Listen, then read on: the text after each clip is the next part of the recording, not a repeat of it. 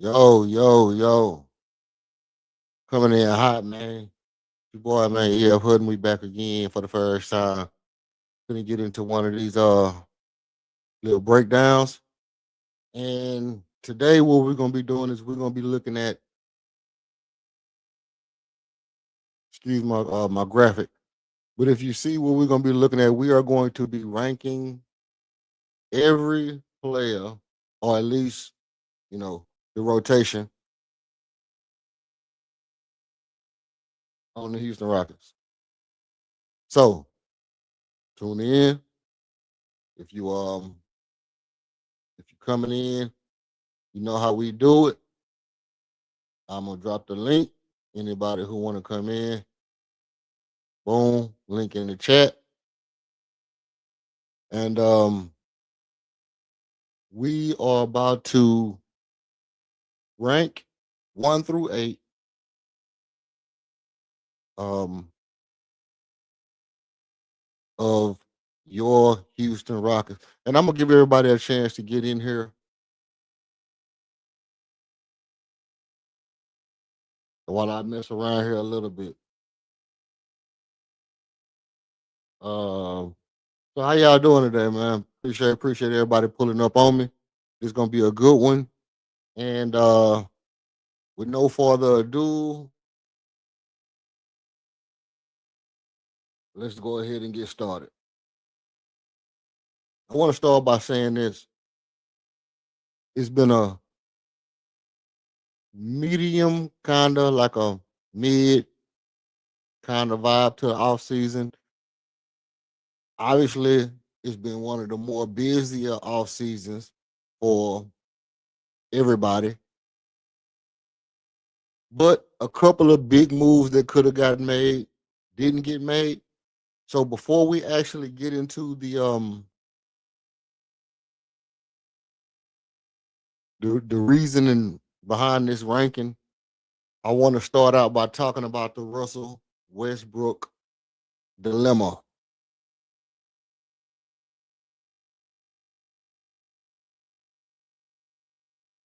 All right. So this is how it goes. Russell Westbrook retired recently. Let me pull this up for you. Um,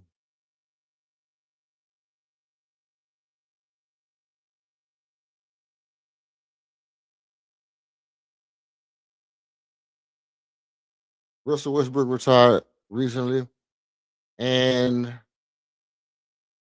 I got a couple of things I want to say about Russ, man. Before we go too far, before we get too far into Russell into the stream, I want to start out by saying that everybody is a fan of Russell Westbrook. Even the people who felt like he had blaring weaknesses in his game, even the people who felt like, you know, he was not a winning um, player, that you couldn't win with him as your point guard, were still fans of Russell Westbrook. Even people like Skip Bayless was a fan of Russell Westbrook. Every player, every single player. Listen, it is not a player that has ever played the game of basketball in the NBA that is not a fan of Russell Westbrook, even if they had beef with him.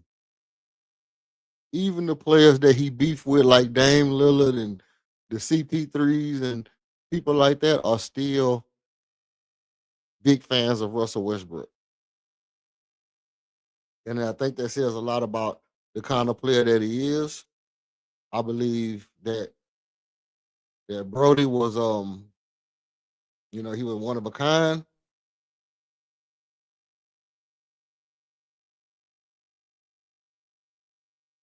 Um it was for me it was a little, bittersweet to see him go. I felt like I was kind of glad that he left because it was getting to the point to where people were just starting to poo poo his greatness. And I think that's the part of the NBA and sports in general where great players, kind of have to not be tone deaf and kind of, you know, gauge what your legacy is. I think some of the best players are the players who go out while they on top.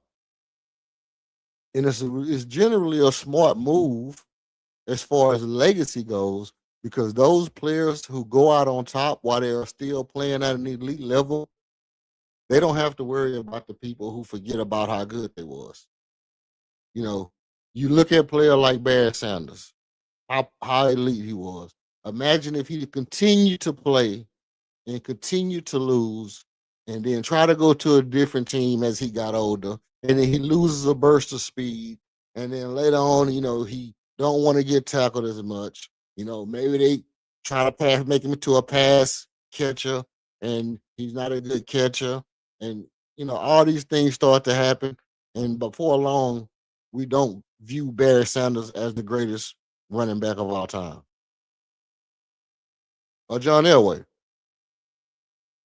Let's say John Elway continue to play football and his arm lose a little strength. He get a little bit slower cognitively, and before long, they trade him to another team. The other team has a weak offensive line, and he starts to throw picks because now he's being harried, and his legacy goes down. um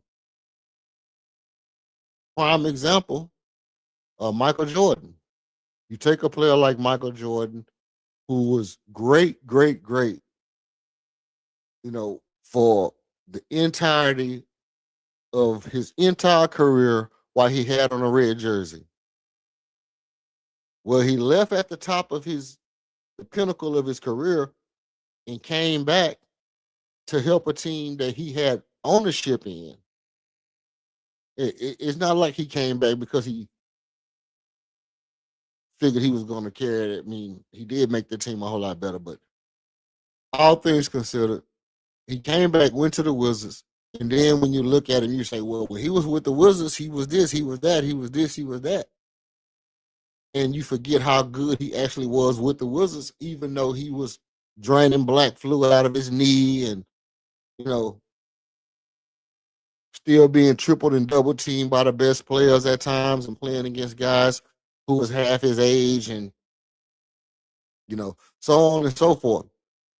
So I think from my perspective, it's something to be said about players when they go out on top. Um, Here's the post that Russell Westbrook posted on X on August the 12th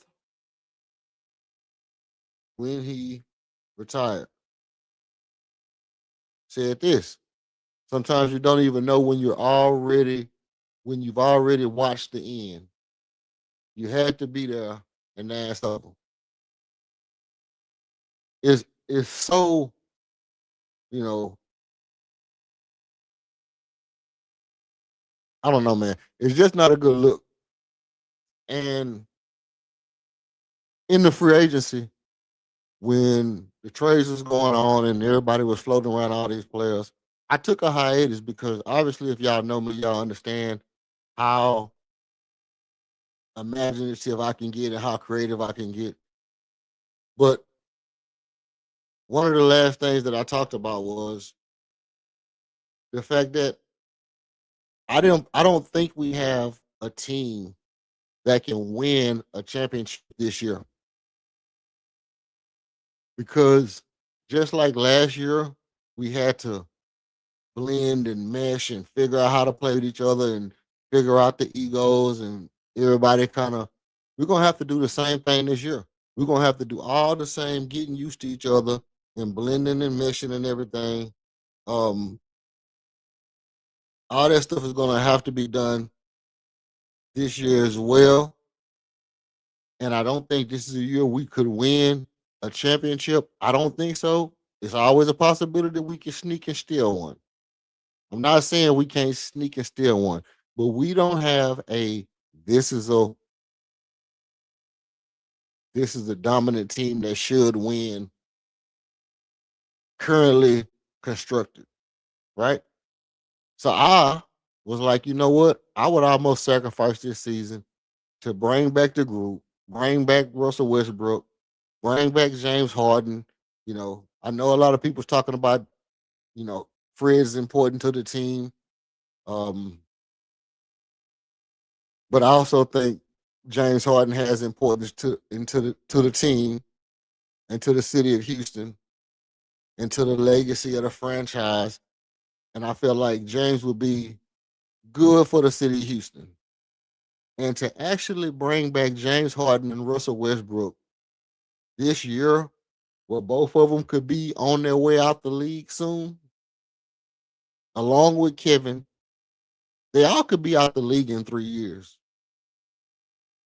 So in my mind, I was like, if this Russ last year and you can bring back James with Russ, I would be for it. Now, without James, probably not so much.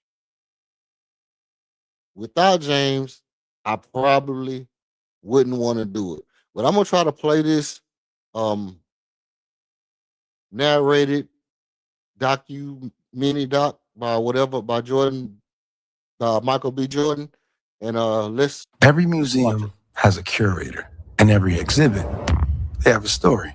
But some stories don't need someone to tell them. They just speak for themselves. So tonight, I'm not going to tell you what any of this means. I'm just going to show you.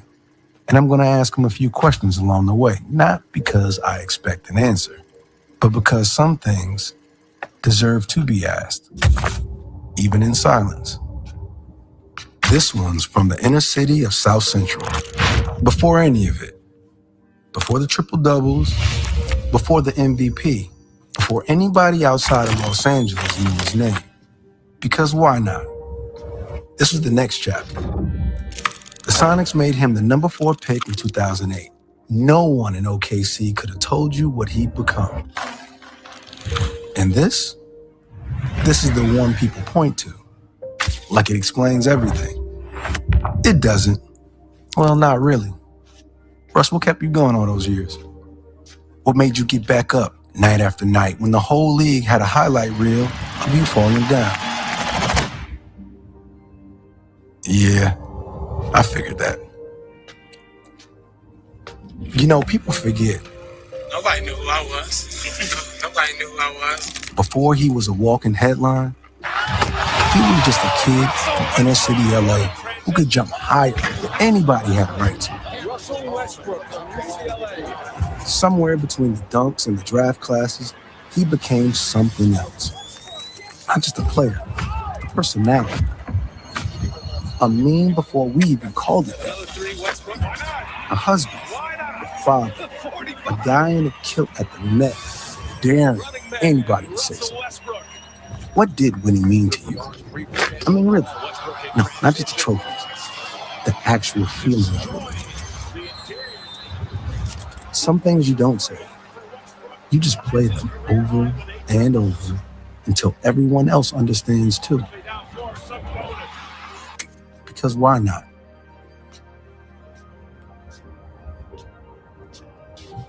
This swing isn't finished yet.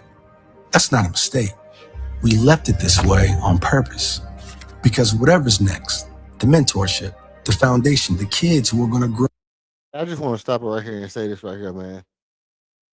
The thing about Brody is, even though he's so tenacious and like plays with such hostility and just violence in his game, every time he smile, you smile.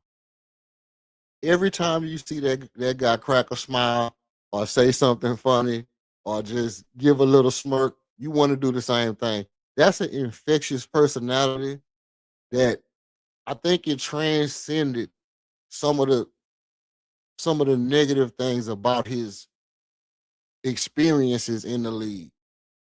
It's the thing that people say, like, when you talk about some of the stuff that he did, and really it all boils down to basically 1 year. It all basically boils down to 1 year. And I can get into some of the other stuff, the wanting to take over the game and not pass the ball to KD and OKC, which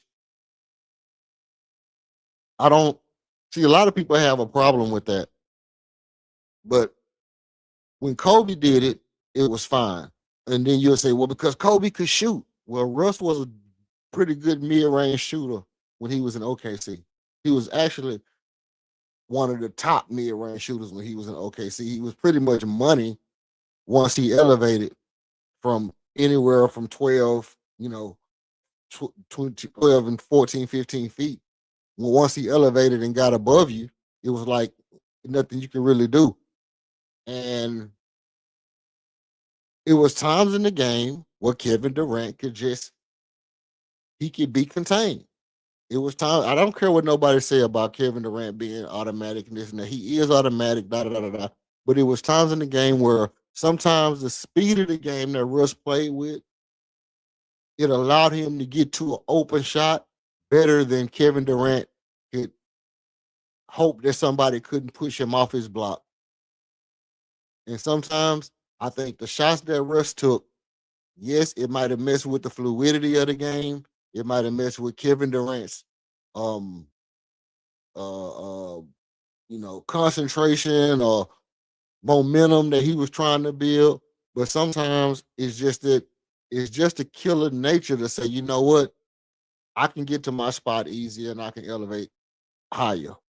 And I'm gonna do that because I feel like I have the desire to win more than the other guy. That's what made Russ Russ, man. And even when OKC, when they were saying, well, it's not gonna work with KD and Russ, they said that in hindsight. And people say hindsight is 2020, and they always do that. They say like they find a way to break up great franchises.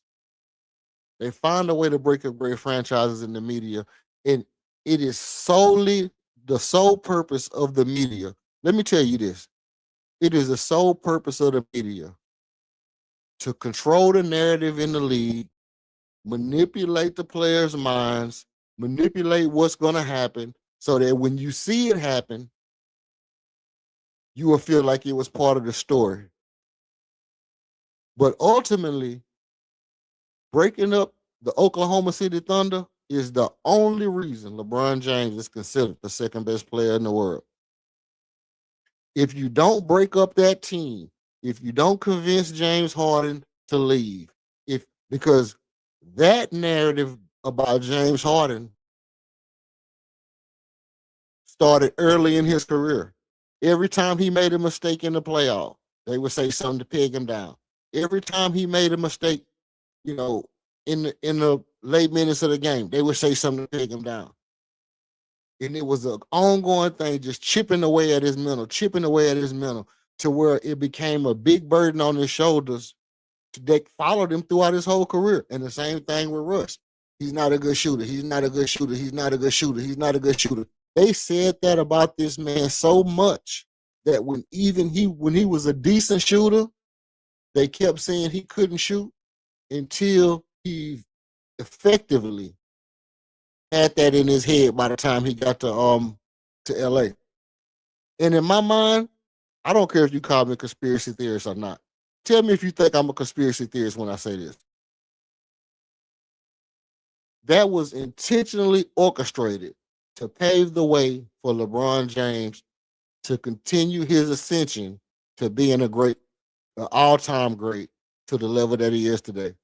Along with trading Ricky Davis, along with trading Carlos Boozer, along with trading who else was on the team? Larry Hughes, trading all those people off the team, breaking up the Oklahoma City Thunder, building up this super franchise in the Warriors that nobody could touch. Because they called mad fouls for the Golden State Warriors. And that was just to build an adversary for LeBron. And this is how Nike and the NBA build icons. This is how they build icons. And I think Russell Westbrook was a victim, along with James Harden, of the building of LeBron James. But I said all that to say this. I'm gonna push play here in a minute, and we'll get back to it. But I just wanted to say that Russell Westbrook was such an um, infectious personality. You know, the rock the baby, he too small. All that stuff is Russ. All that stuff is Russ. You know, and you know, I kind of, like I said, I kind of wish he would have made another appearance on the team and retired as a Rocket. But that's my own personal opinion. Let's go. Grow up wanting to move just like he did. That part hasn't been built yet either. Were you ever afraid of what happens after the game stops needing you? This swing isn't finished. Neither is he. And that's the point. Last question. Now that you decided to step away from everything on your own terms, what are you the most proud of?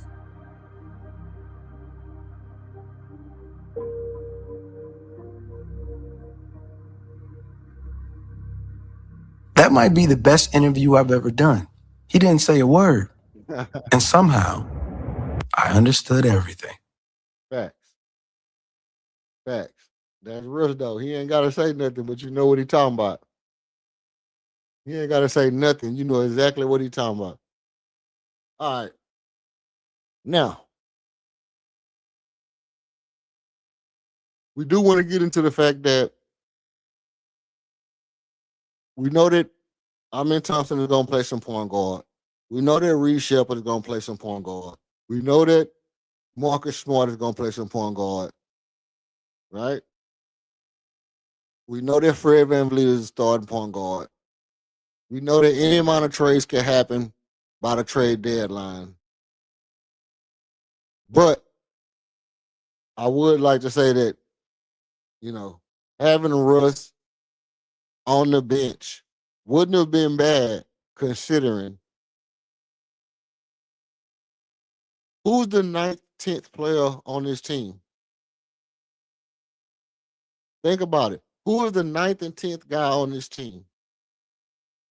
And if you say, you know, the ninth and 10th guy on this team could be Jay Sean Tate, which we know he's a Rocket. He's the Rockets' Chuck Hayes.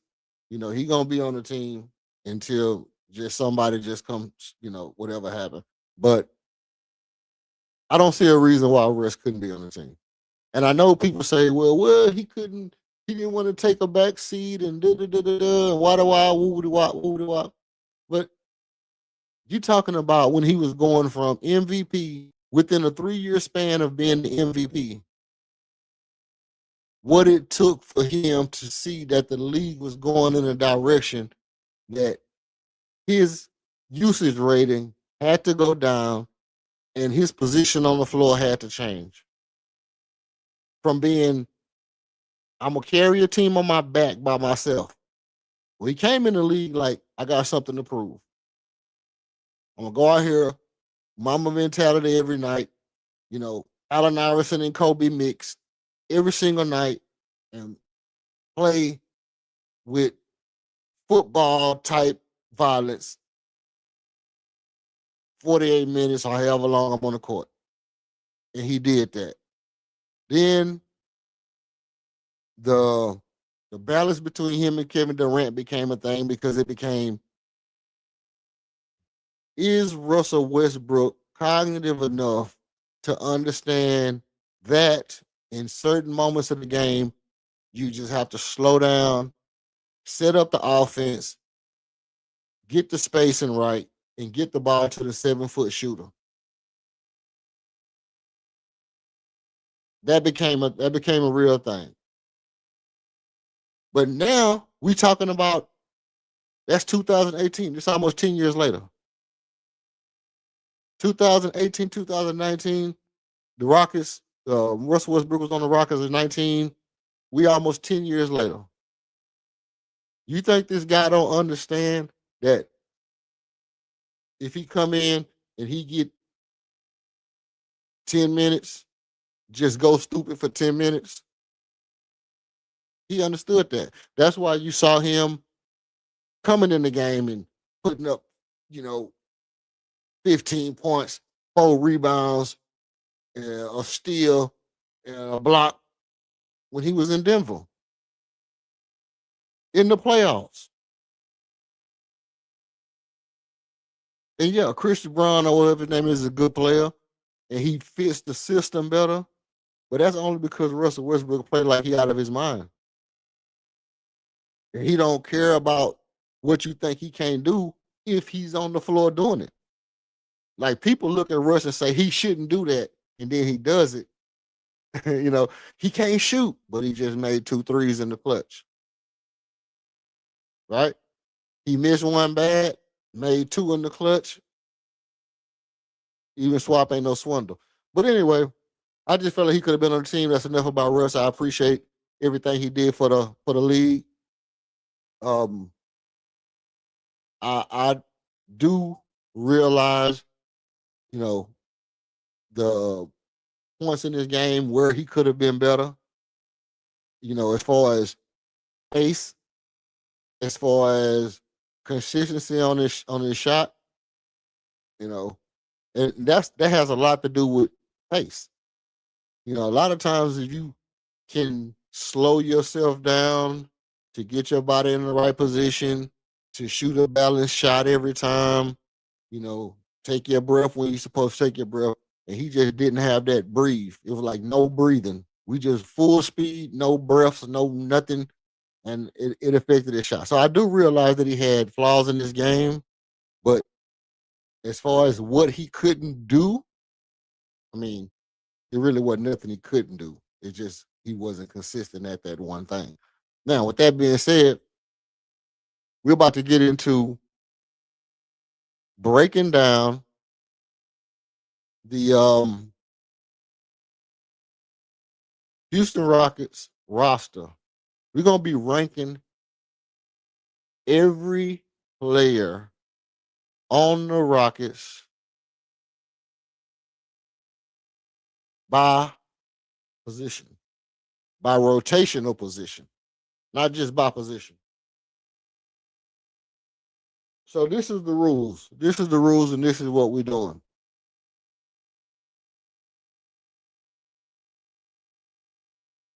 What I want to do is I want to look and I want to say, for example, we got Fred VanVleet. Fred VanVleet is our starting point guard.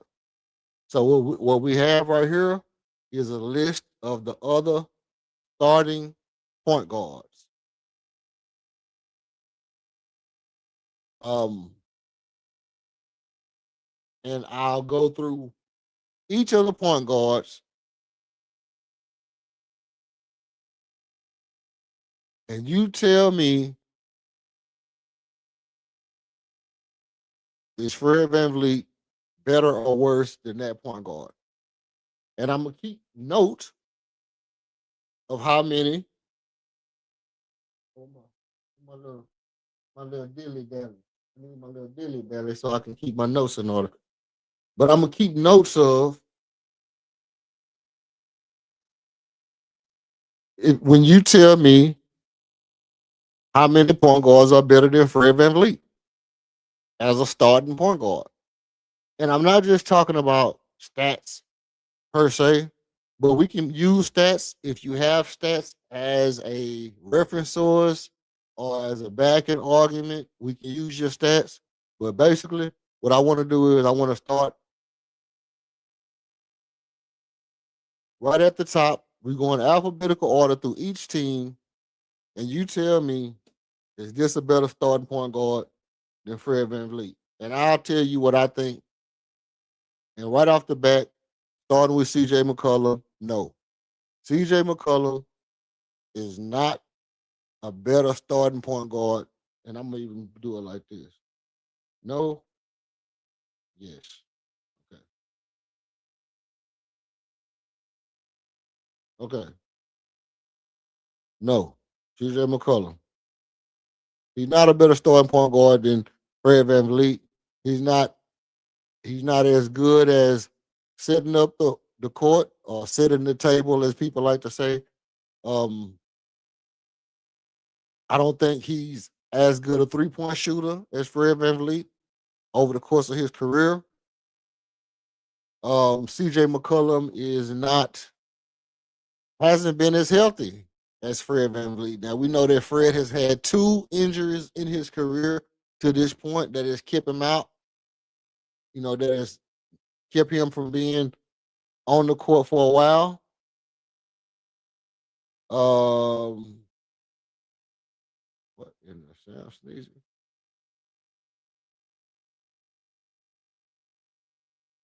So, no, I don't think CJ McCollum is better than Fred Van Vliet.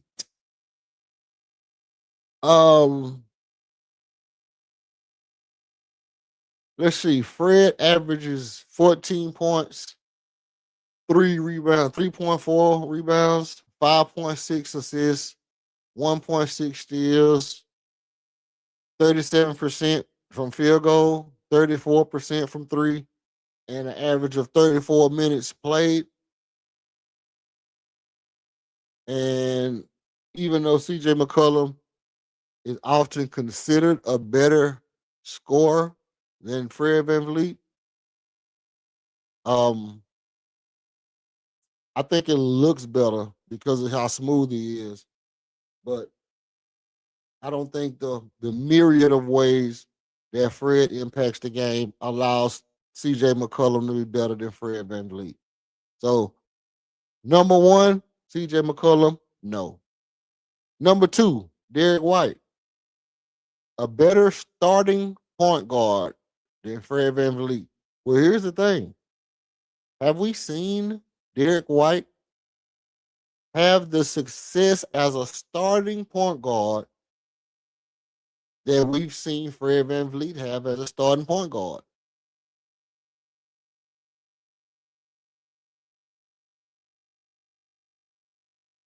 I'm a little torn with this one. Y'all let me know what you think. Do you think Derek White is a better starting point guard than Fred VanVleet?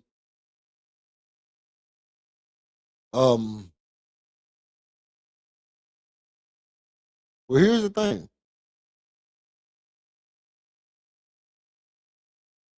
They had Derek White on the team in Boston, and he didn't start at point guard. He's a great 6 man, like a Swiss Army knife type player. But I don't think Derek White as a starting point guard is an actual thing. I don't. I haven't seen him have exceptional success as a starting point guard. So I know it's a lot of people in the Rockets nation that has pounded the table for us to go out and get Derek White. But I always wonder, like, what you gonna do with him? You want to get Derek White and start him as your point guard? We haven't seen Derek White have success as a starting point guard.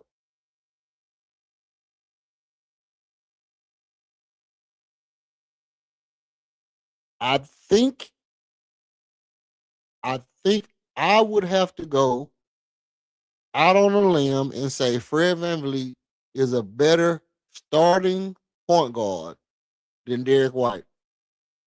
Hit me back in the chat, man. Tell me what you think about that. Tell me what you think. I know somebody don't like that take, but you have to be able to show me otherwise. Fred VanVleet took the starting position from Kyle Lowry when he got the starting position.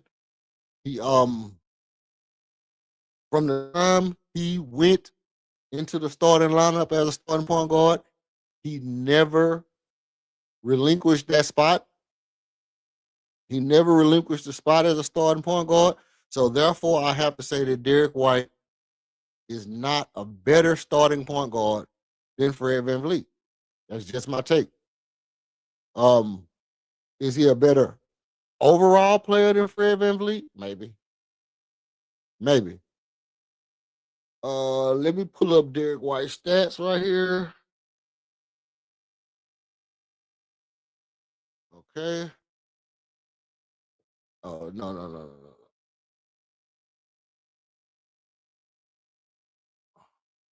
Okay. 16, 4, 5, 1, 39% field goal range, and 32% from three. Hey, check this out. People would say they want Derek White over Fred VanVleet. I'll take Derek White over Fred VanVleet any day. Well, here's the thing. Fred VanVleet averages more steals per game and has a better 3-point percentage per game than Derek White on the same amount of minutes played. And blocks per game. Crazy. Hold on. That can't be true. Let me look at this again. Blocks per game. Okay, I don't have blocks per game. So I'm gonna get that to Derek White. But Fred VanVleet 1.6 steals. Fred VanVleet 34% from three. Derek White has a higher field goal percentage. Obviously, he's taller, so he can get to the rim a little bit better. So I'm not giving him no extra kudos for that. Fred VanVleet at 3.7 rebounds. Derek White at 5 rebounds a game. That's a big number for Ime Udoka team. I mean, 4.4. So Fred VanVleet is at 3.7 rebounds a game. Derek White is at 4.4 rebounds per game. You know, we're looking at a 1.3, clip for rebounds for 5 inches. You talk about a 5-inch difference, and Derek White actually gets 1.3 more rebounds than Fred VanVleet. Uh, Derek White get 5.4 assists per game, and Fred VanVleet get 5.6 assists per game. So Fred VanVleet beats him in assists. Mind you, Fred VanVleet is a starting point guard. Derek White is not. Now, Derek White did play some starting point guard at times, but overall, it's a reason why nobody has never got Derek White and said, we're going to do whatever it takes to get this guy and put him at our starting point guard. He's been in the league for as long as he needs to be in the league for somebody to say, we're dedicated to putting Derek White at the starting point guard. And with that in mind, I have to say Fred VanVleet is a better starting point guard than Derek White. Who next on the list? Mikael Brown Jr., Fred VanVleet. We're not even going to talk about it.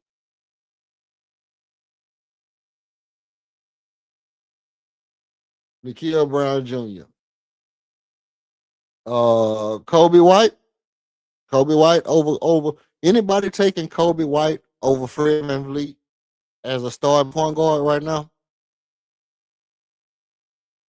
I don't know.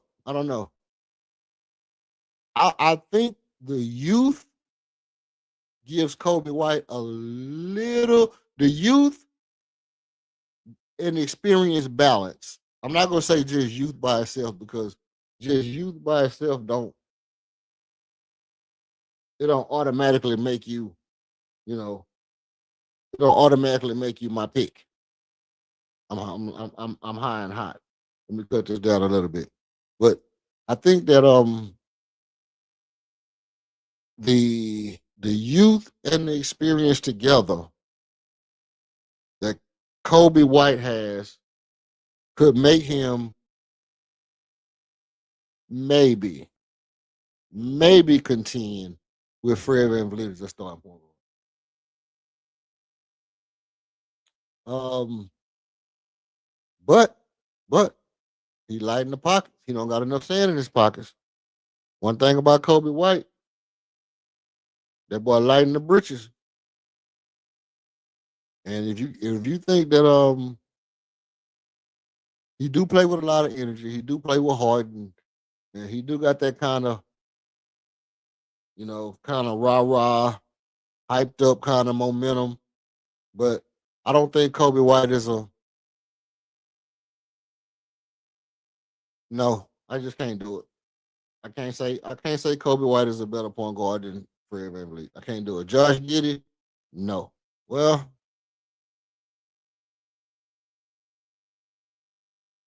Josh Giddey different.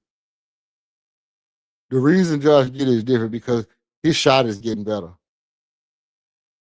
His shot is getting better. He's an excellent passer. He is a bucket. You know,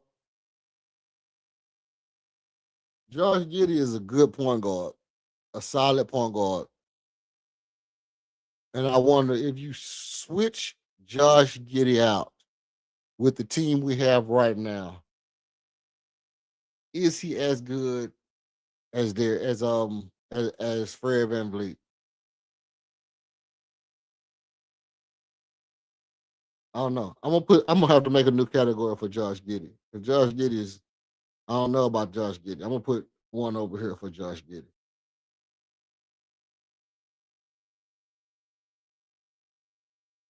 And I'll just put this right here.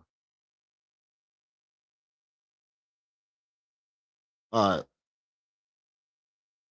James Harden, yes. James Harden is a better point guard than Fred VanVleet. We already know what the beard brings to the table, despite his off-season, failures and flails, shortcomings, sins, a myriad of sins in the off-season. We still have to admit that at the end of the day,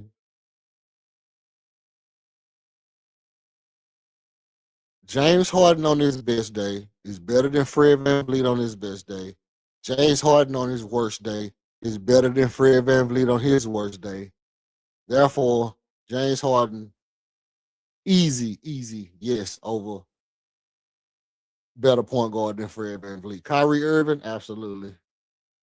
The only thing about Kyrie Irving is, when does he play? When does he play? Stephen A. Smith came back and he apologized to Kyrie. He apologized to Kyrie for the COVID thing, right? But I'm going to give Stephen A. Smith some support in this one thing. The actual fact of what he said, I have to side with him. I have to side with him on this particular thing. Stephen A. Smith said Kyrie Irving will find a reason not to play basketball. Now, I'm not gonna go as far as say he'll find a reason not to play basketball, but obviously the overall notion is, when does he play? When does he play? Can you tell me within the last 5 years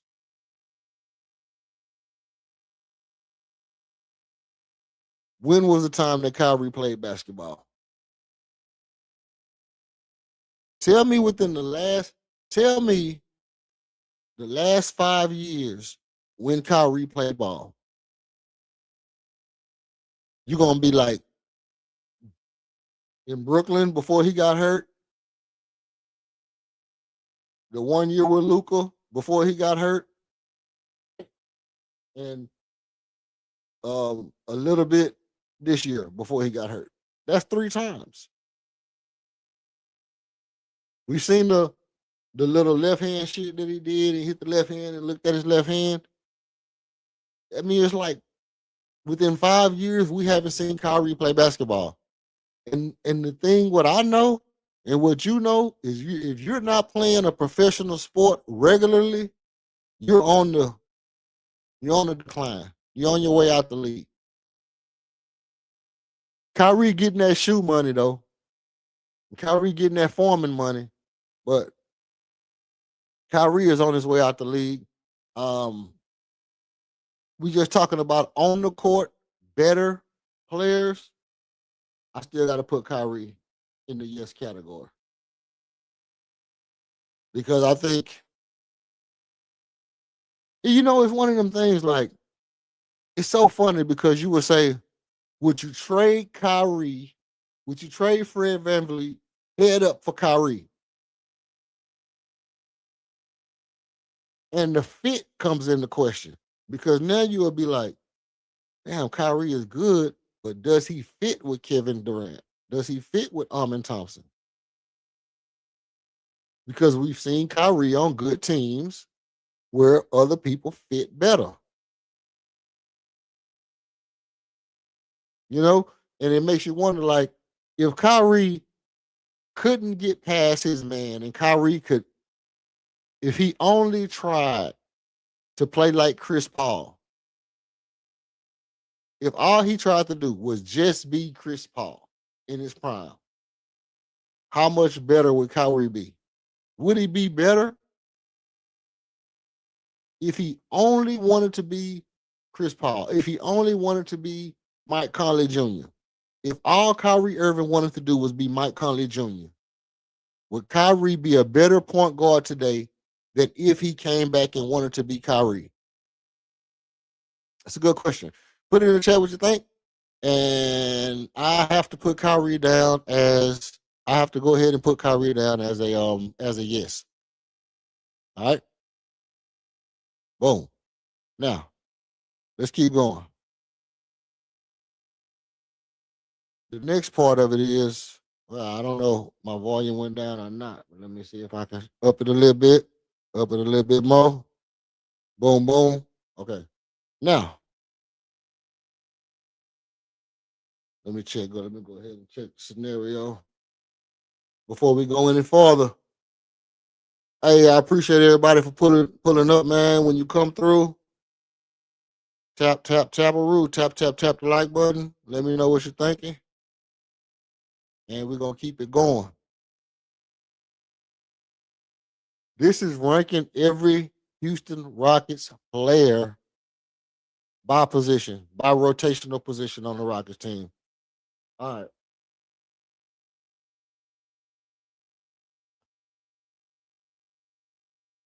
Okay, cool. Who is the where we at? Jamal Murray. Is Jamal Murray better than Fred VanVleet? Yeah. Yeah. Jamal Murray is better than Fred VanVleet. Cade Cunningham. Yes. No doubt about it. Steph Curry. Absolutely.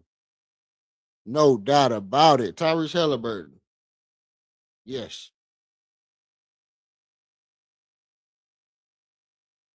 Tyrese Halliburton.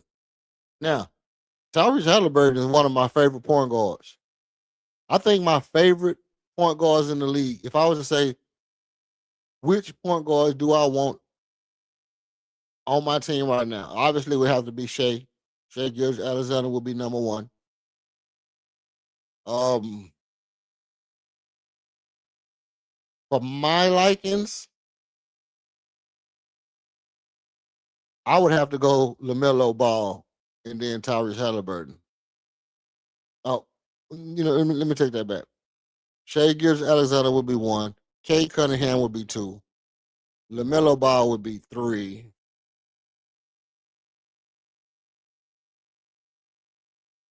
Tyrese Halliburton would be four. Jalen Brunson would be five. That's for my likings. Even though I know Tyrese Halliburton and LaMelo Ball are not defensive point guards, but you know, matter of fact, I almost might would take Cade over Shea right now at this point. But I know that's a ridiculous idea, but Cade's defense is remarkable. Where was I at? Halle Bone. Darius Garland. Is Darius Garland a better point guard than Fred VanVleet? I'm gonna hit you with another yes. Luka Doncic. Yes. Scottie Pippen Jr. Absolutely not. Davion Mitchell. Yes. Ryan Rollins. No. LaMelo Ball. Yes. DeJounte Murray. This is a hard one for me. This is a hard one for me because, again, DeJounte Murray has shown that he's a good player, but has he had success as a actual NBA starting point guard? Has DeJounte Murray shown that he can be an NBA starting point guard? Drop it in the chat. Give me 1 second. I'll be right back.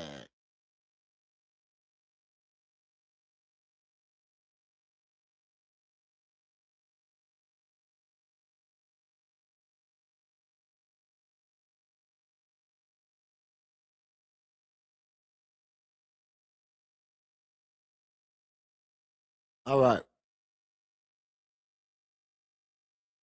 Now,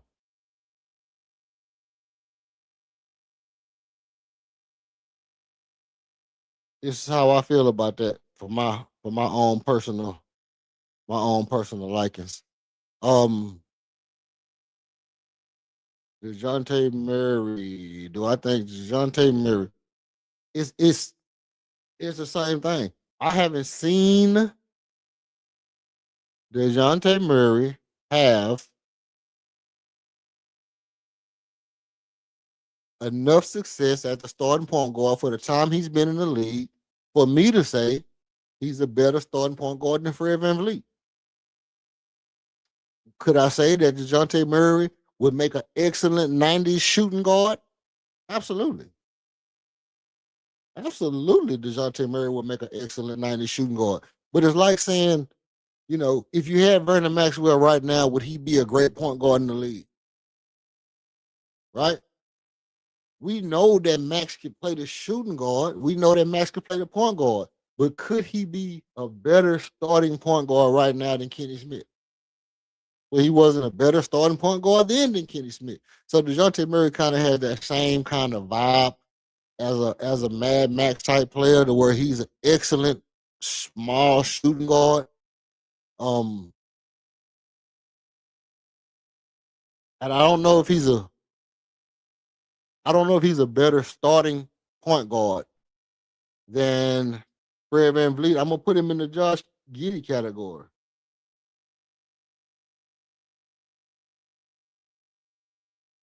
I'm gonna put him in the maybe category. Cat got the game, and we'll keep going from there. I don't know what happened to my headphones.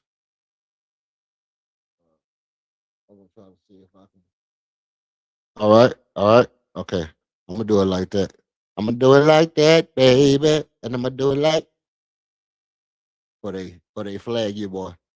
All right, here we go. Who next on the list? You know what I need? Yeah. You know what I like? Yeah. All right. Jalen Brunson. Jalen Brunson. We're gonna give Jalen Brunson a yep.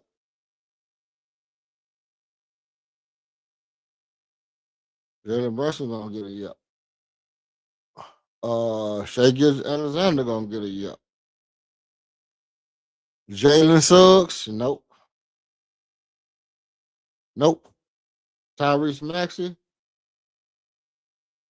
Tyrese Maxey is a better starting point guard than Easy. Tyrese Maxey. I kind of didn't put Tyrese Maxey in my top PGs, even though I like the way he played. I don't know how tall Tyrese Maxey is, but to me, Tyrese Maxey is still a shooting guard. I think the only reason he's not a for sure shooting guard is because maybe defensively he's not that strong. But these point guards, they're just super quick, beating people off the dribble and shooting. A lot of them just, they're not point guards to me. I don't care what you say. Like even Steph Curry, even though he can shoot, he plays like a point guard. He's not a shooting guard with the ball in his hand. He actually is a point guard that can shoot better than all the shooting guards, which a lot of point guards can, right? Like Steve Nash could shoot, but he wasn't a shooting guard. He was a point guard. John Stockton can shoot, but he wasn't a shooting guard. But these guys is like, I'm a shooting guard posing as a point guard like Tyrese Maxey. He a shooting guard, but he's a better point. He's a better point guard than Fred VanVleet. I'll give it to him. Colin Gillespie. Hell to the no, no, no. Hell no. All right. Damian Lillard. Nope. Damian Lillard is not a better point guard. What was that? Damian Lillard was not a better point guard than starting point guard than Fred VanVleet. Not just not just because of the health, but definitely because of the health, definitely because of the age, definitely because we haven't seen him play in like 4 years. But also, I think Fred VanVleet ability to stabilize and consistency and you know, kind of be a coach on the floor, even distribution, pace and space, understanding the game, knowing how to get people involved. I think it edges him out over Damian Lillard as a point guard, as a starting point guard. And I actually think he's had equal success to Damian Lillard as a starting point guard over the course of his starting career. So I got to put Fred VanVleet right now. And listen, I'm not talking about all time. I'm talking about going into the year. Who's the better starting point guard going into this year? Okay. Darius Acuff Jr.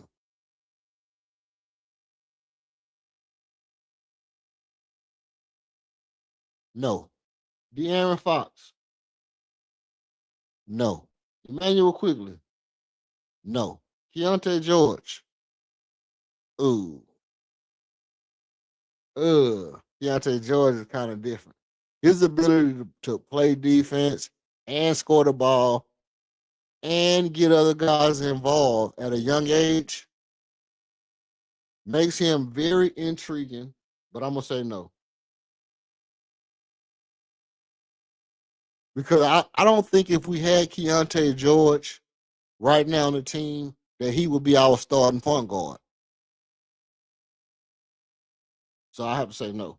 Trae Young, yes. All right. So let's do a little dilly dally. We're gonna do a little dilly dally. Make sure we got all everything down.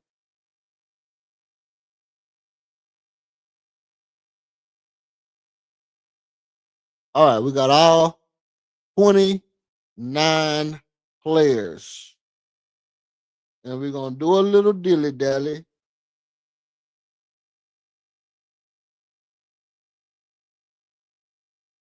And we're gonna say there are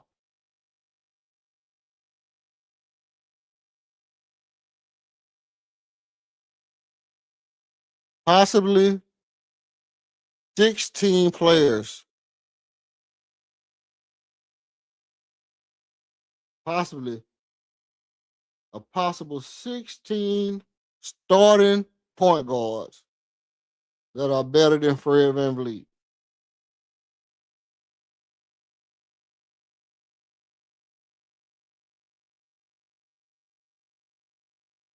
And so to put it in other words, there are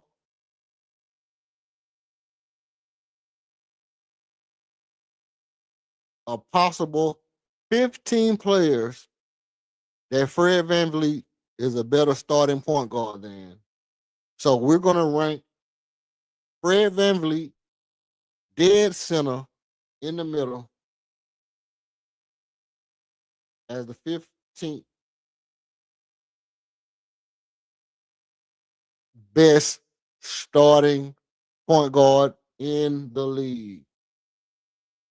So the ranking number one is going to leave Fred VanVleet at our 15th best starting point guard in the league. All right. Let's go.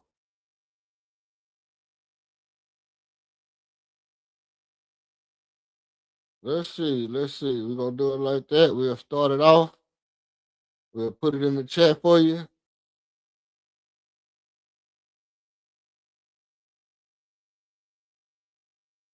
Oh, well, BB, 15.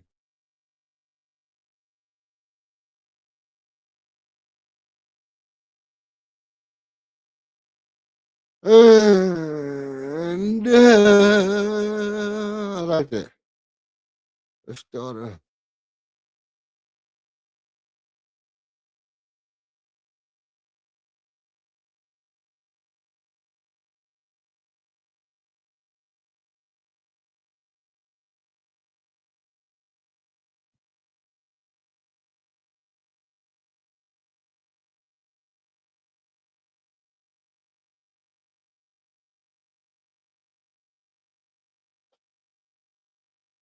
Oh, shoot. My bad.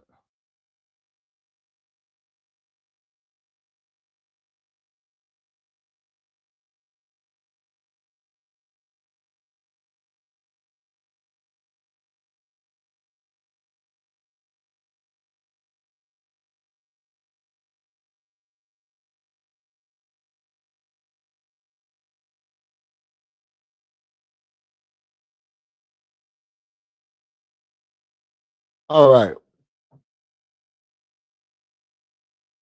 Now, let's see. Where are we at next? Where are we at next? So next we're gonna go to our shooting guard position. I think this is gonna be mm, mm, mm. This is gonna be rough, man. I think I'm gonna get kicked out the Rockets community for this one.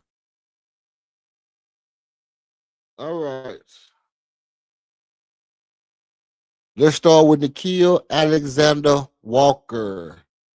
Is Amin Thompson a better shooting guard than Nikhil Alexander Walker?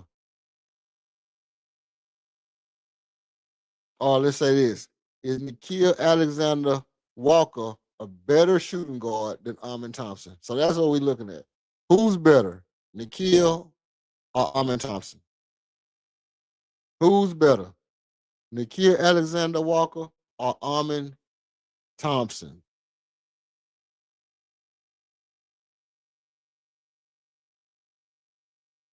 Who's a better shooting guard, Nikhil Alexander Walker or Amin Thompson?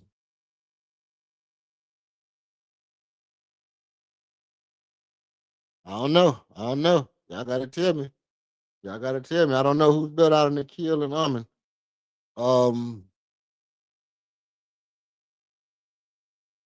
Y'all want to do a little stat check on this one? Let's do a little stat check on this one. Let's do.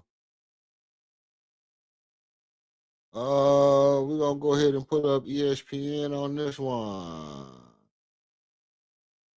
We're gonna put up ESPN, and we'll see what it look like. Nikhil Alexander Walker or Armin Thompson Jr. Who is the better shooting guard? Blah, blah. Okay. So we got Nikhil Alexander Walker versus Armin Thompson out the gate. So Nikhil averages 20, 1 rebound a game, 9 assists a game. Oh no, I'm looking at the wrong joint. I skipped down. Let me keep it cophostetical so I can just do it like this. Okay. Cophostetical. 20, 4, we're gonna say 4. 4, 2, and no blocks. He got 2 turnovers a game. Assist to turnover ratio 1.8. So 20 points, 3 rebounds, 4 assists. 20 points, 3 rebounds, and 4 assists. Is Nikhil Alexander Walker better than Armin Thompson? 20 points, 3 rebounds, and 4 assists. This rough. This is rough.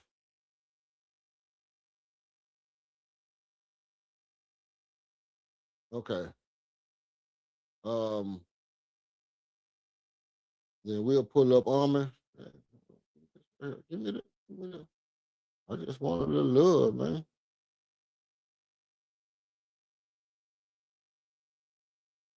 Let's see. Ah, Nikhil Alexander Walker, he's 6'5", and he's 6'5".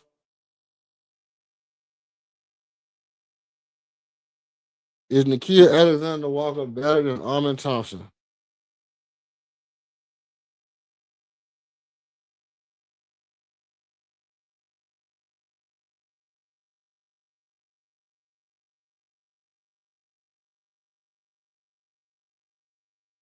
What?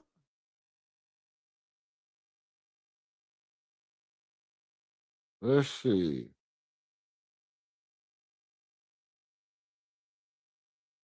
Armin averages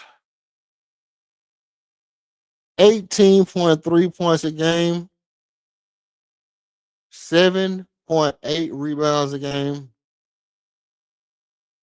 5.3 assists a game on 53.4% shooting.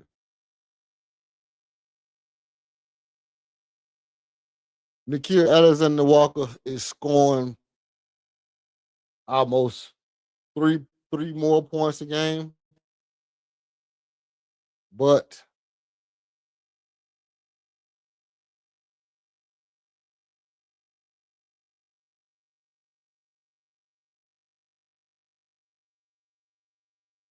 hold on to your lover. Woo. Okay. Let me analyze this. So Nikhil Alexander Walker averages this right here. This is what he got: 23, 3.7, 45%. So I mean, it's pretty clear cut that Armin is a better shooting guard than Nikhil Alexander Walker. That's pretty easy to tell, right? Let me get this off of there. What the hell? What they looking at over here? They're gonna be like, what he looking at over here? He looking at straight tail number naked rock till the end on the screen. Nah, we ain't looking at TT games, man. We looking at real live basketball stats over here. Okay. All right. So I mean, obviously, Armin is the better of the two. Okay, let's get back to this. So we're gonna put no for Nikhil Alexander Walker. Let's start this off right. Baylor Shearman, no. Igor Denham, no. Con Knipple.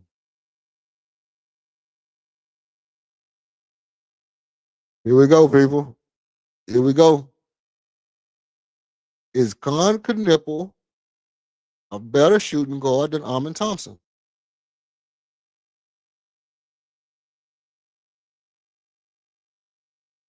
I'm gonna stick him in the maybe category for right now. I'm gonna stick Con Knipple in the maybe category. I'm sorry. I gotta do it. Gotta do it because we're talking about shooting guards. I know positionless basketball is a fancy key hot button. Um, you know, I know that's the new term, but it's still called a shooting guard in my book. So as of right now, I gotta put Conker Nipple over here. Norman Powell, no. Donovan Mitchell, yes. Max Christie, no. Christian Braun, no. Duncan Robinson, I don't even know why they got this tall ass mother shooting guard. No. Brandon Podziemski, hey, is Pods a better shooting guard than Almond Thompson?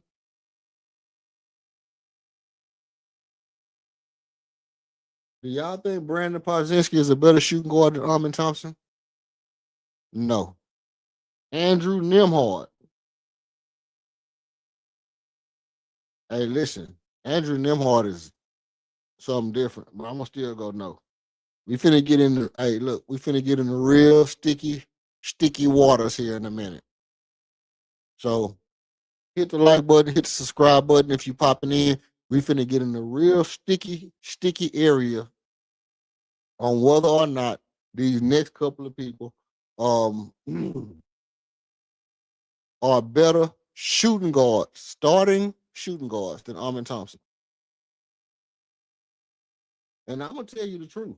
This is hard for me because I don't think Armin is a starting shooting guard. I just don't think Armin Thompson is a starting shooting guard. So this is hard for me. And it's funny because even though I don't think Armin is a starting shooting guard, he's a better starting shooting guard than a lot of these people. All right. Kylan Wagler. No. Austin Reeves. I'm going Austin Reeves over Armin Thompson. I think Austin Reeves is a better shooting guard than Armin Thompson. Caleb Coward. No. Tim Hardaway Jr. No. Tyler Hero. Is Tyler Hero a better shooting guard than Armin Thompson? Ooh.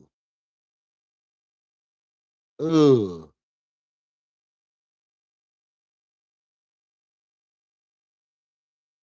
That's rough. I'm gonna say yes. Anthony Edwards, yes. Trey Murphy Jr., yes. Josh Hart, yes. Jared McCain, yes. Desmond Bain, yes. VJ Edgecombe, yes. Jalen Green, yes. Got Damian Lillard on here too. God damn, how many positions you playing?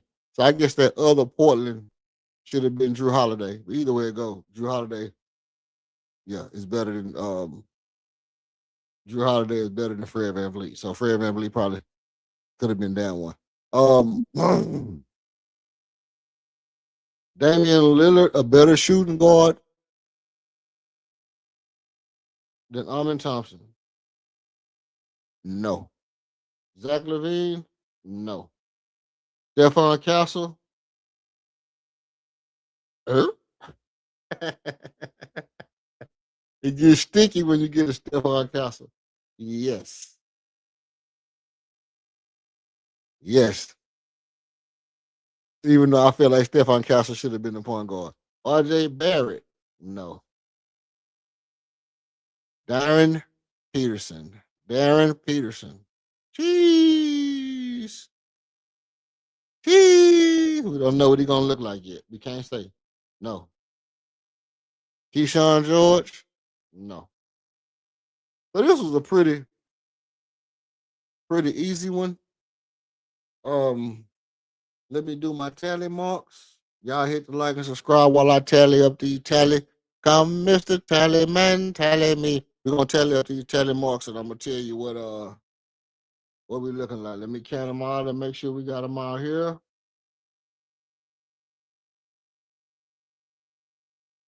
A few. Um,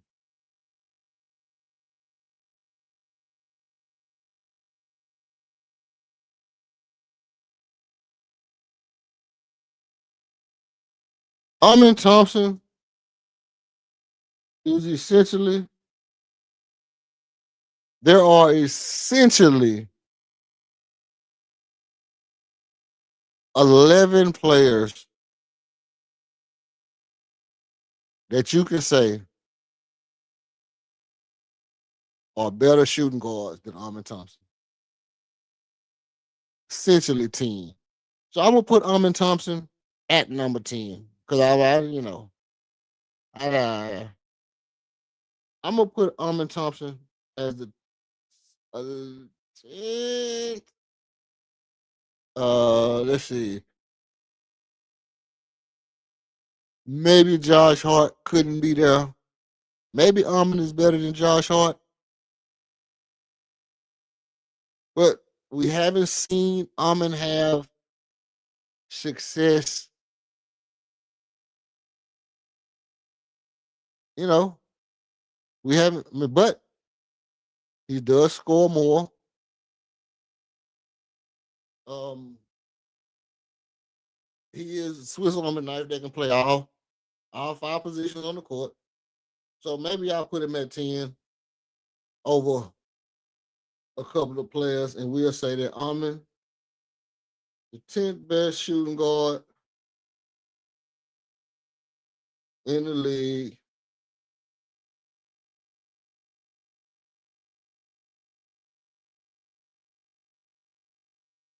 Amin is at number 10. We'll put him at number 10. All right, tell me how y'all liking the content so far, man. We're gonna keep it going, and we're gonna get right into our next.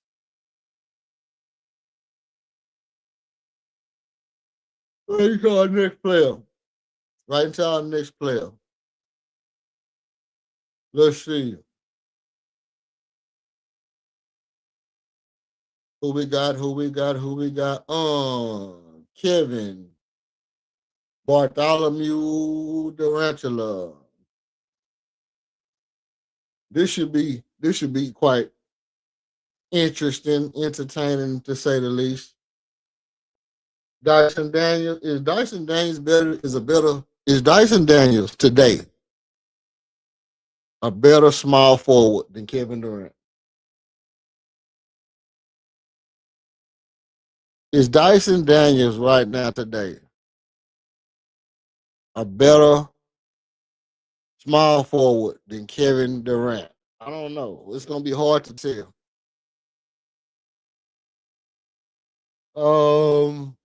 I'm gonna say no.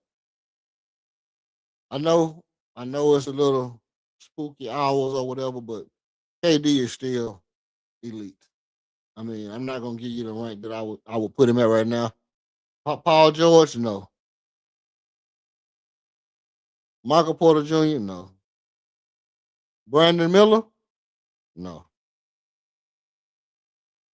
Martellus Buzelis, would you rather have Martellus Buzelis or Brandon Miller over Kevin Durant right now? Tell me what you think.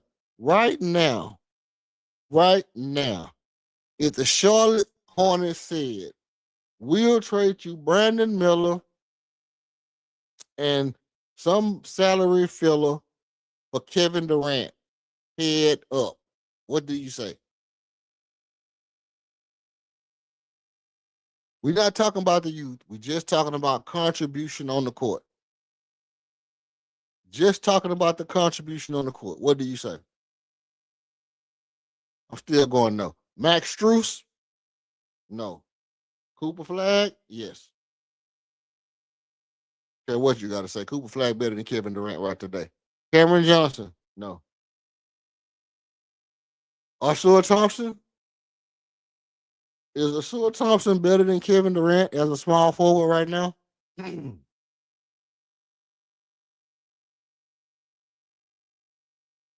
It's a hard one. It's a hard one for me. It's a hard one for me based off of the fact that I would trade Kevin Durant head up for Arthur Thompson. Obviously, it's because we got his twin brother on the team. I'm a defensive first type of player. I believe that with Arthur Thompson and Amin Thompson on the court, you would terrorize teams. You literally would terrorize teams. You would literally have Amin Thompson, Arthur Thompson, Tari Eason. Just it would be a nightmare. with Armin and his brother on the court. It would be a nightmare shooting the ball too, as well. But if you got an actual shooter, you know, if you actually had somebody who could score, let's say, for example,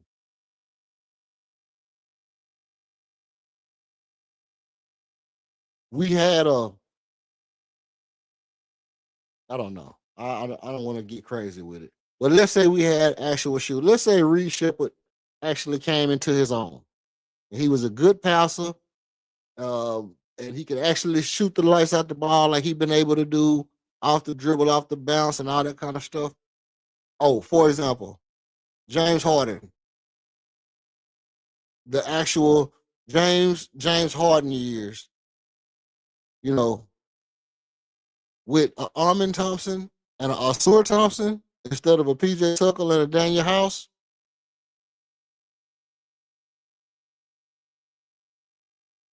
championship, championship. Like if we had like Luca, Asur, and Armin on the court together, championship. If we had Austin Reeves, Asur, and Armin, I would be reluctant. I would be remiss to say that that's not a championship caliber team. Um, but Asur Thompson over Kevin Durant. So you got from my perspective, what I think you're looking at is you're looking at a 100 overall defense to a 97 overall or 95 overall offense, and then like an 80 defense to like a 70 offense. So it would be hard for me to say I'm gonna put Arso over here in the maybe category because I think his defense is so special. His defense to me is as special as Kevin Durant's MVP year offense. Like Arso or Armin should be defensive player of the year runner ups every year to Wemby. And Wemby should get it because he's 7'12", 7'13", whatever he is. Okay, cool. But I mean, both of these guys are hella disruptive on the court. So I mean, I like people over glorify the offensive side of the ball in aspect to how they compare the defensive side of the ball. Like you'll rate a player 99 if he got 90, 98 offense. He becomes a 99 overall player. But if he got 99 defense and and an 80 offense, you'll give him an 86, 87, 88 overall. It's just weird to me. If a player has 100 offense, 100 defense, a 99 defense, he got to be a high rated player. He's a high rated player, even if his offense ain't as good. Um, even if his offense ain't as good as what it is. Let me go throw this up in here. Okay. Let me get this to the people. If it's really for the people, can you feel it? Ooh, can you feel it? Amen.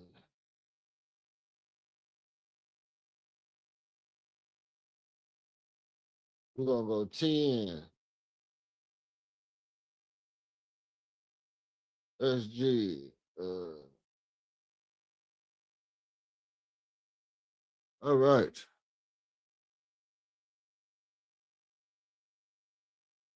Let's see.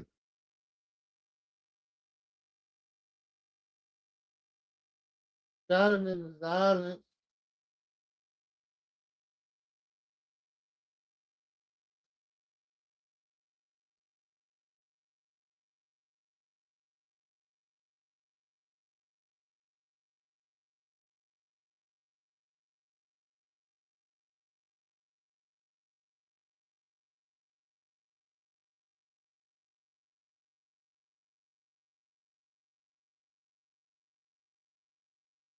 Okay. Now, all right, let's get back to this KD situation.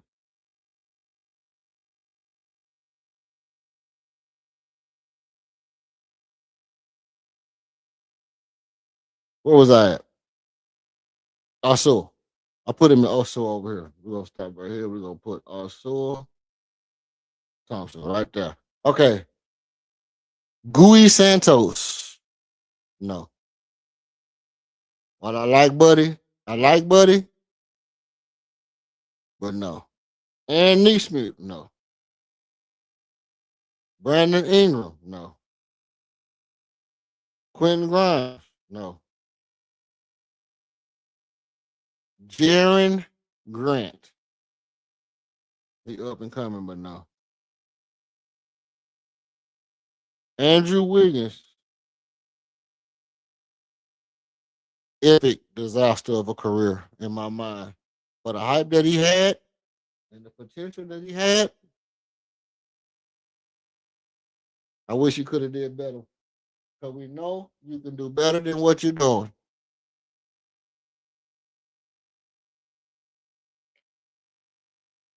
Jaime Jaquez Jr., no. Ayo Dosumo, no. Sadiq Bey, child, please. No, no, no, no, no. Sadiq Bey, okay. Mikael Bridges. Is Mikael Bridges better than Kevin Durant? No. Jalen Williams, yes.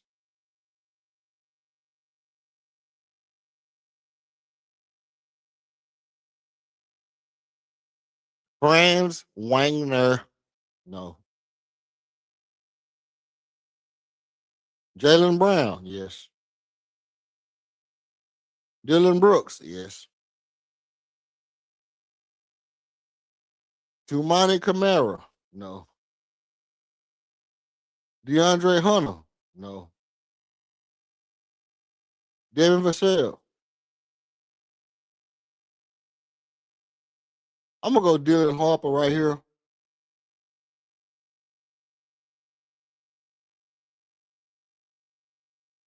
I'm gonna go Dylan Harper right here. I'm still gonna go no, but you know what? I'm gonna throw Dylan Harper in the maybe category.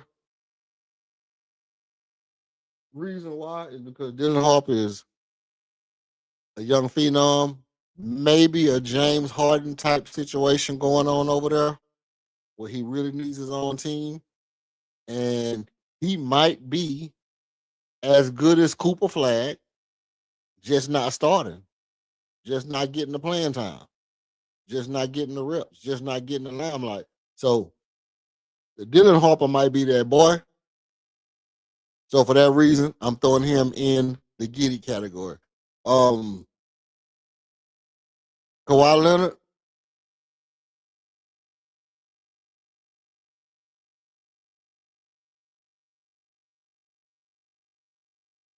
mm, mm, mm,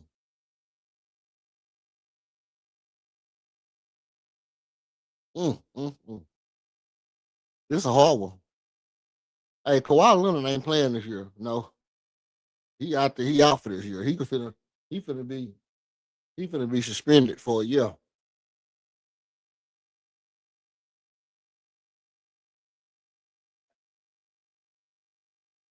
Larry Markkinen,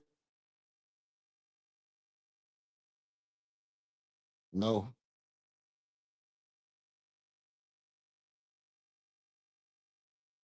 AJ DeBanster.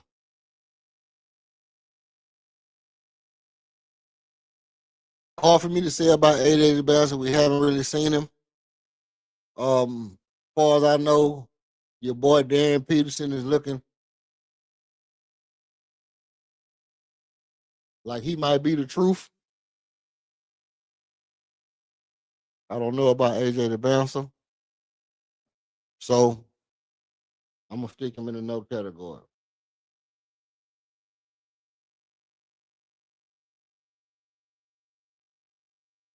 So with that being said,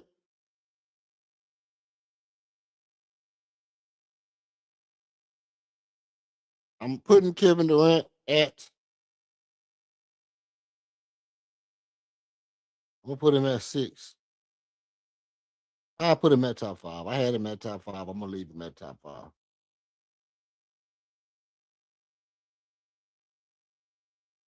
Hold on. Oh, okay.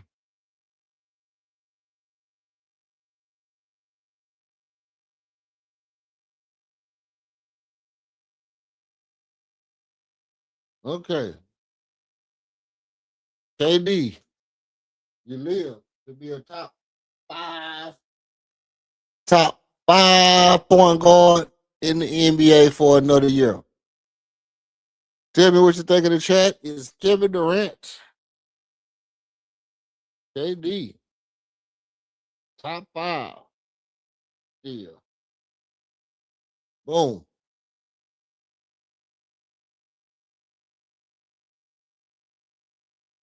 That's small forward. All right. Let's see what we got now.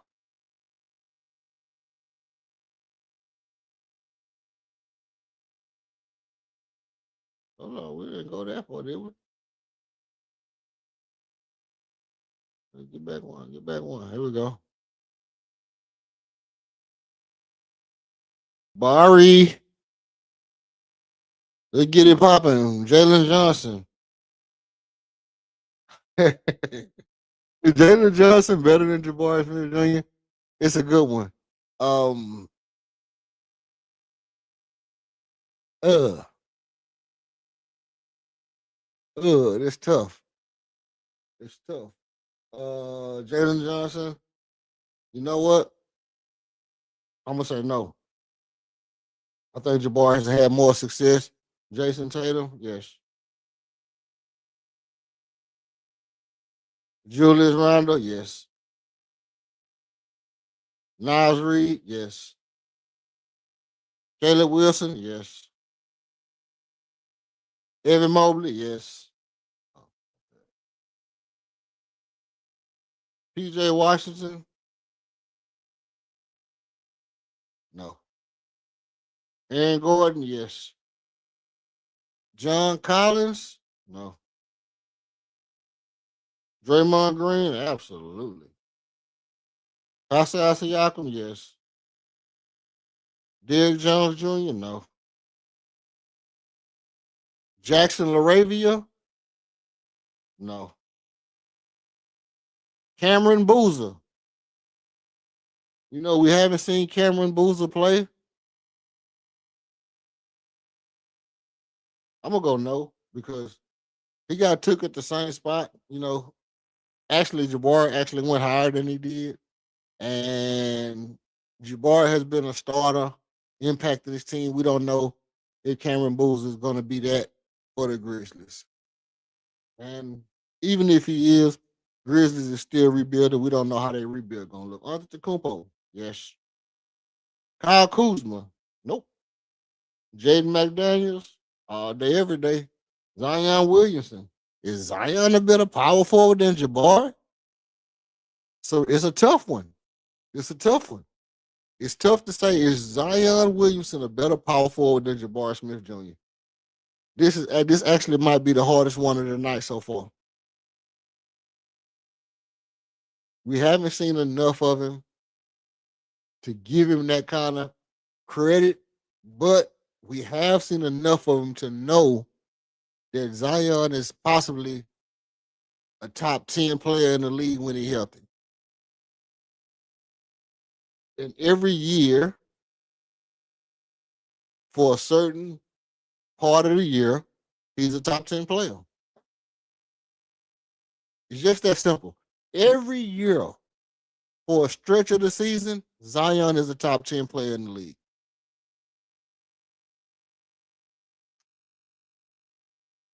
Oh, this is a little sketchy for me. I'm gonna put him in the I'm gonna put him in the maybe category. Zion in the maybe category. OG Ananobi, I gotta say yes for OG Ananobi. Chet Holmgren, yes. Paulo Banquero, yes. LeBron James, yes. LeBron James, Michael Bridges. What the hell Michael Bridges doing over there all of a sudden? Who is Phoenix Suns? That going let me look over here. Who is the Phoenix Suns actual PG? Phoenix Sun. I mean, power forward. Who is the Phoenix Suns actual power forward? Miles Bridges. Did it say Miles Bridges and I just read the wrong thing? No, it said McCall, but it meant Miles. So they got Miles Bridges, and I'm gonna say Miles Bridges. No, you ain't done nothing to show me that you better than Jabari Smith Jr. in your whole career. Denny Avia, guess what? Yes. Keegan Murray, no. Tobias Harrison, no. Scotty Barnes, Jan Jackson Jr., Anthony Davis. This is gonna be tough. This is gonna be tough, tough, tough. Rockets fans, you know y'all my people. I mean, look at y'all my people. But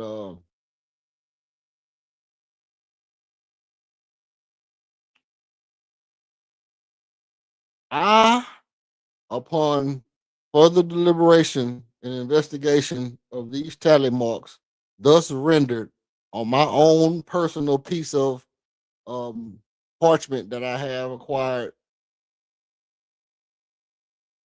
have come to the conclusion that Jabari Smith is the 19th best power forward in the league.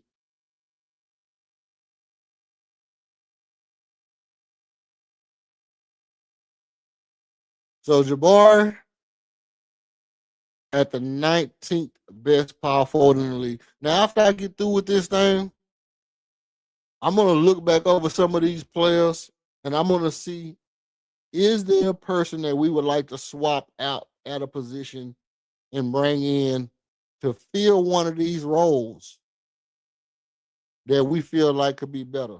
So I want y'all to keep an open mind as to, hey, look, this guy might not be rated here, or this guy might be rated here. If we can make a move to get this guy's in the contract year. I would like to get this guy, and keep it on your mind, because when I get through these next couple of rankings,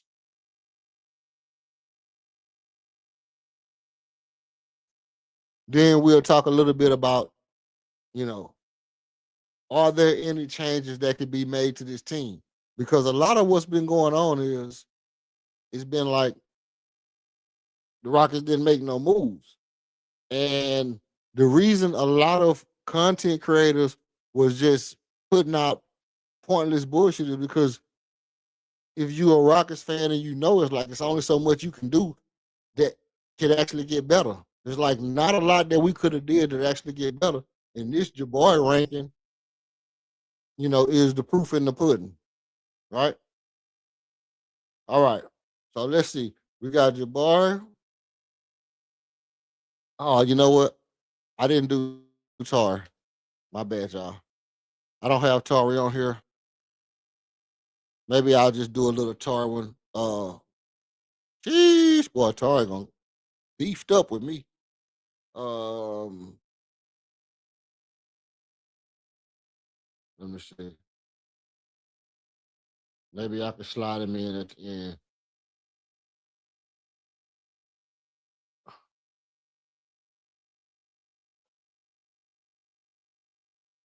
Okay, beefed up, beefed up. All right. So Jabbar made it in the top 20 in power forwards, man. That's a big move for Jabbar. For all the Jabbar haters, man, y'all get off that boy, man. That boy in the top 20. Doing it big. Jabbar doing it real big this year. All right. Uh-oh. Uh-oh. Alfred Shangoon. We know what time it is. Alfred Şengün. How will your favorite center fare in this year's ranking? Are you not entertained? Is this not why you are here? Okay. Let's see. So LP. We're gonna start right off at the top. You know how we do. Let's keep it going with a Nneka Okongwu. Nneka Okongwu, is it better than LP? Tell me what you think. Is a Nneka Okongwu, is he a better center, starting center than Alperen Şengün? And you got to give an account of a couple of things.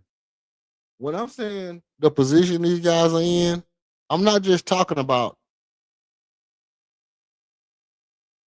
you know, the just the position. I'm talking about the position and the role they have to play in that spot.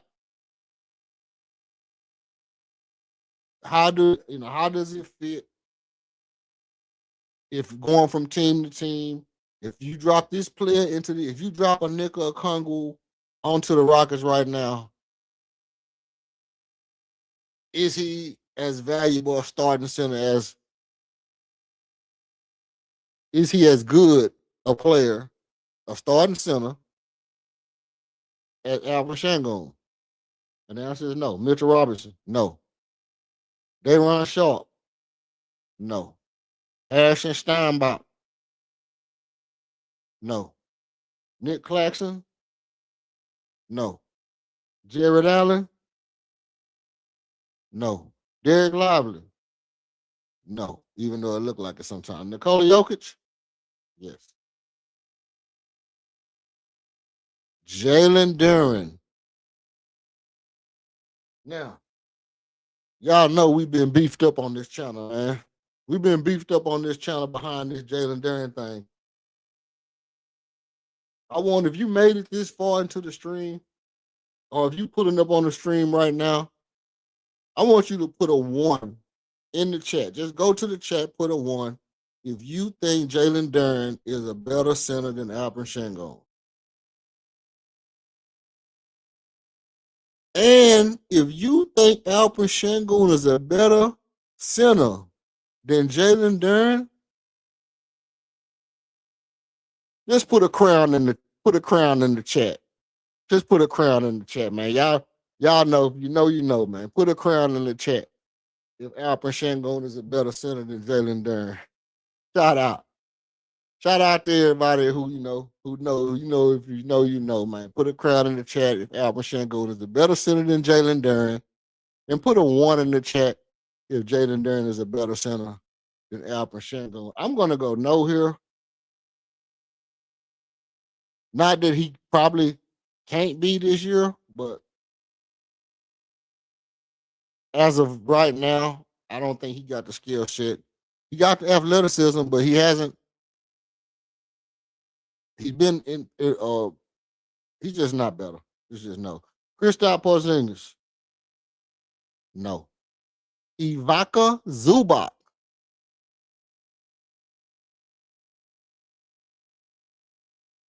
Ivica Zubac to me is like Andrew Bynum. You know, it was that stretch where Andrew Bynum was like a top 3 center in the league. And it was just because of how physically imposing he was. Once he actually learned how to play basketball and he learned how to play big and he kept the ball above his head and I'm just going to turn and just go straight up. No fancy dancing or none of that stuff. You know, he ain't sugarfooting around. And Andrew Bynum became a real force in the league. That's who Ivica Zubac remind me of. And just because I didn't see him play last year, I'm not going to deny the impact he has when he plays against players like Jokic and Alperen Şengün. When he plays against the big top centers, he's a force. And I'm going to go yes right here and say that Zubac is a better center than Alperen Şengün. Until Alperen Şengün show me otherwise, I'm going to put Zubac in front of him. Brooke Lopez, no. Walker Kessler, no. Zach Edey, no. Bam Adebayo, absolutely. Miles Turner, no. Rudy Gobert, yes. Herbert Jones, and listen, I'm gonna give Rudy Gobert the same reverence and the same credit that I just gave to Ursula Thompson. Even though Alper Şengün is an excellent offensive player, and if you say Alper Şengün has a deficiency in his shooting that keeps him from being an elite offensive player, where Rudy Gobert only has one small problem defensively, and that's just being too big to go at the perimeter. And that's what centers typically are too big to go at the perimeter. So that's not by any fault of his that he's, you know, don't have the quickness, quick twitch, and aloof of foot to guard players on the perimeter. Everybody not Elijah one, you know. Um, Even Kareem had problems on the perimeter. So I'm not taking away from Rudy. I'm actually giving Rudy credit here for how great he is around the rim defensively. Um, Defensive basketball IQ has always been elite. Playing within the defensive system has always been elite. And even though offensively he is not probably nowhere in the top nothing, his defense has been, even last year, being so good that I'm going to say, as a starting center, Rudy Gobert is better than Albert Şengün. I know that's a tough one, but I gotta do it. Herbert Jones, no. Karl Anthony Towns, yeah, he got a championship.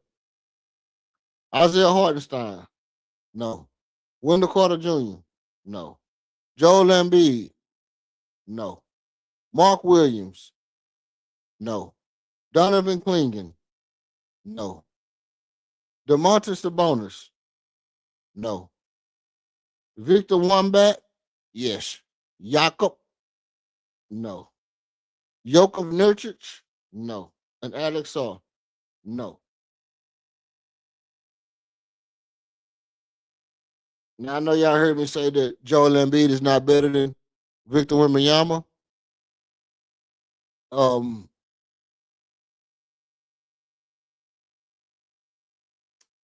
in my mind's eye, over the past 3 years, Albert Şengün has been a better center than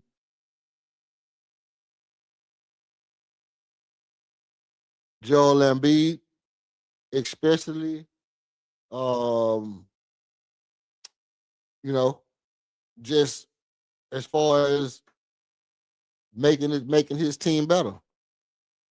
Making his team better, putting his team in position. Like, if you compare what the Philadelphia 76ers were supposed to be compared to what they were over the past 4 years, and attribute that to Joel Embiid, and then you do the same thing to the Rockets, what the Rockets were supposed to be over the last 4 years, and then attribute that to Alper Şengün, then you have to say that Alper Şengün is a better starting center than Joel Embiid. We're not talking about just 5 or 10 minutes a game or one game out of the year. You know, I'm talking about a starting center. And for that reason, Albert Şengün,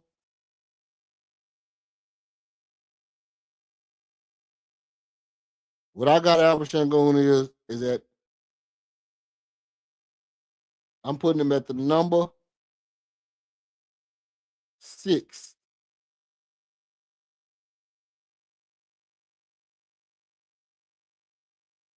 the sixth best center in the league. Actually, I'm gonna give him the seventh. LP is the seventh best center in the league.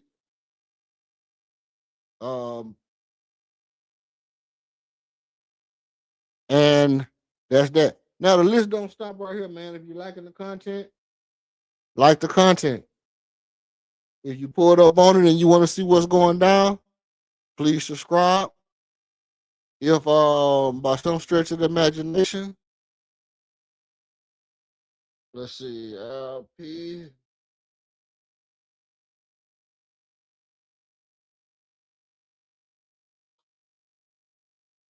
By some stretch of the imagination, if you made it this far into the stream, if you're catching this stream on a watch back and you made it this far in the stream, I appreciate you. You're a real one.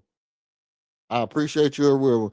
You can hit the like and subscribe. I know I'm kind of going blase, blah, kind of going through it.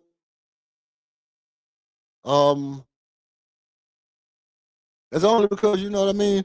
YouTube had kind of bumped me down off the algorithm for a while because of some, how I be showing videos and stuff like that, and I don't know, maybe sometimes I get reported, or sometimes the how they get you with the little glitch. I ain't gonna tell y'all all my secrets, but sometimes they get you with the little glitch, and sometimes they bump you off the algorithm. You had to come back, man. I was down, but I ain't out, and I appreciate everybody for making it this far in the stream. Again, hit the like and subscribe.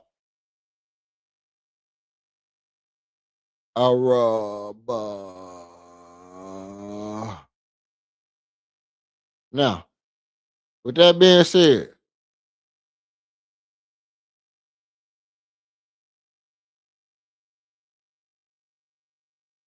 this is what we're going to do. We are going to get into the back end of this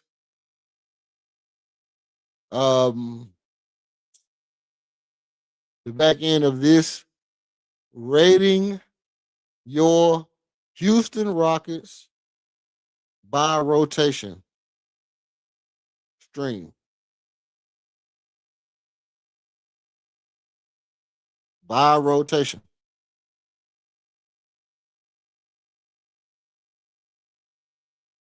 Now, this is where it gets kind of weird because we don't know what the rotation is going to be. And I'm assuming that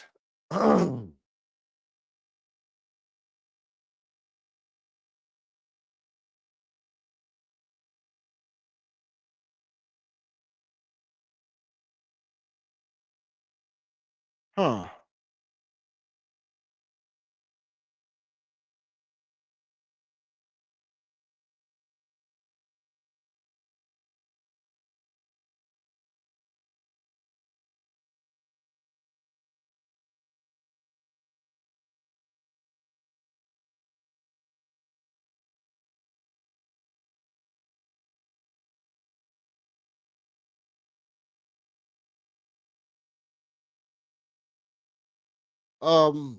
I'm assuming that that Tari could possibly be the sixth man off the bench. Okay, I'm assuming that Tari could be the sixth man off the bench.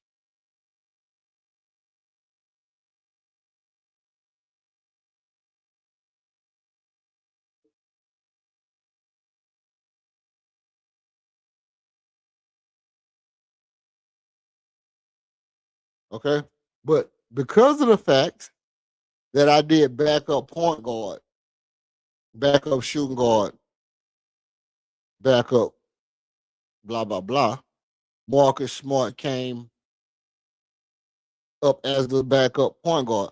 If I'd have did backup small forward, I guess Tari would have been there. But I'm gonna save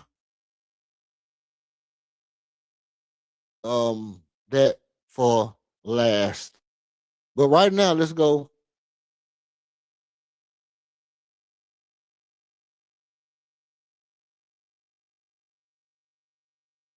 Let's go Marcus Smart. Now, obviously, when you get down to this, level on, you don't really know the bench or whatever. But I'm just gonna say, Nikhil Alexander Walker, yes. Peyton Pritchard, yes. Ben Sharif, no. Trey Mann, no. Trey Jones, yeah, no. Brandon Williams, oh no. Ty Jerome, yes. Brandon Williams, no. Bruce Brown, no. Dennis Jenkins, I like Dennis Jenkins. I like Dennis Jenkins a lot, but no. DeAnthony Melton, no. TJ McConnell, yes. Chris Dunn, no. I don't know who the Lakers gonna have right there, but then we'll skip them. We're gonna put whoever it is. No. John Morant, yes. We don't know Terry Rozier not gonna be there. We're gonna whoever it is a no. Kevin Porter Jr., no. Dante DiVincenzo, yes. Jordan Poole for the New Orleans Pelicans. Is he better than you know what? As a backup? No. Miles McBride. Miles McBride is good though. But I'm gonna say no. Alex Caruso, yes. Anthony Black, yes. VJ Escom is their backup PG. Um Actually, we're gonna put yes because LeBron is gonna be their backup PG. So we're gonna put yes for Philadelphia. Monte Morris, uh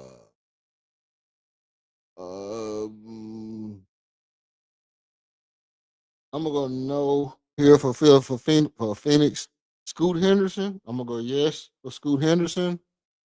We know Russell Westbrook is no longer in the league, so whoever's in Sacramento, I'm gonna say no. Dylan Harper, we're gonna say yes. Jamal Sheed, we're gonna say no, he's not. Isaiah Collier, whoever the backup point guard is in Utah, we're gonna say yes because they're gonna be stacked. And whoever is moving to the backup point guard in Washington, we're gonna say yes. So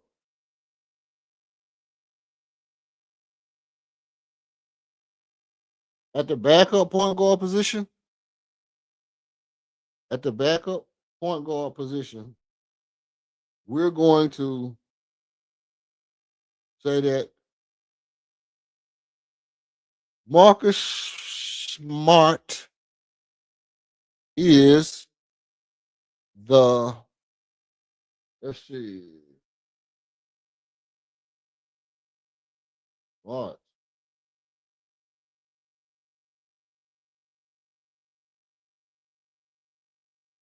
Marcus Smart at number 15 for backup point guards.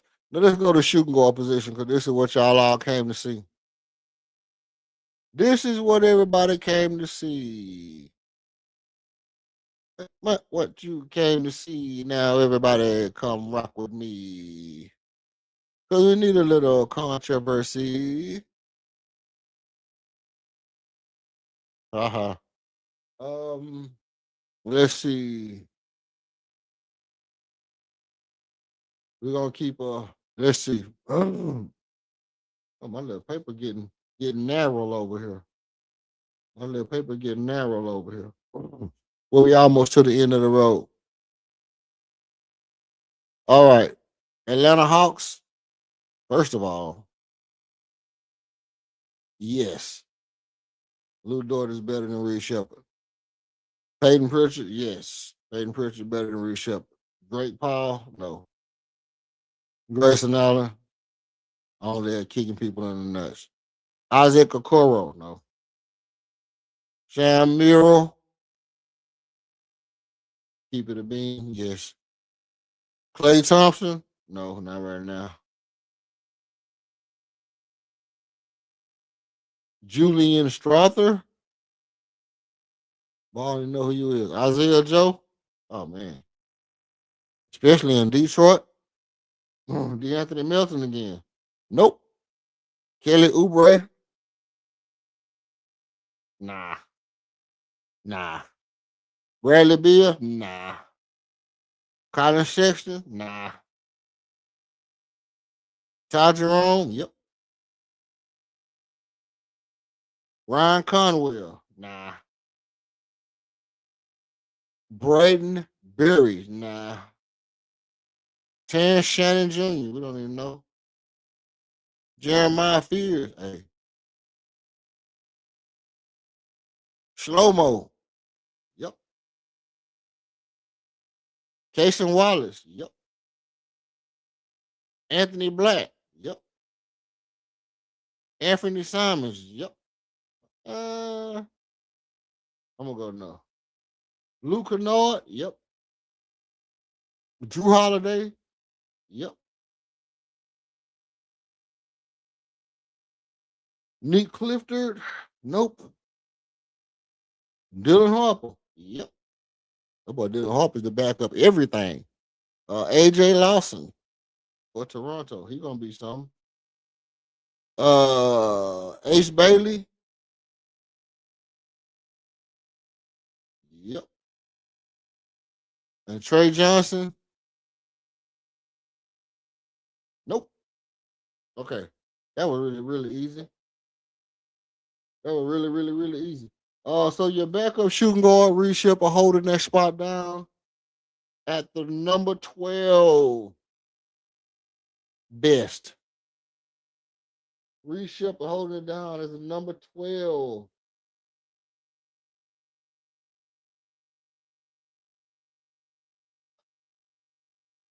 Best backup shooting guard.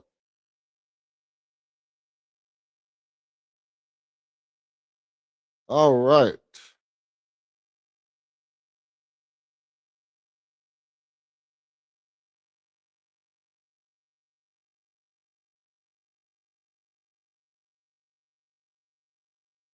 Oh.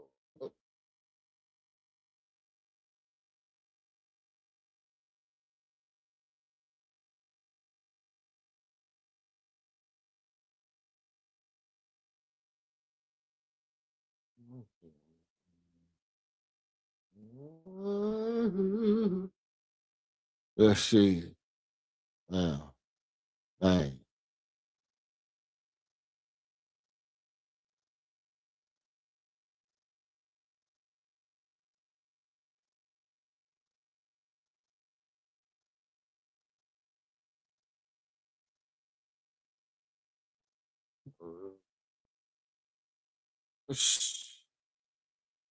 Um, no.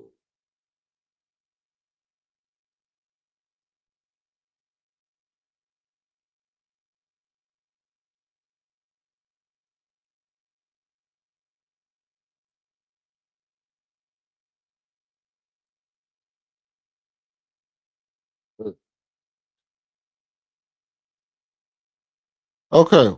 Now,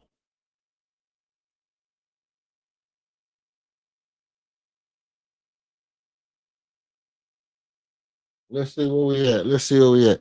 Now, for the last go round of this right here, we're gonna see Steven Adams. Steven Adams. Let's see how your backup center, eighth man. Actually, what I had to do, I actually had to just go with the eighth man on the roster because a lot of teams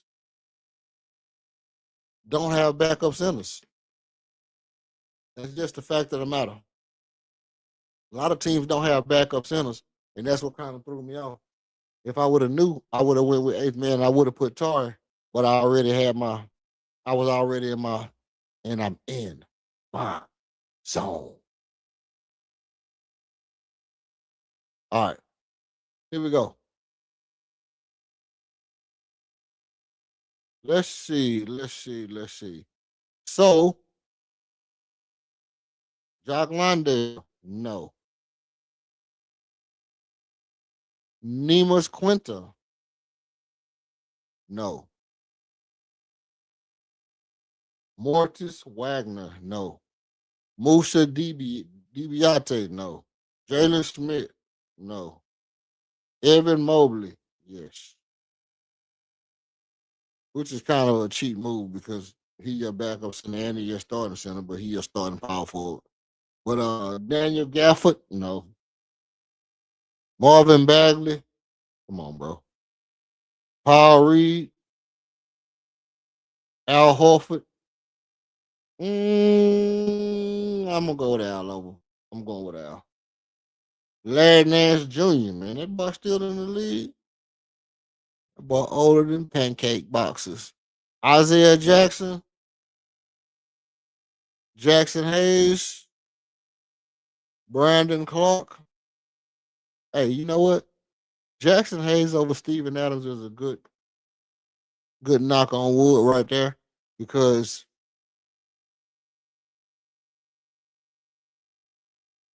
Lord knows. But you're not doing that stuff on Steven Adams. Brandon Clark, no. Khalil Ware is not a backup, but we're gonna put him over here. Because he on the Milwaukee Bucks and the Miami Heat. You know I was going fast. Joan Behringer, no. Yves Missy. He might be a starter in real life. Mitchell Robinson. Come on, man. Y'all get Tom Lord ass up out of here. Jalen Williams. Nikola Vucevic.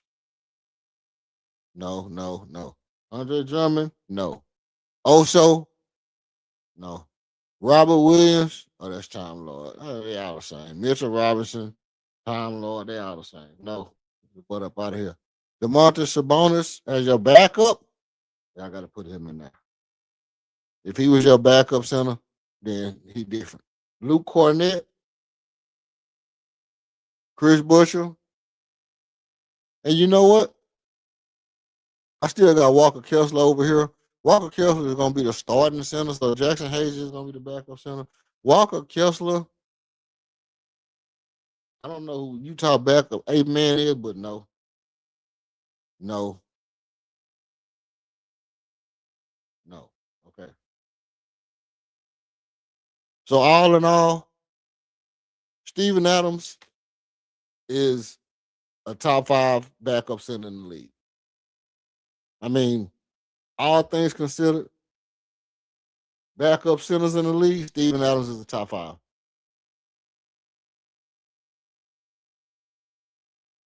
And ain't no way around that one. We're going to go ahead and put that.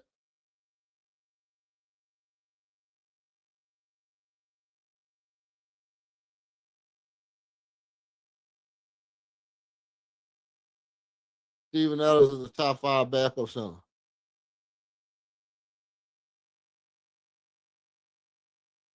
Matter of fact, I might put Steve O as a number 1.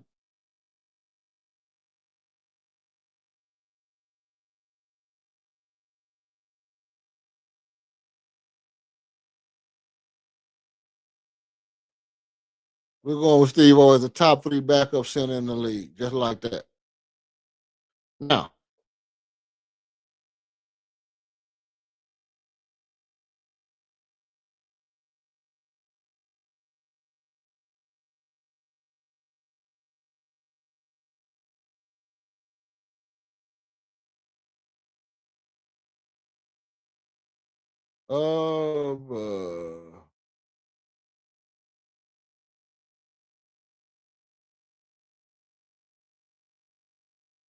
so tell me what you think about the list so far. Tell me what you think about my list so far. If you like the rankings, do you think that I'm off by a little bit? Did I kind of hold it down? Is it real life? Is it real life true story? Did I over exaggerate? Put somebody too high? I don't know. I don't know. I think I was pretty fair.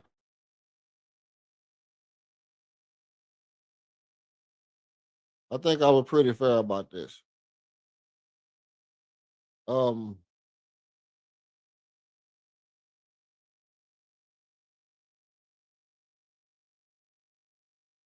oh no, that's not gonna work. This is what we're gonna do for you. You know what I'm gonna do for you? I'm gonna do this real simple like this. I'm going to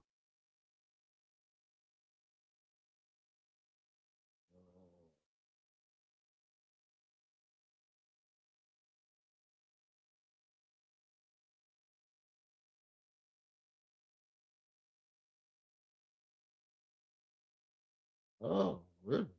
Was it really now?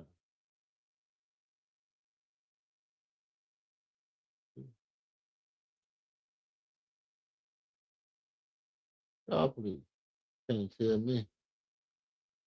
Um, here we go. Let's see. Since we didn't get to didn't get to run, sorry, with the rest of the group, we're gonna do it like this. Let me have my poll for a second. Pause. And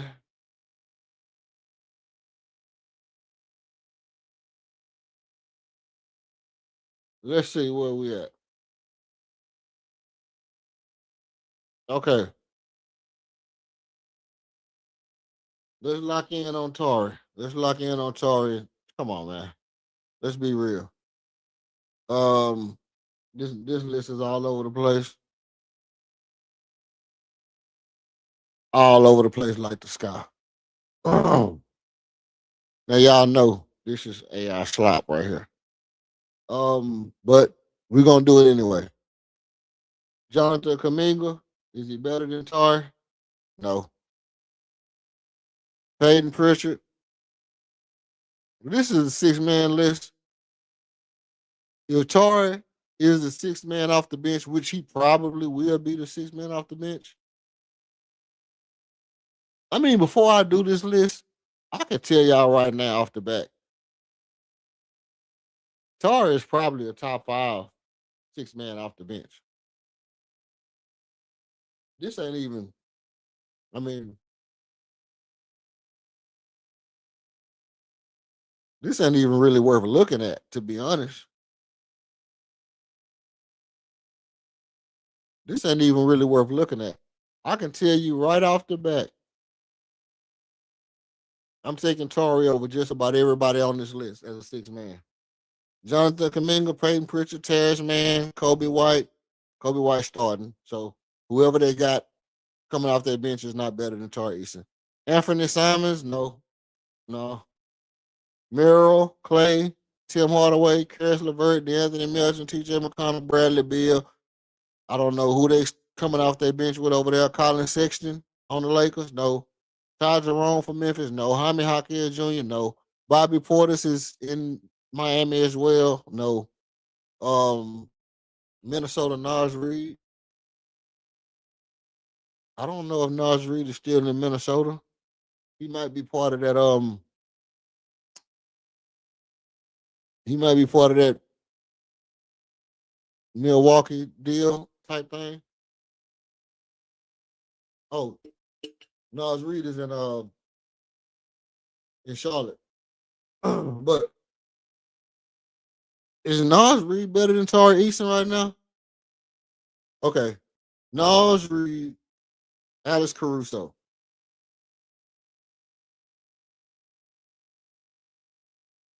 Nas Reed, Alex Caruso. That's it. Oh, Keldon Johnson. Keldon Johnson. So Nas Reed, Alex Caruso, Keldon Johnson. Them is the 3. And Tari Eason is a Tari Eason.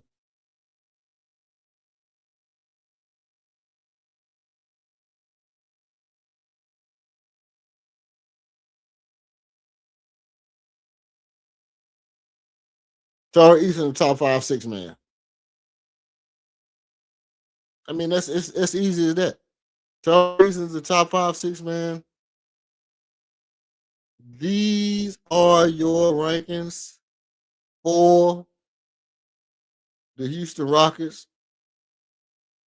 as it is right now. And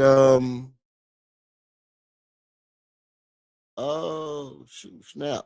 Let me see something. I know.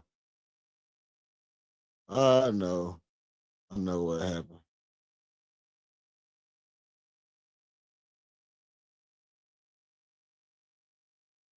Let's see.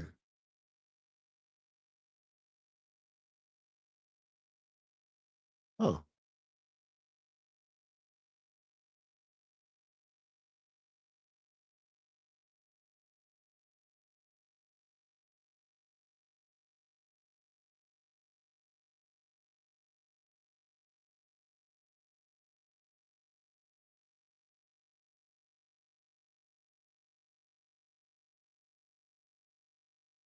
now with that being said, did we get it? Did we get it in? Okay. I'm not gonna hold y'all longer than this right here. I appreciate y'all for pulling up, and everybody knows.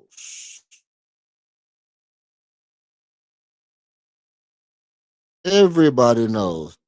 If you coming in and you hitting the like button and you wanna chop it up, feel free. You're more than welcome to come on in and hit that like, hit that subscribe. You know, um, I appreciate everybody pulling up on me.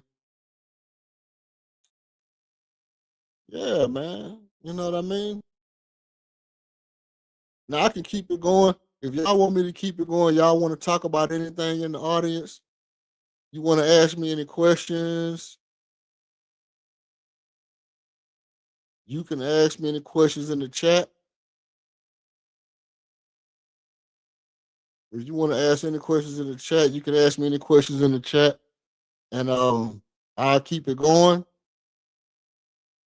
I'm not gonna ask you for no cash app to keep it going, or you don't have to buy me a pack of cigarettes, so you don't have to buy me two cups of Lipton iced tea or nothing to keep it going. The only thing I'm gonna ask is if you want me to keep it going, just hit the like button and I can keep it going. If you want to ask me anything in the chat, feel free to ask me anything in the chat about this Rockets team. We can get into it. If you like the rankings, we can talk about the rankings. If you think that I'm out of my, loco, tango, loco pantalones, you can tell me about it, and we can keep it going. But as far as this particular ranking, my list, it ain't fluid. My list ain't fluid. My list is actually legit because I went through with it. I went through every single actual player at that position. I counted them down one by one. We counted it up. We went through. And if you wanted it to be here to say that I was wrong, then you could have tuned in. I mean, people came through and they hit the like button. Some people hit the like button, some people didn't. I appreciate those who did. Um, but I'm pretty confident that this particular ranking, your players per position is pretty accurate. I'm not gonna even hold you. I can I could tell you right off the back that I'm kind of cool with that. If you don't like it, you know, tell me what you don't like. Tell me what you don't like if you don't think that I was fair. Was I not fair to somebody? Did I hype somebody up too much? Did I hype somebody up too much? Did I you know, did I share somebody short? Was it was it somebody that could have been better? Somebody that should have been on a higher tier than what they was? And I'm gonna hang around here for a minute just to see if anybody want to pull up, want to ask me any questions. If not, I can always come back later and we can pop off something later on this evening. Mind you, what time is it?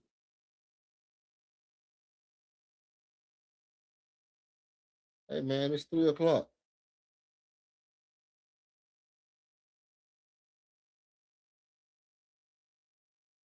Now y'all know how I do. I'll keep this thing open. I'll keep this thing going. If y'all want me to,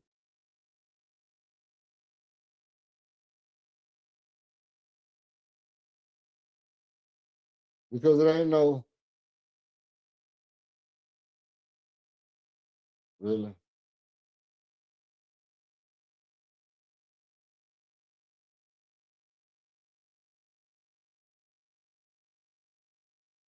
I think. Oh, okay. I'm back.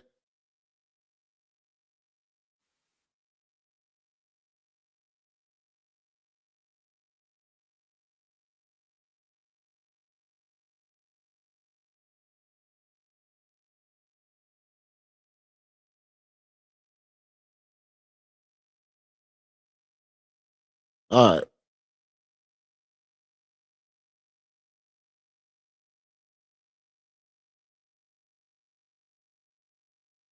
So,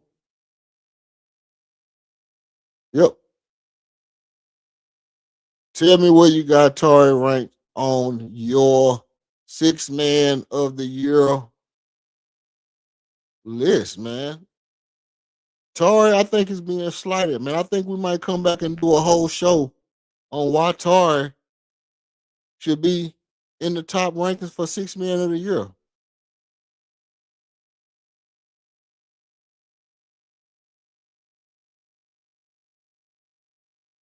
The depth on this team is different this year. I mean, obviously, if nobody gets hurt, that's a true statement. But if people start to get hurt, then it's obviously we get paper thin real quick. Like, because the thing is that if Steven Adams gets hurt and LP gets hurt, I know it's crazy to say that both are going to get hurt, but at some point, LP and Steven Adams might not play. Then you move Jabari up, and then you know you have to move Armin up, and then Tari comes in. But now your bench is all guards. Now your bench is all guards. Now your bench is just Bogdan Bogdanovich, Marcus Smart, Reed Shepard. That's your whole bench. That's where the sketchiness is. It's like if one of these guys, this is the problem with positionless basketball. If you don't have an actual backup for the particular job that you need to come in off the bench, it was a thing like, okay, I'm going to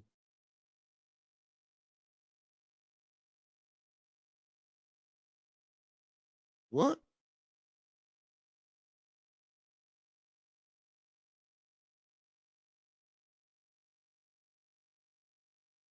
I'm gonna have a quick player. I'm gonna have a quick player to come in and do X, Y, Z. Hold on, let me see something.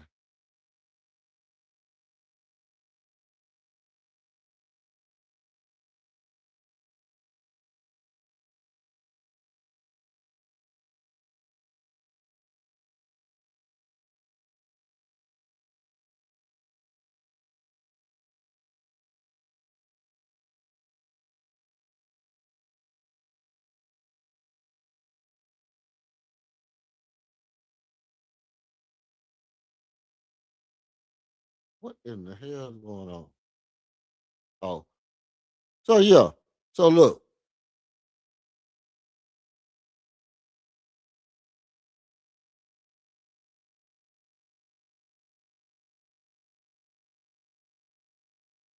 okay. So this is the thing.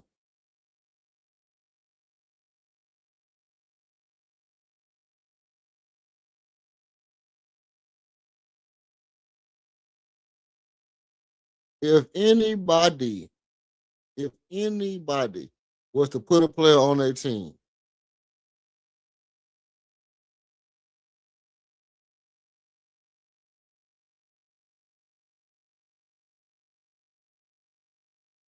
then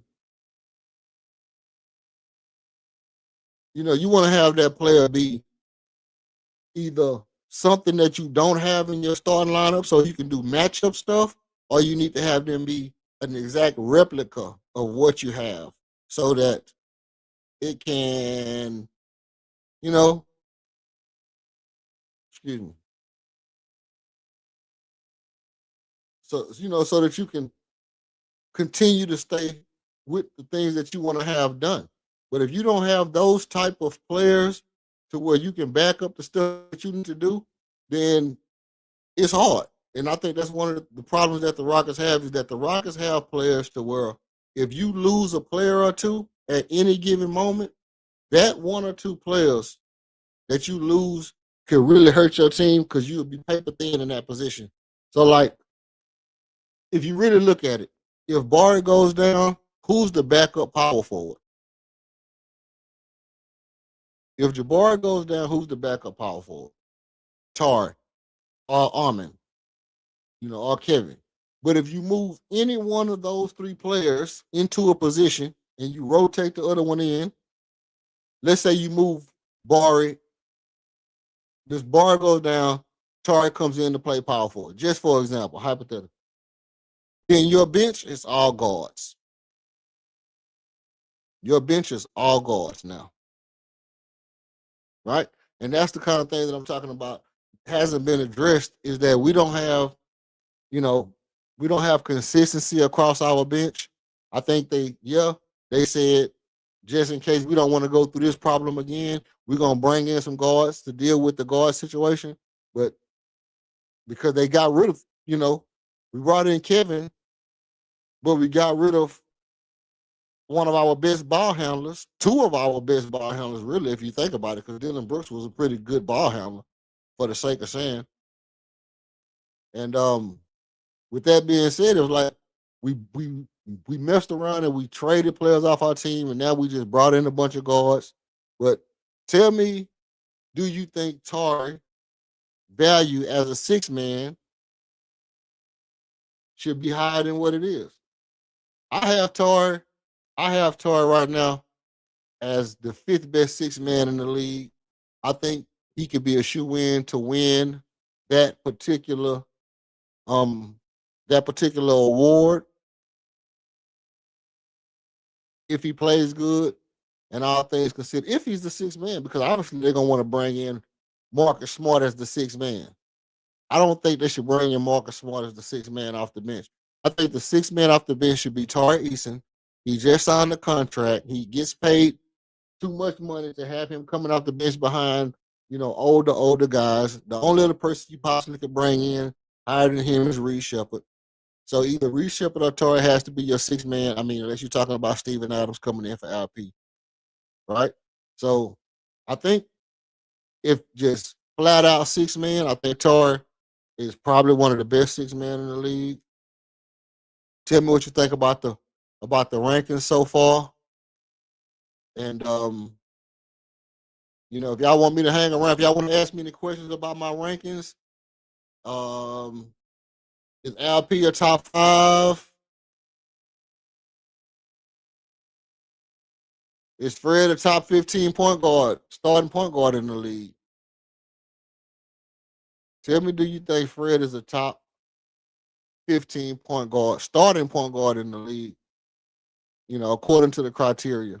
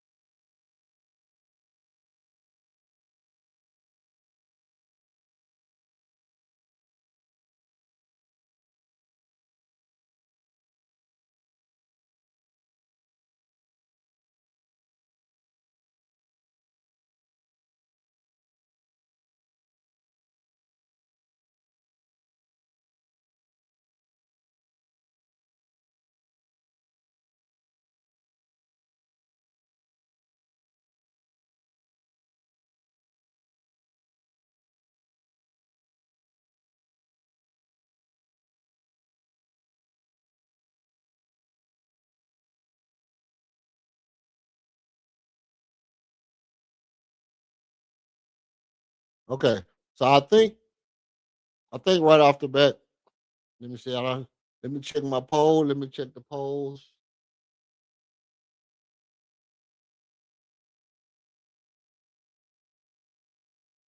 Let me go to the polls and let me see what y'all got going.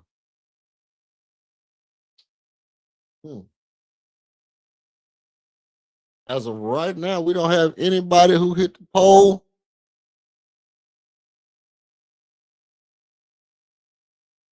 Let me see. Let me see.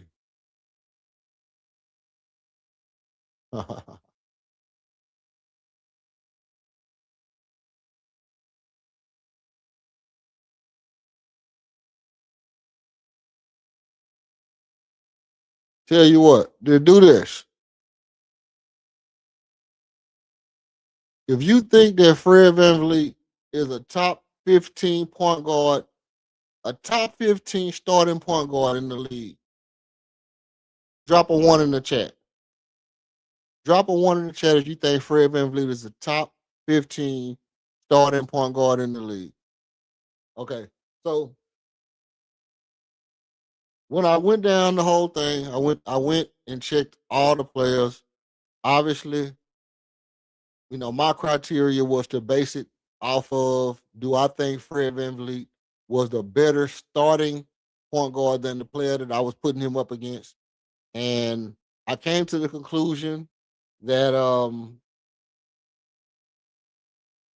you know, again,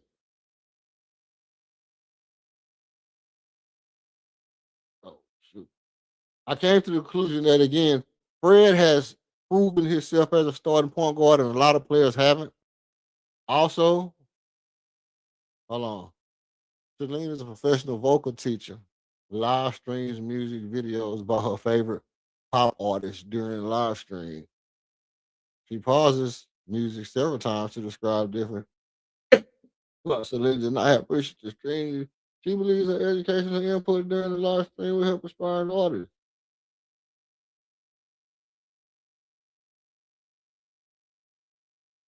Oh man. Hold on, hold on.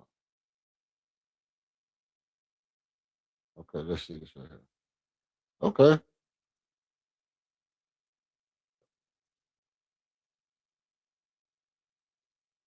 All right, I have to take that little what's it call it?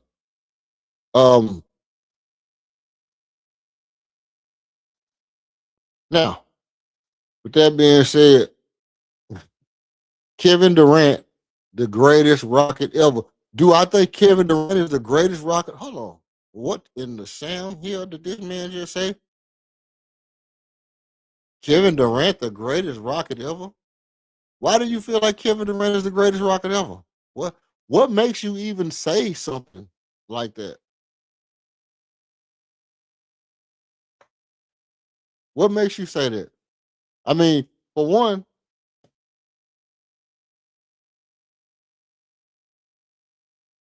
you know what? I tell you what.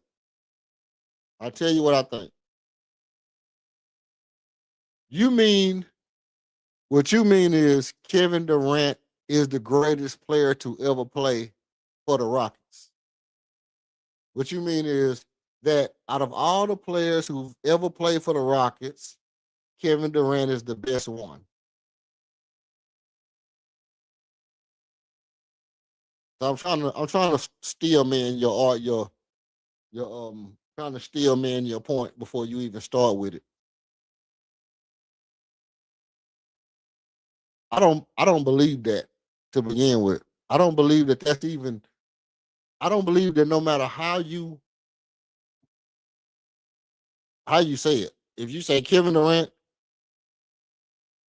has the greatest career of any former Rockets player, or Kevin Durant got the best haircut anybody in Houston ever had. I don't know if it's any kind of. You have to tell me what you mean by that. That's what I'm saying. Tell me what.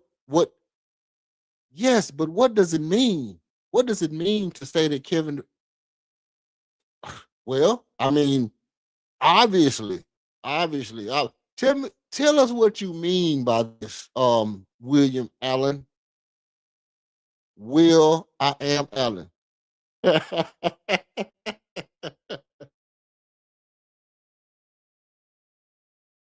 No. It was smoking glue with no top on it, goddamn. I'm trying to give him a maybe he left. Maybe he left or he caught a cramp in his thumb. Um KD not even a top 5 Rocket. My man say KD not even a top 5 Rocket. Why you say that? Why you say KD not a top 5 Rocket? Do you okay? Do you can when you say KD not a top 5 Rocket, are you saying that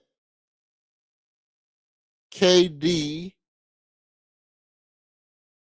is not a top 5 Rocket in Rocket's legacy, like Rocket's lore, as far as you know how long he's been wearing the jersey? He hasn't surpassed other people that wore the jersey as far as what they did. Or are you saying that his career success don't match with other people career success? Oh, okay. Okay. No, I agree with you on that. I agree with you on that. I'm not gonna put KD as a Rocket above nobody that started on the championship team. He's not better than he's not a better Rocket than Kenny. He's not a better Rocket than Vernon. He's not a better Rocket than Sam. He's not a better Rocket than Ori. He's not a better Rocket than OT. He's not a better Rocket than Dream. He's not a better Rocket than Clyde. He's not a better Rocket than none of them.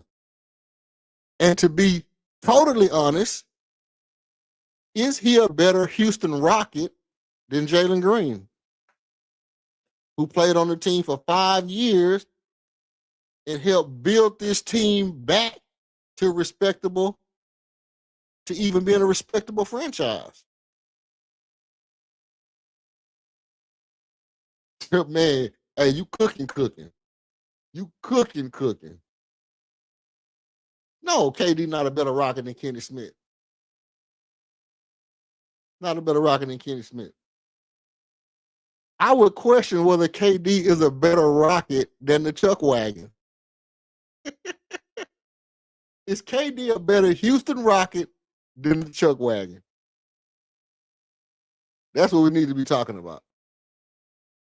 Because right now, they have the same kind of success rate, should I say. They both have this. No, he's definitely not a better Rocket than T-Mac. No. He's not a better Rocket than T-Mac. T-Mac's legacy in Houston is better than KD's legacy in Houston.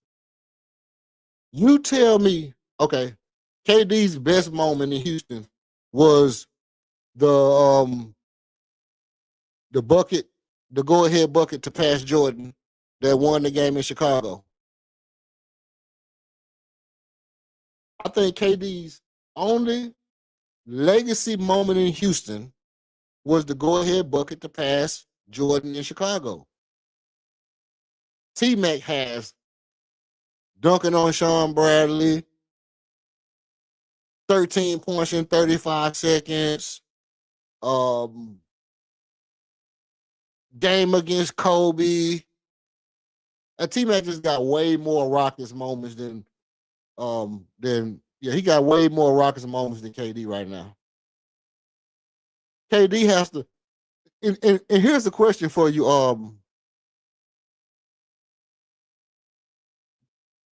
We're gonna call you 2482 until you make some sense. I ain't gonna even call you by your by your whole joint. I'm gonna call you 2482 until you make sense. Here's a question for you. Can you tell me, other than the big three when he was with the Warriors over LeBron, that big three from wherever he shot it from, other than that moment, can you name a KD standout moment that stand out in your head? Give me one moment that's like, remember when KD did this? Give me that moment that KD did something that was like, boom, like the D Rose back scratcher, the Allen Iverson crossover, the T-Mac alley to itself when he was in Orlando. Give me a KD moment. Give me one KD moment other than the go ahead three when he was with Golden State Warriors. I'll wait. Can't wait long though. I can't wait long.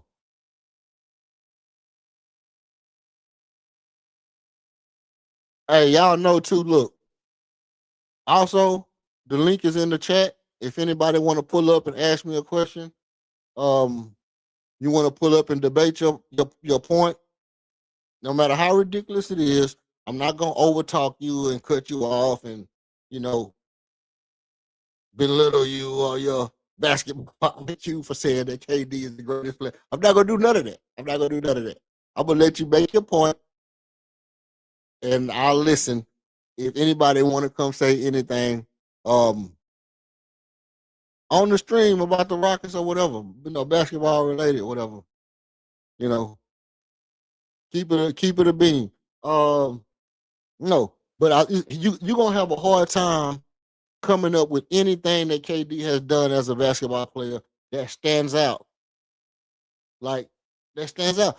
And I'll be totally fair to say that a lot of it is because Kevin Durant just goes about everything and it's like, you know, it's even killed, it's laid back, it's cool, calm, and collected. He's not really pushing the envelope. He's not really, it's like nothing looks hard, everything looks easy for him, but also you don't have the big legacy moments for Kevin Durant throughout the course of his career until he gets to Golden State, where you see the big legacy moment, you know. And with that being said, is one of the reasons why I don't put Kevin Durant as high up as some people as far as being a great, great scorer, because you don't have KD and say, you know, remember the time he beat the shot clock?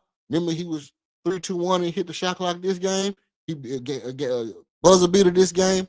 You don't have a lot of those for Kevin Durant that just stand out that I can remember. That I can remember. And I could be wrong. Oh, oh, oh. Who's the worst leader? KD right behind Brian and Mike. Oh my God. You know what, bro? I feel you. You know what? And you know what? I'll grant you that. KD has the third best shoe behind Brian and Mike. The third most, like when the KDs hit the shoe stream, oh man, everybody wanted them KDs, bro. I ain't gonna even hold you. Everybody wanted them KDs. Them KDs was hot. Them KDs was hot. Let's see.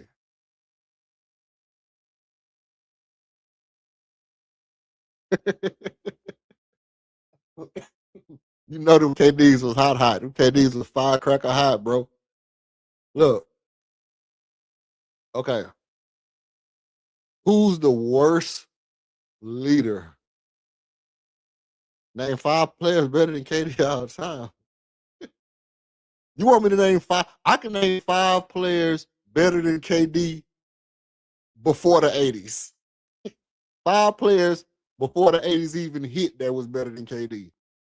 It's not even hard. It's not even close to hard. I'm gonna pin that question right there, Keyshawn. We're gonna get on that because I want to talk about that, but I want to talk about who's the better leader, who's the better leader between KD and Melo on the Rockets. Their time on the Rockets, who was the better leader? Think about it. But I got to deal with this right here. 5 players better than KD before the 80s. Bill Russell, Wilt Chamberlain, Jerry West, Elgin Baylor. Um, give me Pistol Pete. Done. That's easy. That's easy. George Gervin was George Gervin in the 70s. Give me George Gervin. Give me Dr. J. It's easy work, easy work. And if you drafting a team, you would take any one of those players before you take KD in real life. Well, maybe not. Maybe not if you drafting the team. But if you saying you only get one superstar to lead your team,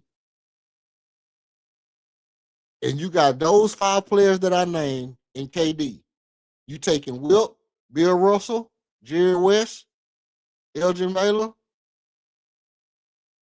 Was it Dr. J? Was Dr. J in the 80s, early 80s, 70s? I mean, come on now. You taking the logo? You taking KD over the logo?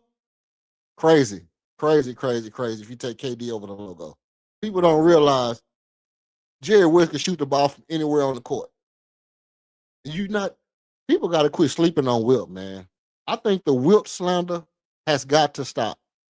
The Wilt slander has got to stop. There's no way people can say who's the best player, and all of them are forwards and guards. All of them are forwards and guards.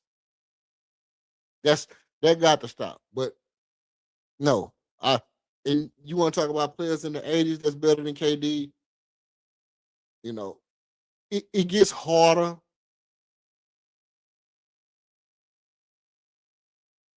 It gets harder when you get into the 80s, because the game was starting to shape up different, and forwards and stuff were starting to take over. But obviously, you want to talk about Bill Russell and Wilt Chamberlain. I mean, there's no way I'm taking KD over Bill Russell or Wilt Chamberlain. Period. Ever, ever, ever. I'm hard pressed to take LeBron over Bill Russell or Wilt Chamberlain.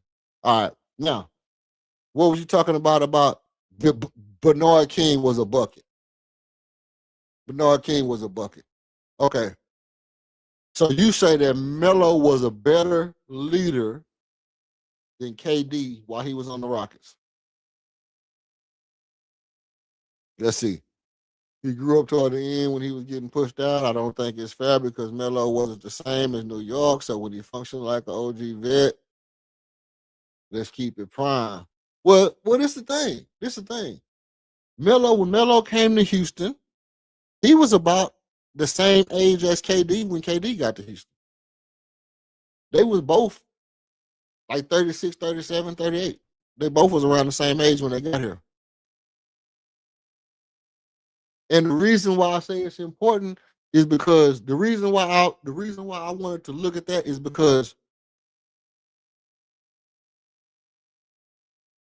both of them were both of them was well. I'm just talking about the leadership aspect, because even though Melo, I don't think he was washed.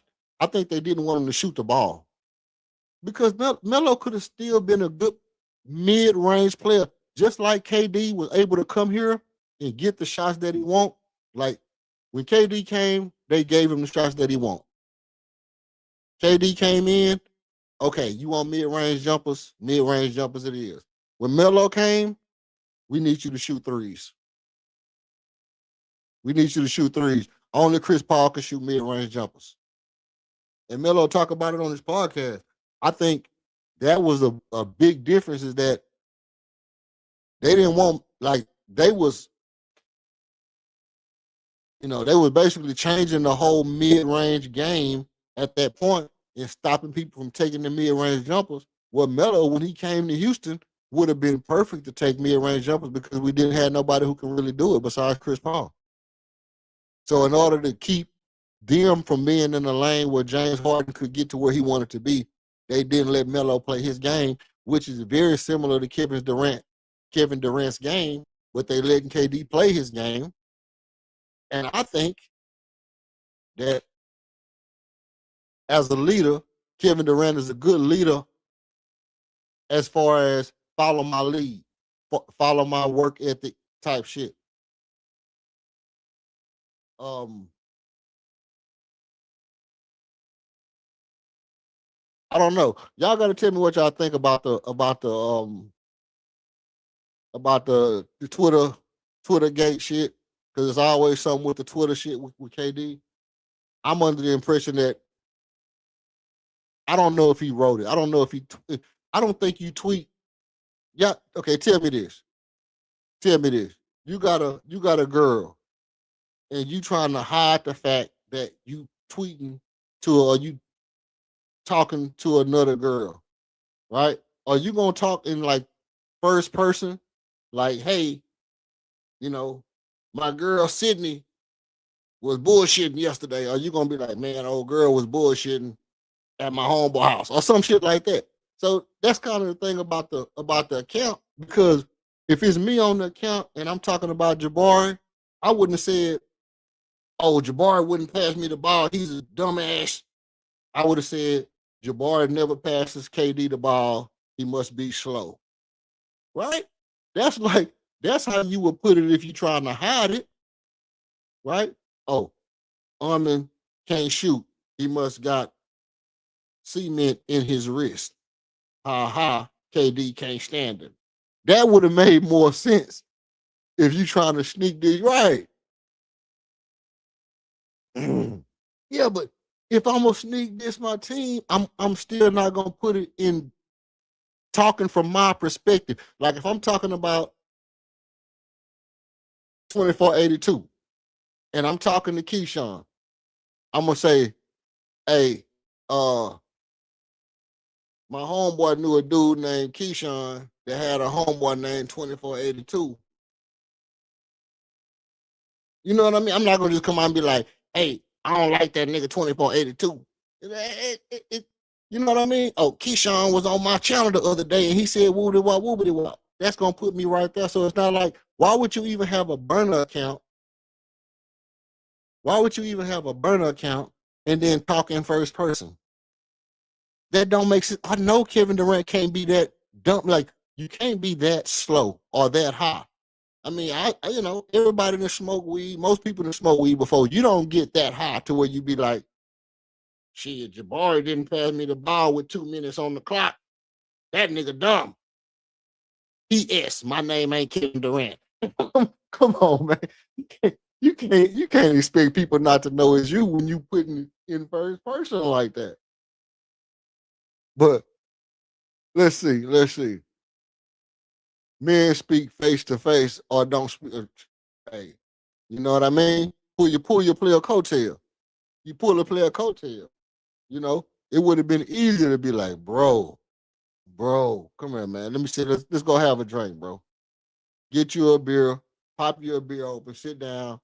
You know, talk to him straight up or talk to him passive aggressively, however you want to do it, but just do it on the plutonic level, man. You know what I mean? And just be like, telling what it is. So I don't. That's my only thing about the whole Kevin Durant situation. That I don't think he was a bad leader unless, um, unless we count the Twitter thing. Now, hey, I'm not gonna. If y'all want me to keep it going, man, do me a favor, man. Hit the like and subscribe. We're gonna stay here. We're gonna keep it chopping it up, man. Hit the like and subscribe. And I appreciate everybody putting up in the chat, man. Boy, Keyshawn, William Allen, we're gonna go ahead and call your name. You've been here you've been here for a total of a couple of minutes now. You made a couple of good points, so we'll go ahead and call you by your name. But you threw me when you said KD was the best Rocket ever. Shout out to them boys, man. Shout out to them boys in the chat. So tell me what you think, man. Do you believe? Okay, here go the question. The question is, do you think this team can win with Kevin Durant on the team? That's what it boils down to. If you paying Kevin Durant and he's part of the hierarchy, because here's something that's pretty prevalent and true in the NBA. When you have a superstar on your team, you can't keep another superstar in front of him for too long before you hurt that up and coming superstar's potential. You understand what I'm saying?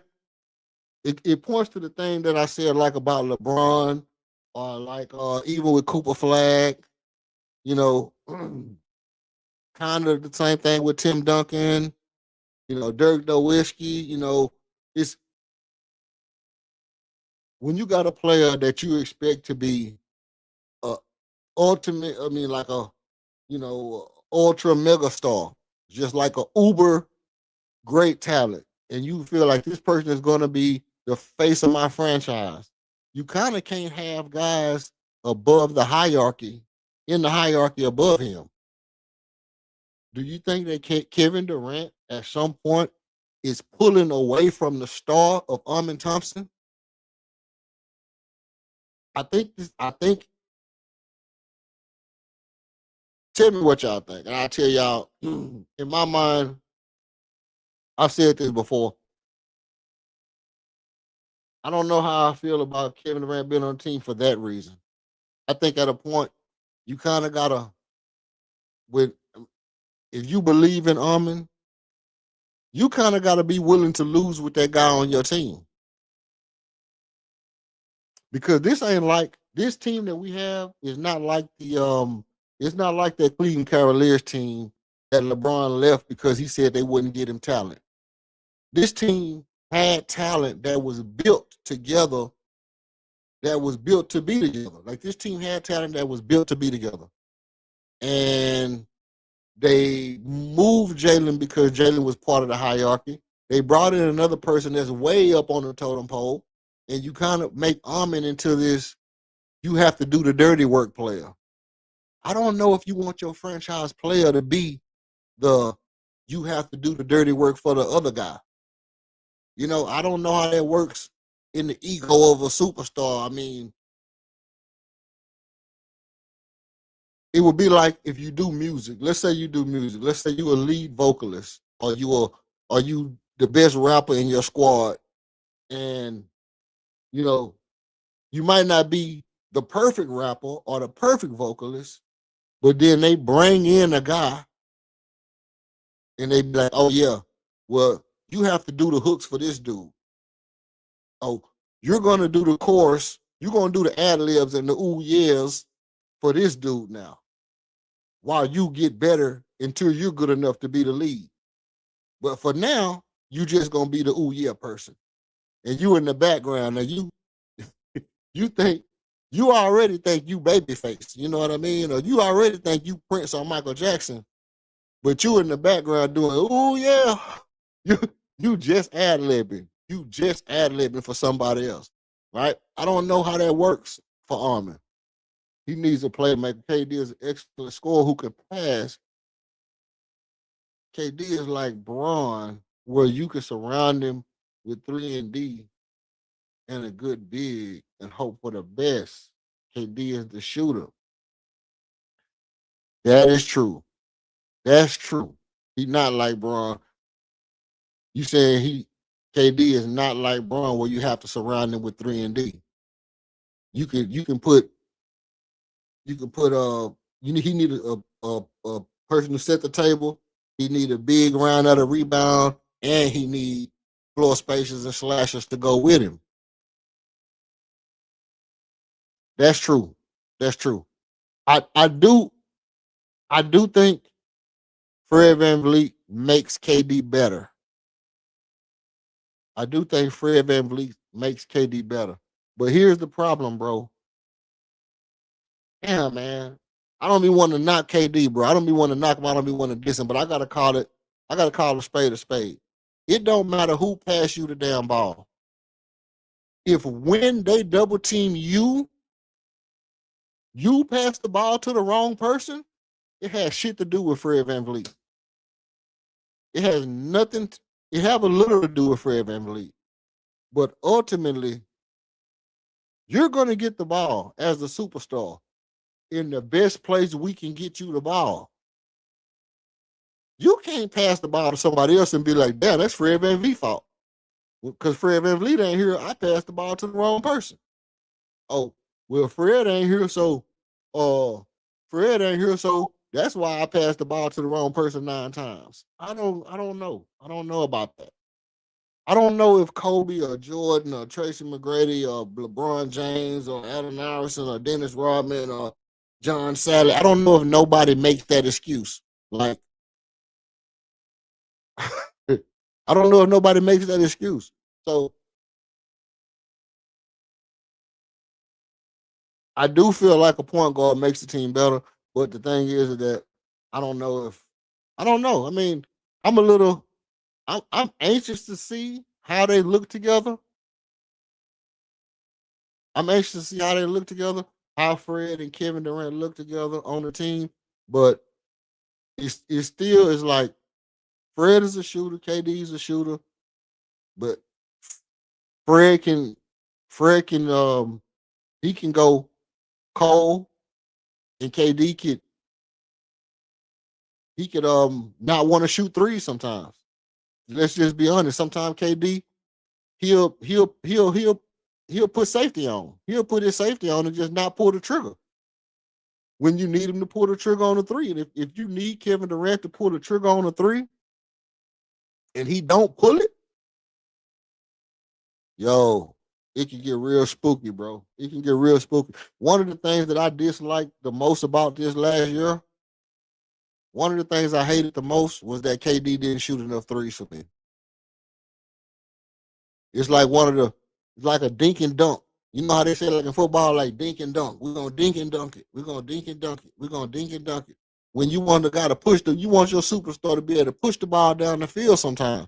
And that's sometimes how I feel about KD. Like some games, we need you to come out guns blazing. Just come out and just bombs away from three. We want to see Golden State Warriors KD for the first quarter.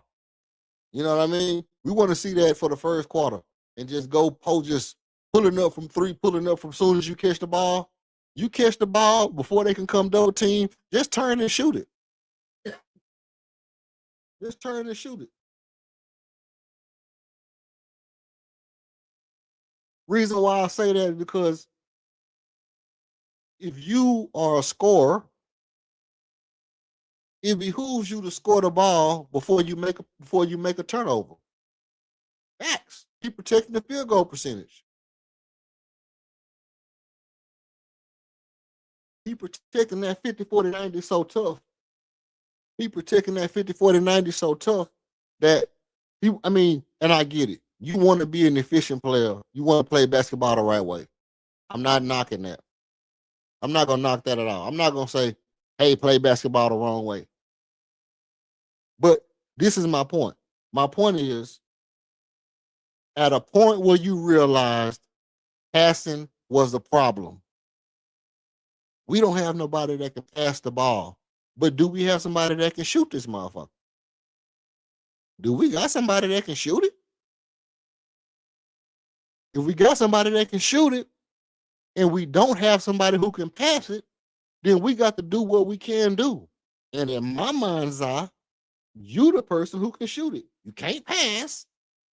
You can pass. He can pass. He makes some great passes. Some of them skip passes be dialed up. But my point is, you're more likely to turn the ball over trying to pass it than you are to miss a shot by shooting it. So in my mind, fire away. And at a point where he was turning the ball over, I was going crazy because I'm like, before you have 8 turnovers, I'd rather you have 8 missed threes. You see what I'm saying? I'd rather you have 8 missed threes rather than 8 turnovers any day. Any day. And in the playoffs, they coming out to double team you and you trying to pass the ball or not catching to shoot, you catching so you can pass it back to LP to run the offense. And at a point, Kobe would have been like, exactly. I said, hey, see, I like this dude already, man. I like this dude already. You posted it right when I was saying it. At a point, Kobe would have been like, I'm not dribbling, I'm not passing, I'm not looking, I'm not thinking. The only thing I'm doing is getting this ball and putting it in the rim from where I get it from. Before they could come foul me, before they could come rip me, before they could come steal it, double team, no triple team. I'm not giving y'all a chance to do nothing but get the ball out the net. That's how Kobe would have been looking at it at some point before he had 8 turnovers. At some point, Kobe and Russell, like I said about Russ too, at a point, Russ would have been like, okay, all that passing is for the birds. I'm not doing it. I'm not going to keep on turning the ball over, trying to get y'all the ball. It's going down. It's going down. And that's one of the things, like I said, about the Kevin Durant experience that I didn't enjoy last year is him not being, you know, and I understand when you're an efficient player, you want to keep your efficiency, you want to keep your 50, 40, 90. You worked your whole career excuse me, you worked your whole career to be a certain type of player. You're not going to just change all of a sudden. And you're not going to ruin your legacy all of a sudden because one coach can't dial up better plays than what he's doing. So that would have been my look at it.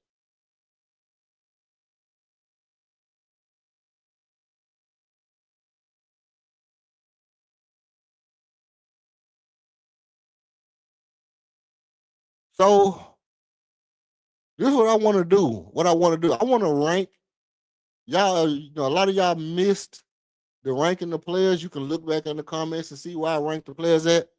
Um, do y'all want to rank Ime according to where we think he stands? Um, do y'all want to rank Ime? Uh, let's see.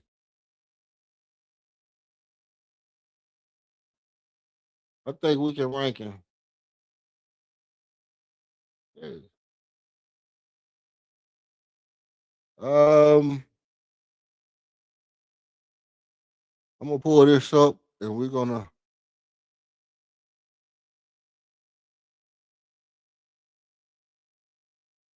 Uh, Dang, why are you looking like that?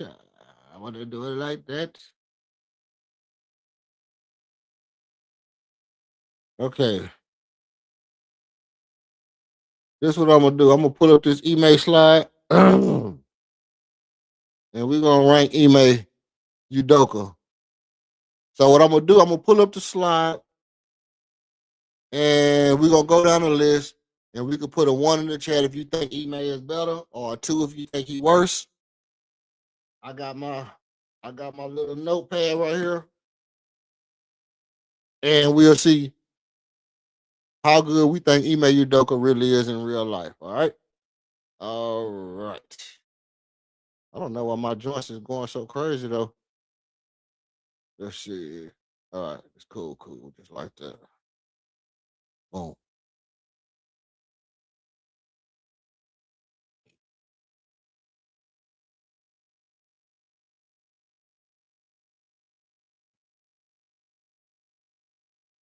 All right.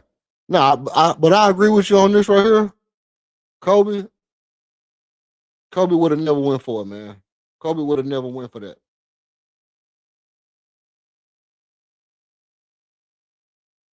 Share screen. I want to go this. I want to just go down to the email. All right. Shout out to everybody in the chat, man. Shout out to everybody in the building, man. If you can, hit the like and subscribe on your way in. Do it for the free, man. Do it for the free. Do it for the free. Now, Sam, okay. Here we go.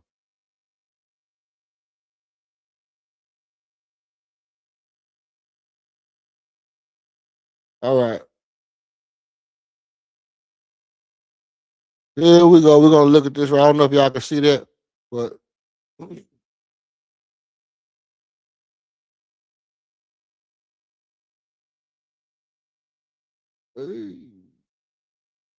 okay. So We back on that again.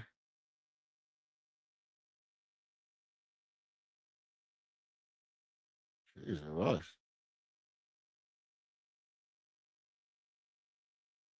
The first coach on the list is gonna be Quinn Snyder. Do y'all think Ime is better than Quinn Snyder? Tell me if y'all think Ime is better than Quinn Snyder. I got no. I don't think Ime is better than Quinn Snyder. Joe Mazzulla? No. Ime is not better than Joe Mazzulla. What's his name? Let me see. Jordy Fernandez. Yes, he better than Jordy Fernandez. Yes, he better than Charles Lee. Tiago Splitter. Yeah, he better than Tiago Splitter. No, he's not better than Kenny Atkinson. Dusty May. Better than Dusty May. David Alderman. I'm gonna put yeah right now. But I think David Alderman. David Alderman gonna be cold. JB Bickerstaff. Nope, not better than Bickerstaff. Nope, not better than Steve Kerr. Rick Carlisle, hell no, you ain't better than Rick Carlisle. Nope, you're not better than Tyronn Lue. You're not better than JJ Redick. We saw that. Tomas Lowe, you better than him. You're not better than Eric Spoelstra. Okay. Let's see. That's the first half of the list right there. He made you out of there, buddy.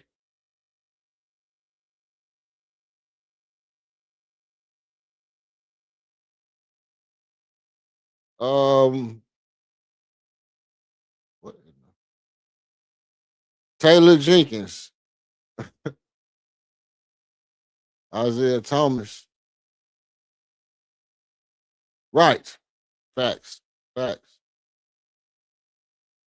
Let's see what else. Taylor Jenkins. Yeah, you better than Taylor Jenkins. You better than Chris Finch. Jamal Mosley. You better than Jamal Mosley. You're not better than Mike Brown. Mark Dagno. Nope, you're not better than Mark Dagno right now. Sean Sweeney. Yeah, you better than Sean Sweeney. No, you're not better than Nick Nurse. Jordan Ott. Yes.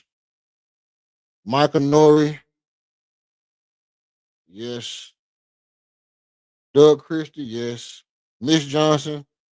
Yes. Darko. And you know what? The Miss Johnson thing? Miss Johnson, I coached Ime Udoka like 6 times this year. But then again, he had the pieces to do it. So I'm gonna keep it G. Darko, Rajovic, yeah. Will Hardy, yeah. Brian Keith, yeah. So I straight up I got I have Ime Udoka ranked as Ime 13th best coach in the league.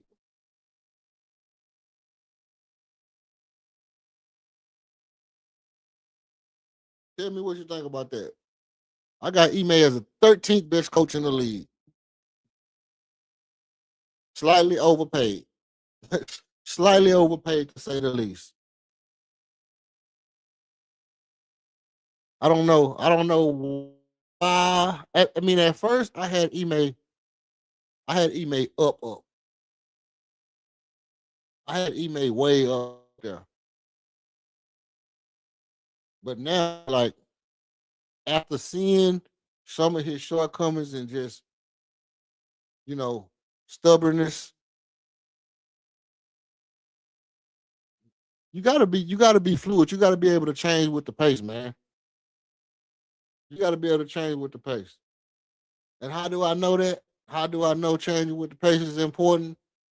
Because we've seen coaches who just stuck to what they do best and you never make it. You never get over the hump. You never get over the hump. If you can't adjust, and not only be able to adjust, but adjust in time, like real time adjustments. You got to be able to adjust on the fly, especially in the playoffs. Especially in the playoffs, you got to be able to adjust real time in the playoffs. And if you're not able to do that, you're not gonna get a championship because the best coaches make in-game adjustments, quarter to quarter, not only quarter to quarter, but you know, just based off of circumstance, circumstance for circumstance, situation to situation. They'll make the adjustment on the fly, come up with something that they hadn't come up with before based off of the circumstance. If you're not able to know them angles and stuff of the game and do that, which I don't think Ime, you know, I don't know if he's that good of a coach to where he can make that adjustment off the muscle like that. You know? So that's where I'm kind of at with mine, man. Y'all let me know where we at. Where we at in the chat, man? Can we got any likes? Double tap the screen. Double tap the screen. Um, double tap the screen. Hit the subscribe because anytime I'm liable to come on, man. We gearing back up for the season. We finna be gearing back up for the season. We into all the Rockets talk. Um, you know, for this year preseason game, we're gonna be running the preseason games. We're gonna be, it's finna get real busy. But that free agency was that free agency was brutal. Free agency was so brutal. I barely could bring myself to say anything because it was like nothing's really gonna happen. And all I'm gonna do is just regurgitate a bunch of stuff other people said. And I don't like to repeat stuff that other people say all the time because to me, it's like, well, if they already said it, then I don't have to waste my good hard earned breath. I don't have to waste my good hard earned breath to come up with it. But by the same token, we're going to be campaigning this year, hoping that Tari is the sixth man, and we're gonna be pushing for Tari starting right now. We're gonna be pushing for Tari all year long for sixth man of the year. We're starting it right here on Red Alert. You know what I mean? Don't be alarmed, Renee. Don't be alarmed. We pushing for Tari for sixth man of the year all year long. We know that he's finna come back with a vengeance. He shot the ball extremely well last year. I don't care what all the hating bit. You know what? Let me say this. Y'all tell me what you think about this. Tell me what you think about Tari Eason and his shooting last year.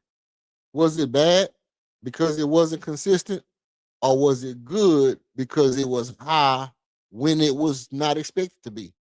Are you a glass half full person or a glass half empty person? Are you a glass half full when it comes to yourself and glass half empty when it comes to other people?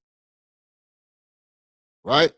So this is one of the things that I see with Rockets fans is oftentimes they are, my glass is half full, but your glass is half empty. Right? Right? The stuff that I'm saying, it only halfway makes sense. But if you are supposed to be a bad shooter and you shoot average, that's good. If you're supposed to be a good shooter and you shoot average, that's bad. So that's kind of weird to me that Fatari supposed to have had been a bad shooter, for the fact that he was an average shooter last year, people not giving him credit for doing a good job shooting the basketball. Same goes for Alperen Sengun. Alperen Sengun is supposed to not be able to shoot. According to the narrative, we have two non-shooters in our starting lineup, one of which is Alperen Şengün. So when Alperen Şengün shoots average, that should be good shooting because he's supposed to not be able to shoot. And if you cannot shoot, and then all of a sudden you are average, you shoot average, that should be considered good, right? I don't know. Y'all got to tell me if my logic is flawed or not. I'm still on this thing.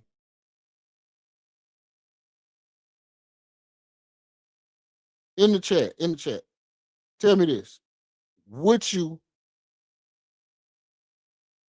Is there anybody on our team that you would swap out for a person equal to them, but not better? So, for example, we have this ongoing conversation about Jalen Duren and Alperen Şengün over here. We have this ongoing conversation about Jalen Duren and Alperen Şengün over here. And Jalen Duren, somebody's has said Jalen Duren is better than Alperen Şengün.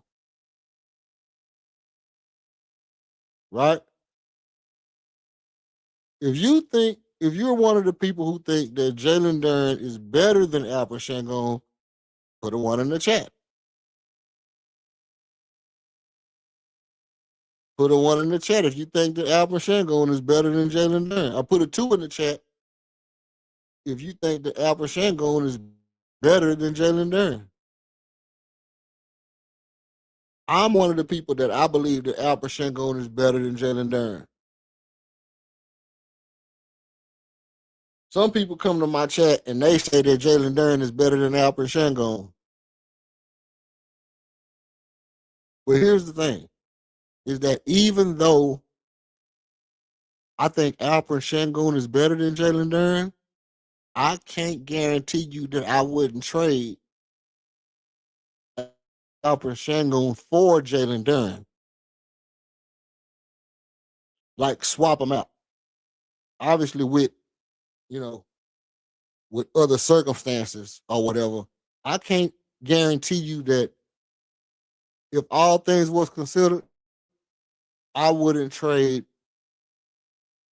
Alperen Şengün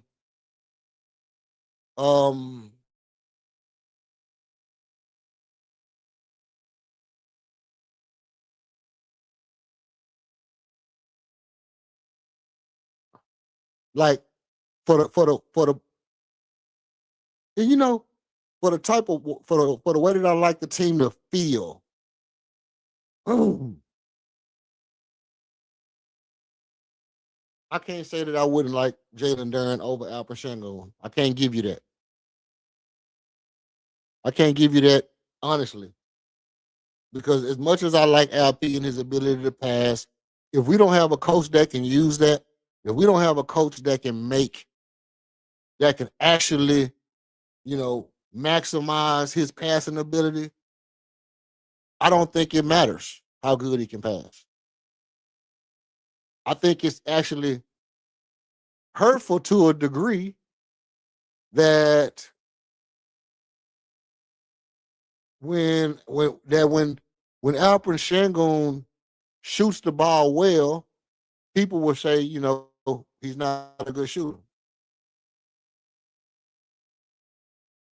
If he passes the ball well, people will say, well, he's trying to be fancy. So for me, I think it's hard. It's hard for me to say, as much as I like the aggressive smash mouth basketball, it's hard for me to look at the team and say, you know what? I'd rather have Alperen Şengün than Jalen Duren. But by the same token, I think that with the right system,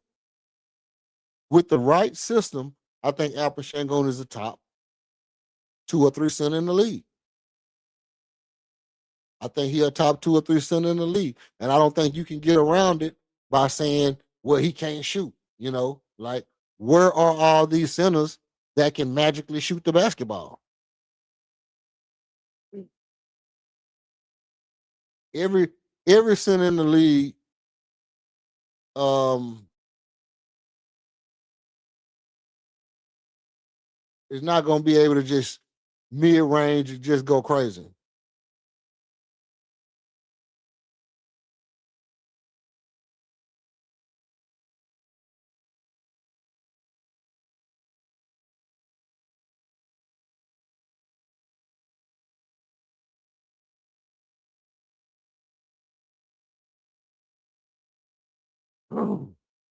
Everybody not going to be able to just mid-range bomb and just be nice with it.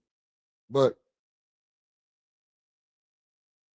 LP's problem, it ain't just the fact that he can't shoot, it's the fact that the way he plays doesn't allow for him to shoot the ball, because where he has the ball at, in order to be moving, and in order for him to be moving and passing, he doesn't have the ball in position to square up and go all the way up into a full shot. For one, he's not a jump shooter, he's a set shooter.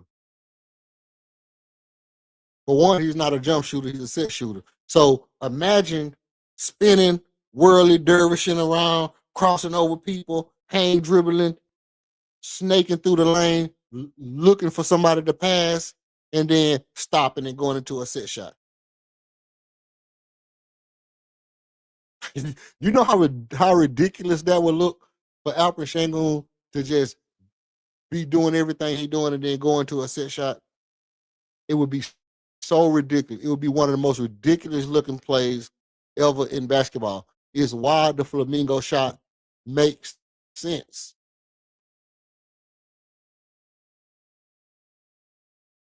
The whole idea of trying to float it up and over off one leg makes more sense than trying to go into a mid-range 12-foot set shot off the dribble mid-range city. That's not, you're not finna come off the hang dribble crossover somebody, spin move off the forearm shovel, and then go into a hezzy set shot. it don't even make sense. But that's what LP would have to do to be a good shooter. So he's trying to figure out a way to shoot while still being in fluid motion. And that takes development. It takes you have to really develop a whole style or get with somebody who does that. Or if you want him to be a good mid-range shooter, guess what? Pass him the ball in the high post and he just turn and shoot, which is a whole nother thing. A whole nother thing to say, don't look to pass, don't look to dribble. You catch the ball, you turn and shoot if they're not contested. You just turn and shoot. And you need to do that in order to get them off balance, which is a part of his game. I don't think Alfred Şengün has really figured out yet. I don't think LP has figured out this. I need to do certain things in order to manipulate the game to get people to play me a certain way so the other stuff becomes open. Right? Like you hear with players like Carmelo Anthony and especially Elijah Wan, certain players like that. Certain players like that had this thing that they would do is I'm gonna play a certain way every single time down the court so that I can get y'all to play me a certain way so I can get to my other move later in the game. Like when you hear Kevin Garnett talk about the LP saying, the lateral movement. I mean, talk about Dream saying I'm hitting him with lateral movement. The reason that was a thing was because Elijah Wan was getting you to plant your feet so many times and getting you to come out because he would get you going directly to the goal, to the hook shot. Come out, boom, hook shot. Come out, boom, hook shot. And then when he gets you going that way, now I'm gonna fake you that way, like I'm going that way, and then I'm gonna spin back this way to the hook shot. I'm gonna fake you like I'm going that way, spin back. And so now he got you going two ways. You don't know which way he's going. Now he'll get you on the other block and do the same thing. Now he'll get you on the other block and do the same thing. Right? So that was the way people played back then. And now people don't really necessarily play that way because of the fact that it's easier now for people just to say, you know what? I don't oh my days. I don't have a strategy. I just play with the flow of the game. I just play with the flow of the game.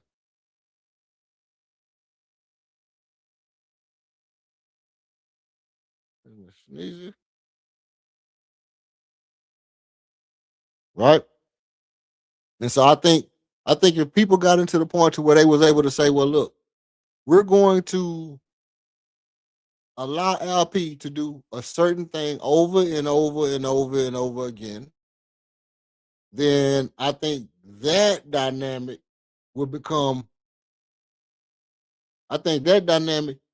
strong enough for LP to be able to build up enough resistance from the defense to where now he can kind of get you with a counter move. And you don't have to worry about him shooting a bad shot because he's off the dribble. Right? So tell me what you're thinking. Tell me what you're thinking. Um, we are going to be pushing for this 6-man Qatar Eastern 6-Man of the Year award all year long.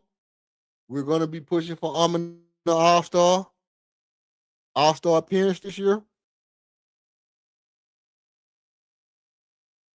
It's gonna be hard. It's gonna be hard to try to get these guys the respect they need. I mean, obviously, this is a small channel. I don't get mad crazy love over here. But um but the thing about it is we're gonna keep it a beam. We're gonna we're gonna say what's real, whether you like it or not. We're gonna say what's real, whether you like it or not. And some people don't like it. Some people got some stuff that they want to say about it. But all things being considered, I believe my ratings. I believe my ratings was efficient today. Let's go back over my ratings. Let's see. Fred Van Vliet. So I got 100% Fred Van Vliet. Hell no, he's not a top 15 point guard in the league. Um, let's see. Boom.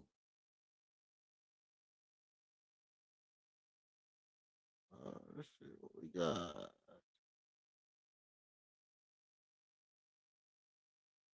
Okay, let's stop this one and let's start a new poll.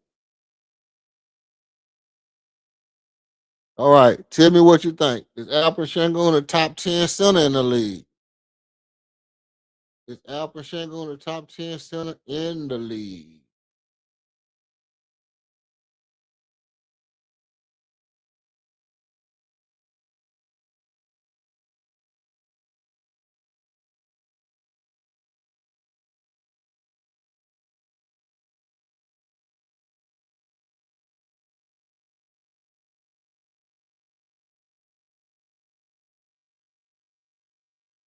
All right, let's get this up here.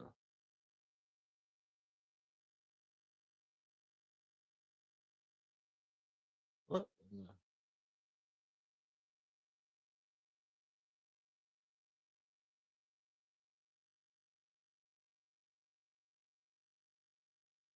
Okay.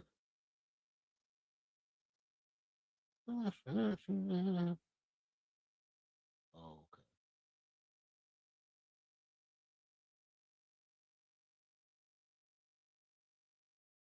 Y'all think Alper Shango is the top 10 center in the league? I myself personally,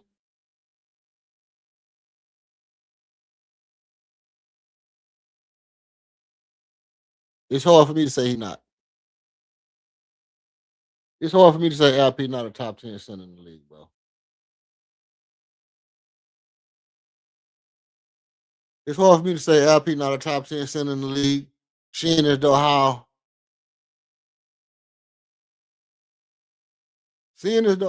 Shengun always, every single time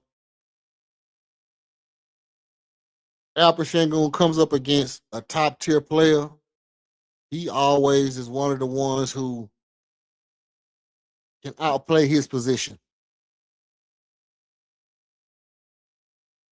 And then the other thing that I say is, here's something that I think Rocket fans should really take into consideration. What number are you in the hierarchy? You know how people say, like, this person is a 1A, this person is a 1B, or this person is a, you know, he's your one, he's your first option, he's your second option, he's your third option. What option is Alpha Shengun? What option is Alpha Shengun? Is Alpha Shengun your first option?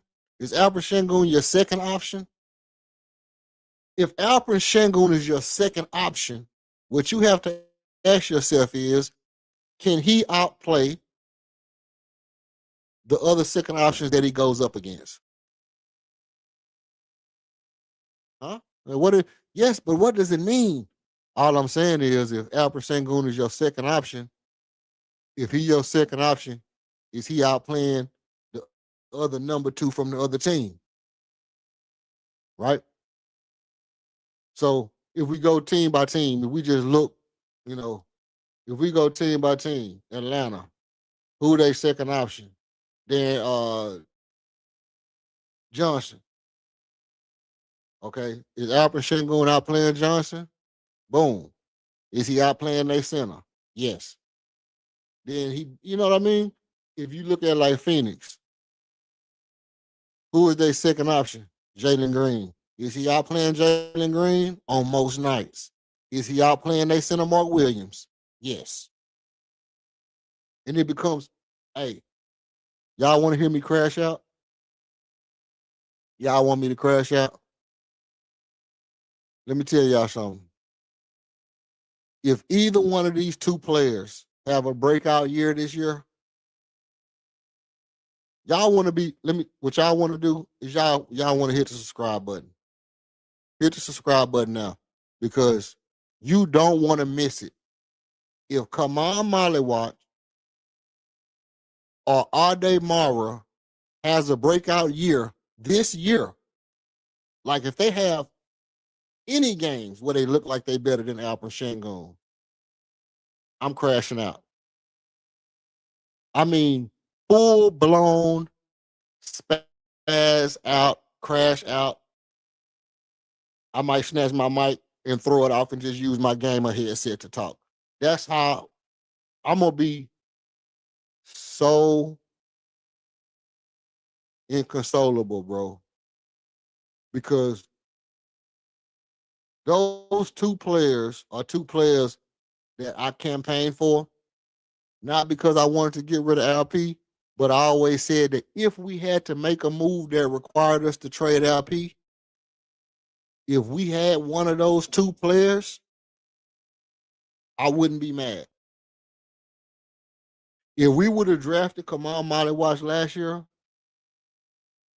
and Jaylen Brown would have became available this year, do you realize we still would have had Jalen Green, Dylan Brooks, Alpha Shengun all on the team this year as trade bait? If Giannis Antetokounmpo came available, we still would have had Jalen Green, Dylan Brooks, Alpha Shengun, Fred VanVleet, all this trade bait this year.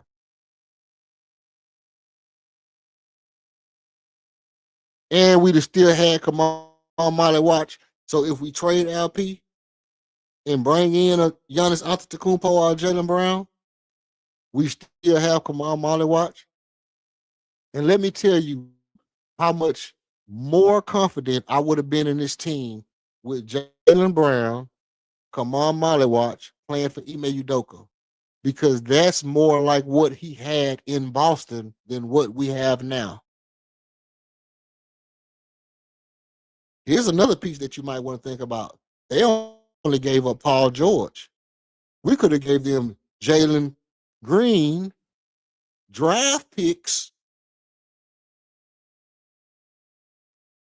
and anything, and been better than the Paul George trade. And we could have had a team with Jalen Brown, Alpert Sengun, Kamon Molly as the center, Jabbar Smith Jr. still on the team, Amin Thompson still on the team. Oh, we'd have been cracked. We'd have been OP. We'd have been OP. Team would have been so ridiculous this year.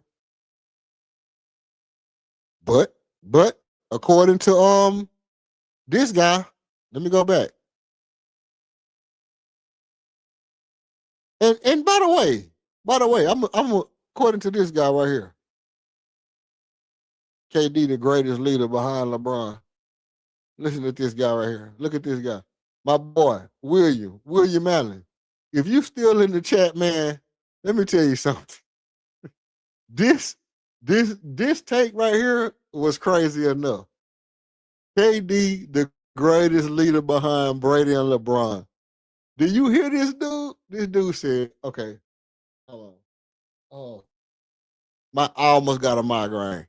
I almost gave myself a migraine trying to hold my laughter in. This dude said KD, the greatest leader behind Brady and LeBron. Okay? But that's not even the part.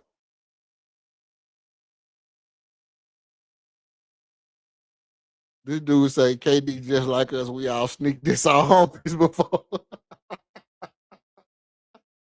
KD, he said we all sneak this to our homies before, bro. Nah. William Wilder, man. But no, but just like that, I know it's people that feel like KD has exceptional amount of value, and I know he is good. Matter of fact, he's been great. If you was here for the rating, if you was here for the ranking, I had KD ranked as what? Top 5, top 6 overall small forward in the league still today. Easy work. KD is a top. You can't put him no lower than like 7 or 8. I mean, it'll be incredibly disrespectful to drop KD below 8. I mean, if you try to make him to like 9 or 10, you're going too far. Right? I can't even keep the joke going to go to like 11 or 12. Right? But I think it still was a lot of value in the thing I said earlier about not overrunning the team with people, which I guess it would have been the same thing. I guess it is one of the biggest values in KD, and I'm gonna say it after I make this thought, like overrunning the team with guys who will take away star power from Amin Thompson. You don't want your superstar being the backup dancer, right? You don't want your superstar being the backup singer. And right now, we're making Amin Thompson into the backup singer for KD, which is kind of I guess I'm kind of contradicting myself, because if we would have brought Jalen Brown in, then Amin would have been the backup singer for Jalen Brown for a lot more years than KD. So I guess the value in KD is getting him on the back end of his career, hoping that he plays well until he retires, and then Amin can step into that role. But I don't know if we've seen it happen. I don't know if we've ever seen a guy. I mean, Magic, Magic. But I don't think we've ever seen a guy come onto a team and really live up to his full potential while he was playing second fiddle to some other guy. Who is it? Name the person. Name the person. I mean, maybe Elijah Warren. You could say that him and Ralph Sampson were kind of same time ish.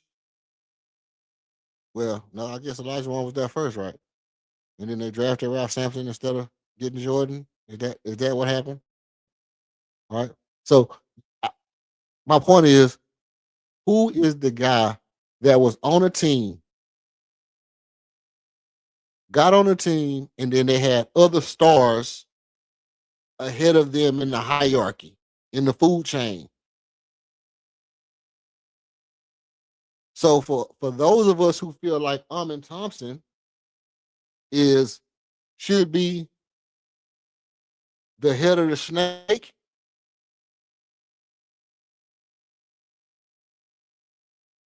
for those of us who feel like Amin Thompson should be the head of the snake, it's hard pressed to say, hey, look, we're gonna make Amin the head of our snake. He's our franchise player.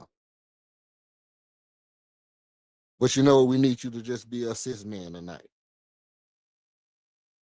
He's our franchise player. Hey, but we need you to just get some rebounds and shoot like 14 shots tonight.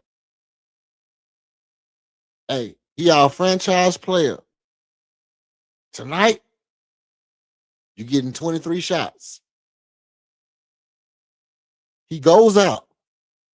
He get 23 shots, scores 32 points, and then tomorrow he take 14 shots. It's your franchise player. I have a problem with that. I have a problem with that. I have the same thing. The difference between Alperen Sengun and Amin Thompson to me is that LP will consistently get 15, 16, 17 shots. Sometimes 17, 18, 19, 20 shots. Right? But Amin will fluctuate. Amin will have 14 shots one day. He'll have 23 shots next week. LP is consistently around that mark. Hey, y'all hit the like and subscribe, bro. Y'all hit the please for your boy, man. For your boy. Sting your boy Olive Branch. Sting your boy Olive Branch. For the free. You know, I'm not gonna ask you to buy me a bouquet of flowers or any of that fancy stuff. You don't have to buy me a cup of coffee, a pack of Black and Mouse. All I really, really need is get the likes up for me. Let's come in and get the likes up for me. I appreciate it a lot. Um, and I appreciate everybody for coming in. Actually, all I really needed was for y'all to come in and enjoy the content. And I appreciate that. That is more than enough for me. You know what I mean? That's more than enough for me. And I really appreciate y'all coming in and enjoying the content. I actually, you know, would be overly appreciative if we got the. I don't even know how many likes I got. I just know that you're supposed to say that throughout the stream. You know what I mean? I do it. I do this because I like doing it. And if if you like it, like it. You don't like it or dislike it. Put the thumbs down if you don't like it. Just don't ban me or nothing like that. Um, that's cool in the game. So, do you think that Alfred Shangon? Here's the question, because I hear people say this all the time. I hear people say all the time, we can't have a team with two non-shooters, and I'd be like, damn, is that a real rule? Is that an actual? Is that an actual rule that two non-shooters can't win? Because um Draymond and Kevon Looney was on the same damn team. Hold on.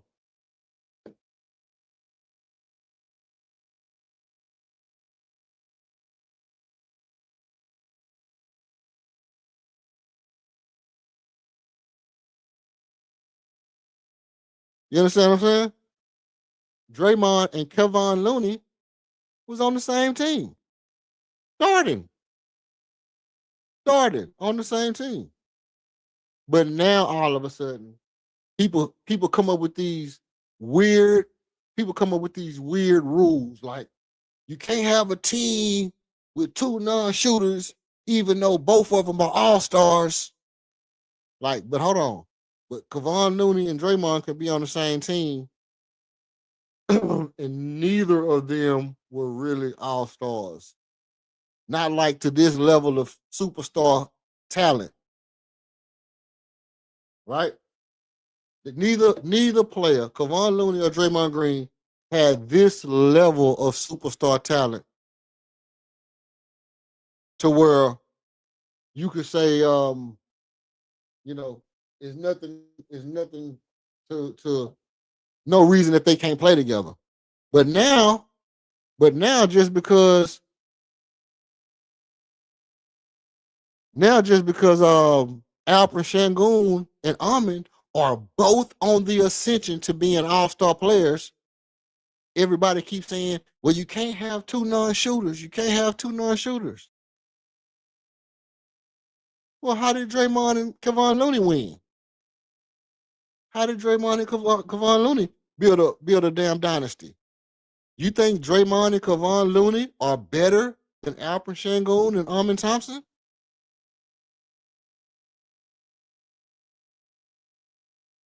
I don't understand. I don't understand. I don't agree that you can't win with two non-shooters. Not only do I not agree, I think it's a ball face lie. I think it's clickbait. It's a ball face lie. And I think it's a narrative that people are spinning to destroy our chances of having a competitive team. I think, you know how people say if you tell a lie long enough, it become the truth. That's what I think is happening with the Rockets. I think people keep saying, we can't win with two non-shooters so much that eventually we'll make enough mistakes that allow us to not be able to win with two non-shooters. But here's the thing. Alperen Şengün, he had 2 games last year where he shot volume 3-pointers. Can anybody put in the chat when Alperen Şengün has taken more than 4 3-pointers, what was his shooting ratio? When Alperen Şengün shot more than 4 3-pointers, what was his shooting ratio? Does anybody know? Well, here it is. Every time Alperen Şengün shot more than 4 threes, he was 5 for 7. The only time Alperen Şengün really had bad 3-point shooting percentage was when he shot under 3 3-pointers. Listen, the only time Alperen Şengün had bad field goal percentage was when he shot under 3 3-pointers.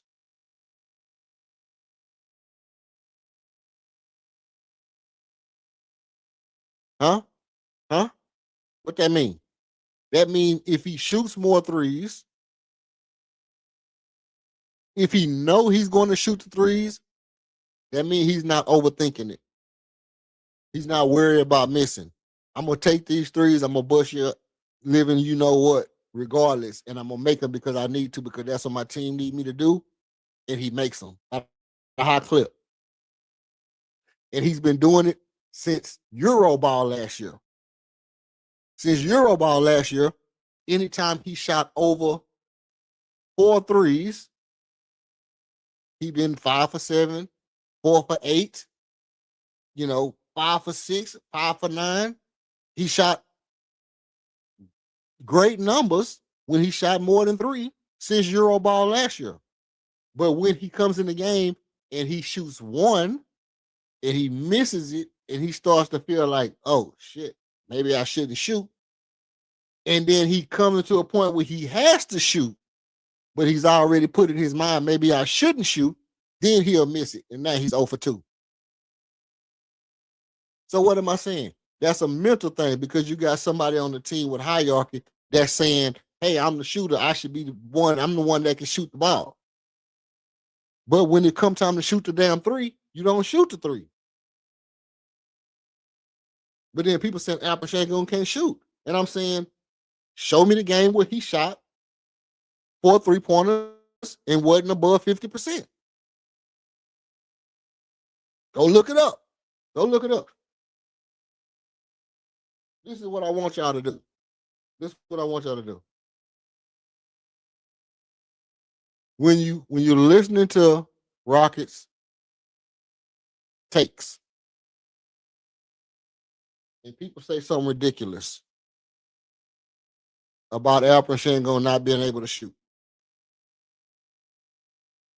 you just ask them to show you the games where he shot more than 5 3-pointers.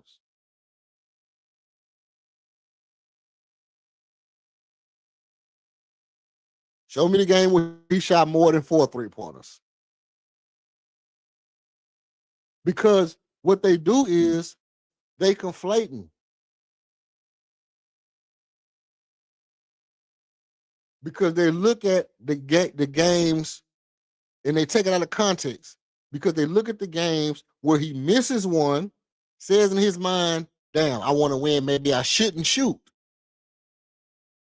And then circumstances makes him shoot after he's already told himself not to shoot, and then he misses. But they don't count the games where he come in and say, you know what? I'm busting ass regardless. I'm firing away regardless. And he just goes on an absolute scorcher.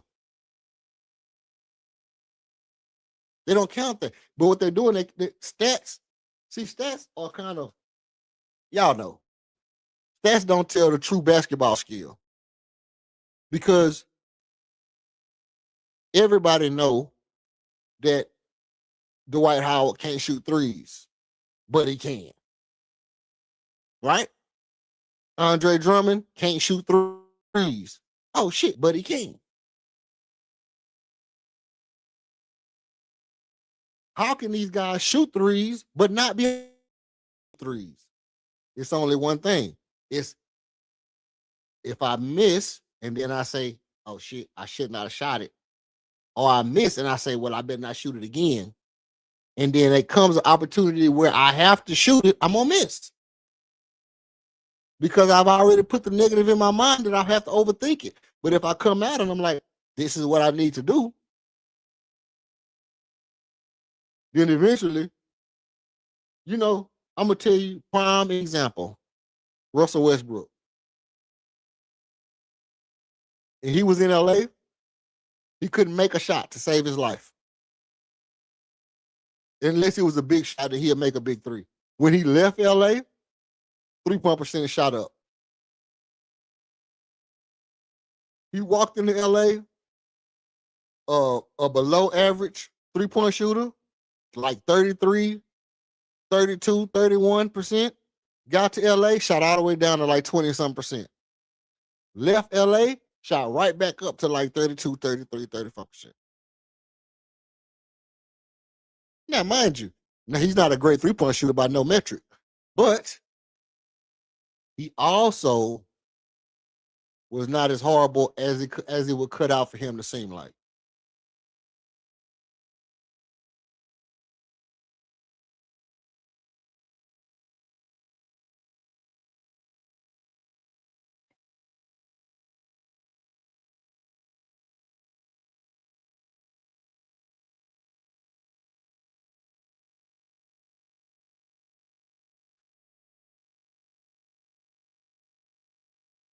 So,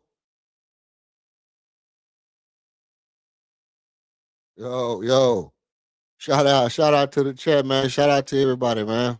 We in the building. I appreciate everybody for pulling up.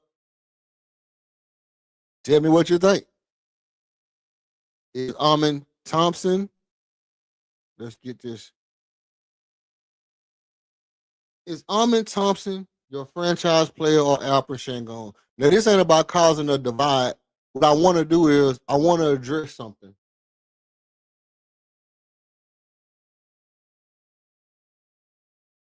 How many times have you seen a player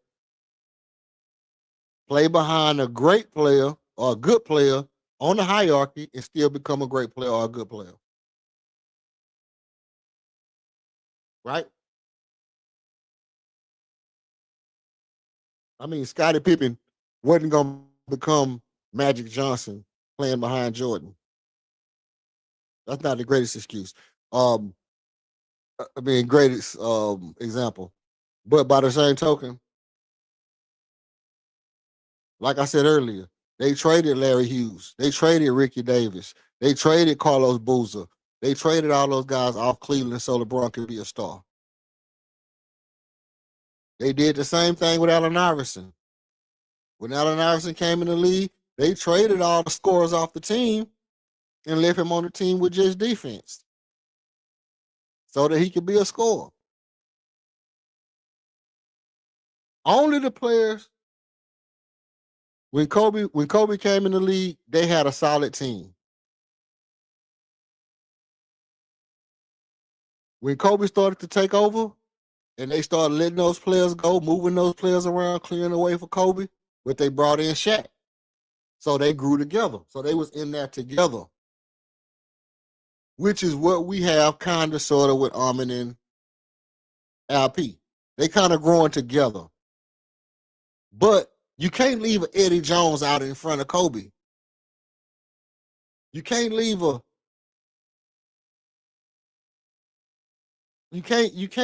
a star in front of your blossoming star and expect your blossoming star to still live up to his potential when he got something hovering above him. Amin Thompson is going to be a problem. Town biz in the business. No, listen. Man, look. I think Amin should already be on his full ascension. I think we have to try to win and we bring it in, basically, I think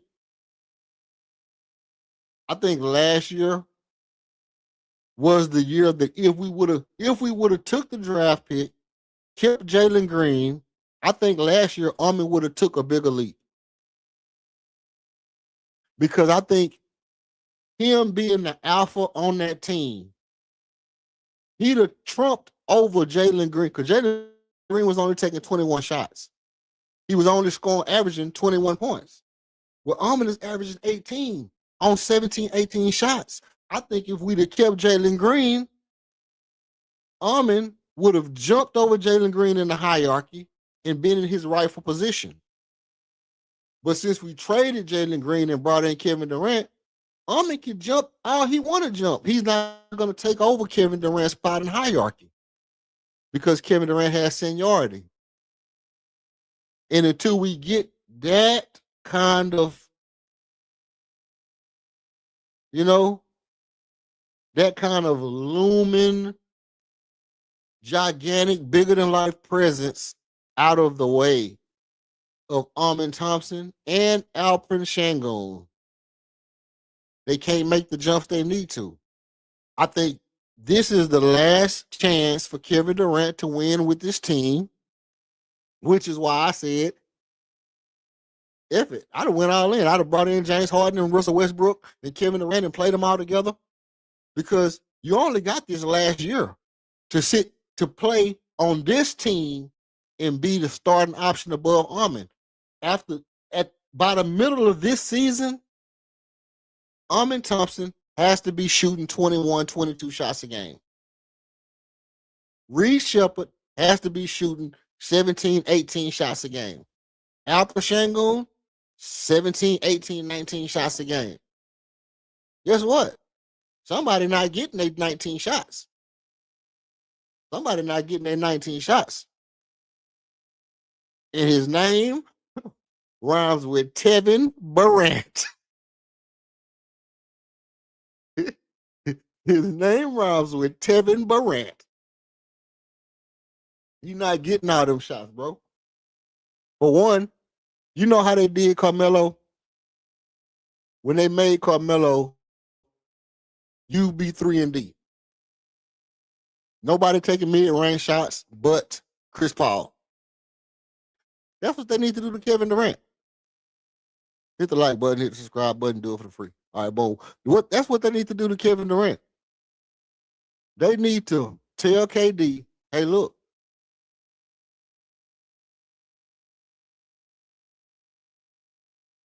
Hey, man, I'm with it. I'm with it.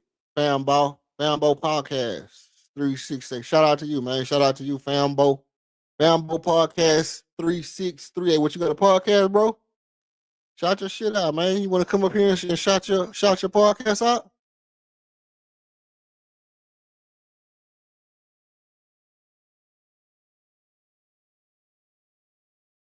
If you want to hit the link, man, and shout your podcast out, man, you can do that. I'm gonna put it up. It's up there. Boom. Oh, it's already up there. Okay. So listen,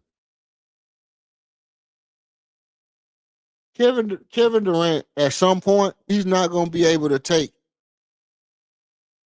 19 shots a game and just be cool with them all being mid-range shots.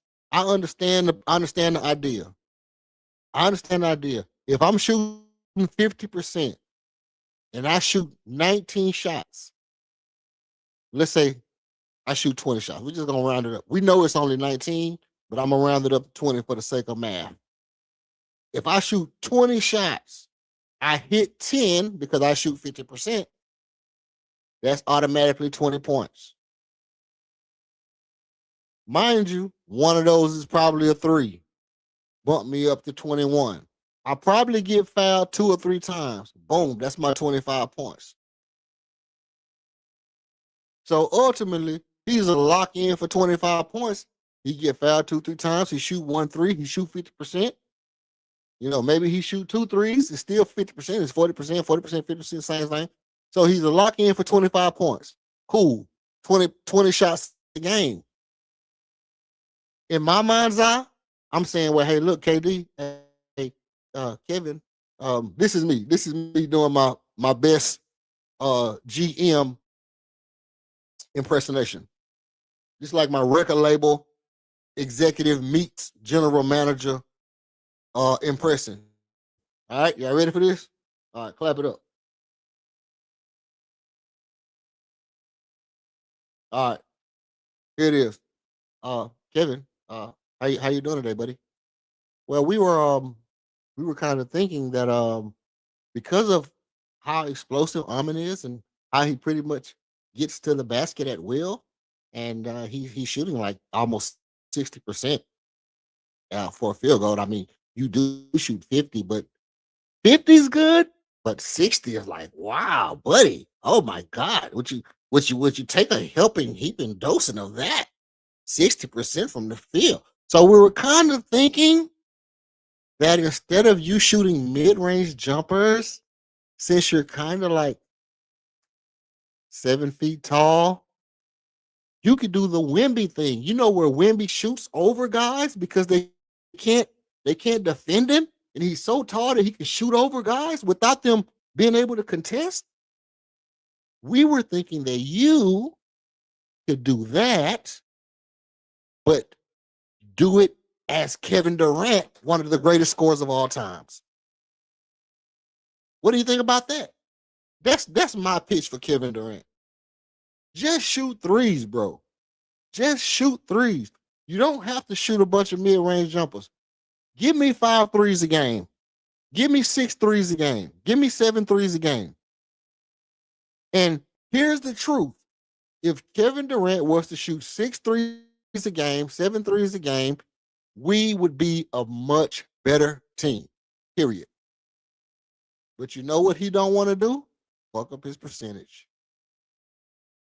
He's he's protecting his percentages at the expense of our young core, mainly Amon Thompson and Alperen Şengün. You know why people can double team Alperen Şengün? Because Kevin Durant is in the field goal. Because Kevin Durant is in the middle of the damn court. If people talk about the spacing on the team as if it's Ime's fault, yes, it is, because Ime is trying to get Kevin Durant the ball where he can be efficient, knowing that the best place for Kevin Durant is in the corner, shooting long layups from the corner three. Every shot that Josh Okogie, Tari Eason, most of the shot that Reed Shepard took, all those shots could have been Kevin Durant threes in the corner. And you know what that would have did? Opened up the driving lane for Amon Thompson. And you know what that would have did?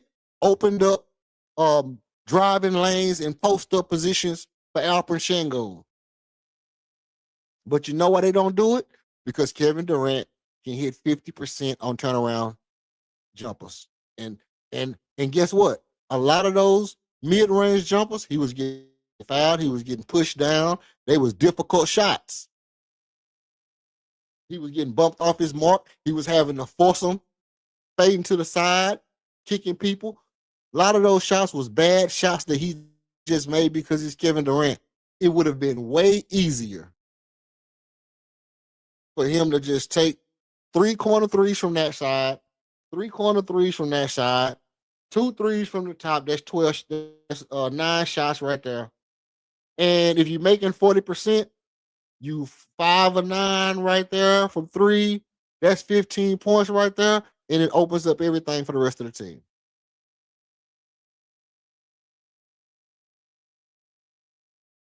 It's boring. It's boring, but it's effective. It's effective to say, hey, guess what? Kevin Durant got the ball at the 3-point line. Guess what is open? Everything. Because now you can't leave the corner. You want spacing on the court? You want spacing on the court? Put Kevin Durant in the corner. You will never leave that man open in the corner again. It'll be so much spacing between Kevin Durant and the goal that Amon Thompson will be able to waltz in and lay it up every time. And guess what Amon Thompson will score? 30 a game. Guess what Amon will score? 30 a game, 27 a game, shooting 54% from the dunking the ball almost every time. But you know what Kevin Durant was never at on the court? In the corner. Now, is that Ime's fault or is that Kevin's fault? I say it's a little hodgepodge. It's a little hodgepodge of both. You know what I mean? There's a little bit of Ime saying, I want to respect Kevin. I don't want to beef with him. We need him to play good because we got him. It's Kevin saying, hey, I like the ball here. I know basketball, but this is how I've been playing all my life. This is how I'm best. How you are best does not a champion make. Man, that sounds like some Confucius type shit. I need to say that shit again.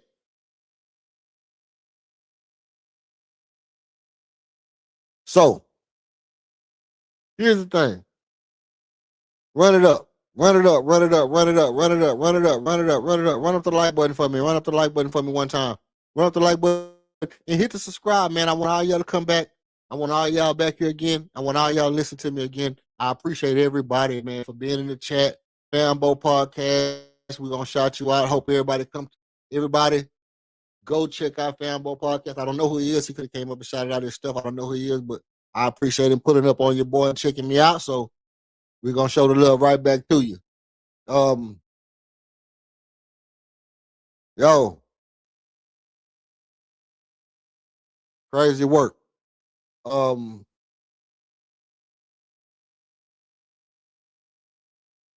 Listen, if you think Armin Thompson is the future of the franchise, you have to question when is he going to be the priority of the franchise. You cannot tell KC to go sing background for Boys to Men. You cannot tell Wanye to go sing background for Jodeci. You understand what I'm saying? It's Bobby Brown on the New Edition, and then you tell Bobby to go sing background for New Kids on the Block. It's you understand what I'm saying? You can't take a superstar talent and tell him you have to be the Swiss Army knife. Armin is the ultimate Swiss Army knife. Ultimate Swiss Army? What you mean ultimate Swiss Army? You saying that when Kevin Durant mess up, I can get rebounds? Or if somebody missed their defense assignment, I can make up the mistake? I need to be more than a Swiss Army knife. I need y'all to be looking at how to build this team around me. If I'm Armin, I'm like, look, I heard Detroit was trying to make some moves. Now I know they don't want to give up my brother. But man, go get me my brother. Go get me my brother. Go get the only other person in the league who can play defense as good as I can. And then we got Jabari, who can shoot lights out. You don't think LP's a good shooter? I think LP's a great passer. I'm not the best ball handler. So what we need is we need Reed to be able to go ahead and be effective. If he's not being effective, we need to get, hey, do we need to bring in a Curry? They talking about Curry want to trade. I know they said they're not going to trade him. I would keep Reed because I think myself personally, I think a team that has Reed Shepard, Armin Thompson, Jabari Smith, heaven forbid we could get Arsour. Heaven forbid we get Arsour Thompson. Or if Tari really lives up to what he can be.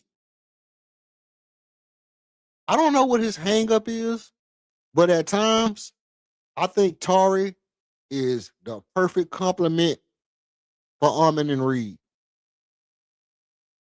And I know people say, man, he don't need trying to be a shooting guard. He don't need to be dribbling.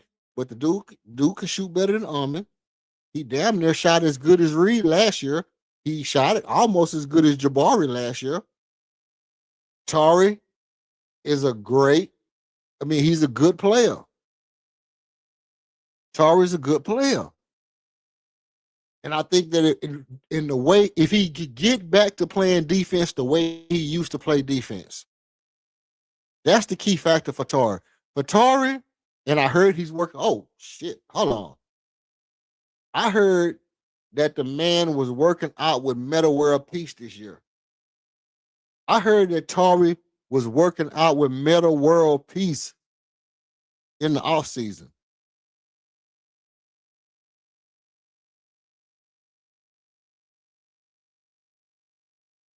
If Tari bring that type of energy to the team this year,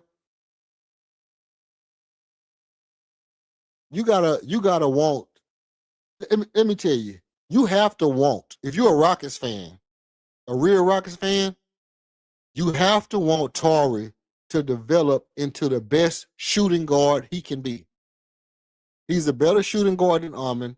Kiss my ass. I don't care what you say. Armin is a 3. But if you can have a starting lineup of Reed, Tari, Armin, Bari, and LP next year, and everybody playing at their highest level, and have a decent bench, with maybe still a Marcus Smart, maybe KD goes to the bench, which is for my liking. I would love to see Kevin Durant on the bench. You got Marcus Smart and KD coming off the bench. You got a good draft pick on the bench. You get your a legitimate center backup. That's looking more like a championship team. You coming off with KD as the sixth man, coming off doing some Lou Williams shit. It'll be crazy. Detroit not giving y'all their second best player. But here's the thing about that. I don't think Detroit don't got no reason to keep him. They like him.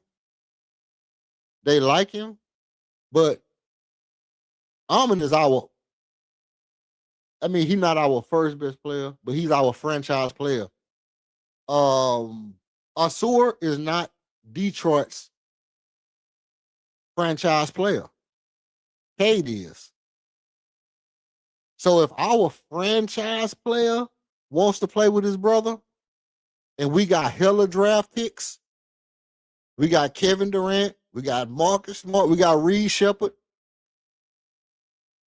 we got Jabari Smith Jr., we got Tari Easton. It's things we could do to get Asur off that team. The only reason we don't have to get Asur, really, to be honest, is because Tari is really probably better offensively than Asur. But if Almond ever got to the point to where his defense developed, to where his offense, if Almond's offense developed and Tari's offense developed, we wouldn't need Asur. With that being said, if Asur and Almond was to be on the same team, the league would be on notice. It would be no hope to do shit. You couldn't do nothing. You wouldn't be able to do nothing. You wouldn't be able to do nothing on these on the Rockets. You barely can now with the Terror Twins. With the Terror Twins alone, it's hard enough to be able to maneuver around. But you add Asur to that mix some kind of way, and then again, like I'm saying, you look at Kevin Durant and you say, Kevin Durant is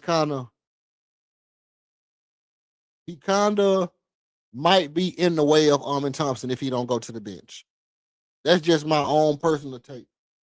My own personal take about having your best player be the background dancer is, at some point, I would like to see Kevin Durant say, hey, look, I only need 19 shots a game. I don't need to be in the starting lineup to get my 19 shots. I just need to be in there in the closing minutes of quarters or the starting minutes of quarters. So let them young guys get out to the races. When the game is under the way, you put me in, I go in and I do my thing. I come off the bench as a sixth man. I would love for Kevin Durant to have that kind of offensive intelligence to just say, I don't need to start. Because put these guys out here and let them run. Let me come in and go crazy against the second unit. You know how deadly that would be if Kevin Durant was going against the second unit of every team? Oh, my days. It would be Cook City. It would literally be Cook City. But if that's not what he's willing to do, if he's not willing to ever come off the bench, then you have to say, is he holding back Armin Thompson? Is Kevin Durant being a small forward, literally holding back Armin Thompson? Because if he's not spacing out, he's not at the 3-point line, spacing at the 3. He's diving into the paint. He's getting the ball at the 3-point line, passing it to LP, and then going to get it back to go drive in the paint and shoot a mid-range jumper. So what is Armin doing all this time? Armin should be sitting out here, and it should be Kevin Durant in one corner, Alperen Sengun comes setting the pick, or he comes setting LP the pick, and they going into their two-man game. Instead of Armin just being in a dunker spot. I'm in a dunker spot again. You know how hard it is for people to stop Armin Thompson going downhill? It's almost like LeBron James. This dude is so fast and so athletic that all he got to do is do one move get his foot on side of your body, and there's nothing you can do. I seen the dude score 27 points, and it seemed like he was barely dribbling the ball. It was almost like Clay. He would dribble the ball like 2 times and be at the rim. He would dribble the ball 2 times and be at the rim. He scored 27 points on like minimal moves. On minimal moves. And he can be a 27-point per game scorer, but you can't do it when you got a 7-footer and another 7-footer shooting in the paint the whole damn time. Kevin Durant should be in the corners, spacing, instead of always blaming it on Ime. Instead of blaming it on Ime every time the spacing ain't right, look at some of the players and how they want to play and say, well, Ime is relinquishing power to Kevin Durant to play the way that he's been a Hall of Fame player playing. Kevin Durant has made himself a Hall of Fame for shooting mid-range and being efficient. Ime is not going to take that away from him, but if he was to relinquish it,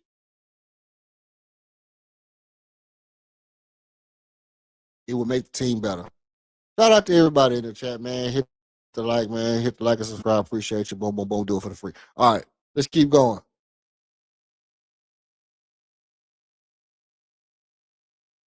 Now, I think another big thing that we have to look at is how good actually is Amin Thompson? Is Amin Thompson actually as good as we think he is, or is that just wishful thinking? Is that just wishful thinking? I think it's safe to say that my bad. It's safe to say that based off of what I just said, you can believe in your mind that Amin Thompson is a very skilled player. But being a skilled player,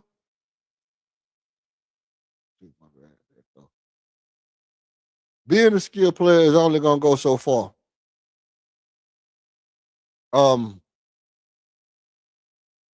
What up with it? What up with it, Denver Gleam? Denver Gleam. Shout out to you, man. Being a skilled player is only gonna take you so far. I think the intensity, the work ethic, all that stuff will get you the rest of the way. A big part of what you have to do is you have to kind of put pressure on your coach. Sorry to say it, but it's one of the things that the best players are able to do is put pressure on their coach. Right? Putting pressure on your coach is going to make your life easier. It's going to make your life easier. And Amin is such a nice guy and cool and laid back and this, that, and the third. He's not really going to the full extent of saying, hey, I want this, I want that, I need this, I need that. And I think to some degree, the coaches might take advantage of that. The coaches might take advantage of his willingness to do whatever it takes to win, or his willingness to want to be the best player he can be within the confines of the system. At a point, being the best player you can be means putting your foot in the coach's ass. You know, at a point, being the best player you can be. Hey, listen. Let me say something, man. I ain't gonna go on a campaign, but I am gonna say this. If y'all, I got crazy views on this stream, and I got 4 likes, bro. That's all I'm gonna say, man. If y'all could please, man, appreciate you. Hit the subscribe button. I want all y'all to come back. I want all y'all to check me out. This ain't first time out of the stream. This ain't the last time we're gonna do it. We're gonna bring up people. We get into our debates. We do this all the time. I would love to have all y'all back. If y'all don't want to miss any great content we have going forward, please hit the subscribe. Please hit the like. You know what I'm saying? I'm out here slot bopping for likes, man. We struggle streaming. Struggle streaming 101. All right, let's get it. Now,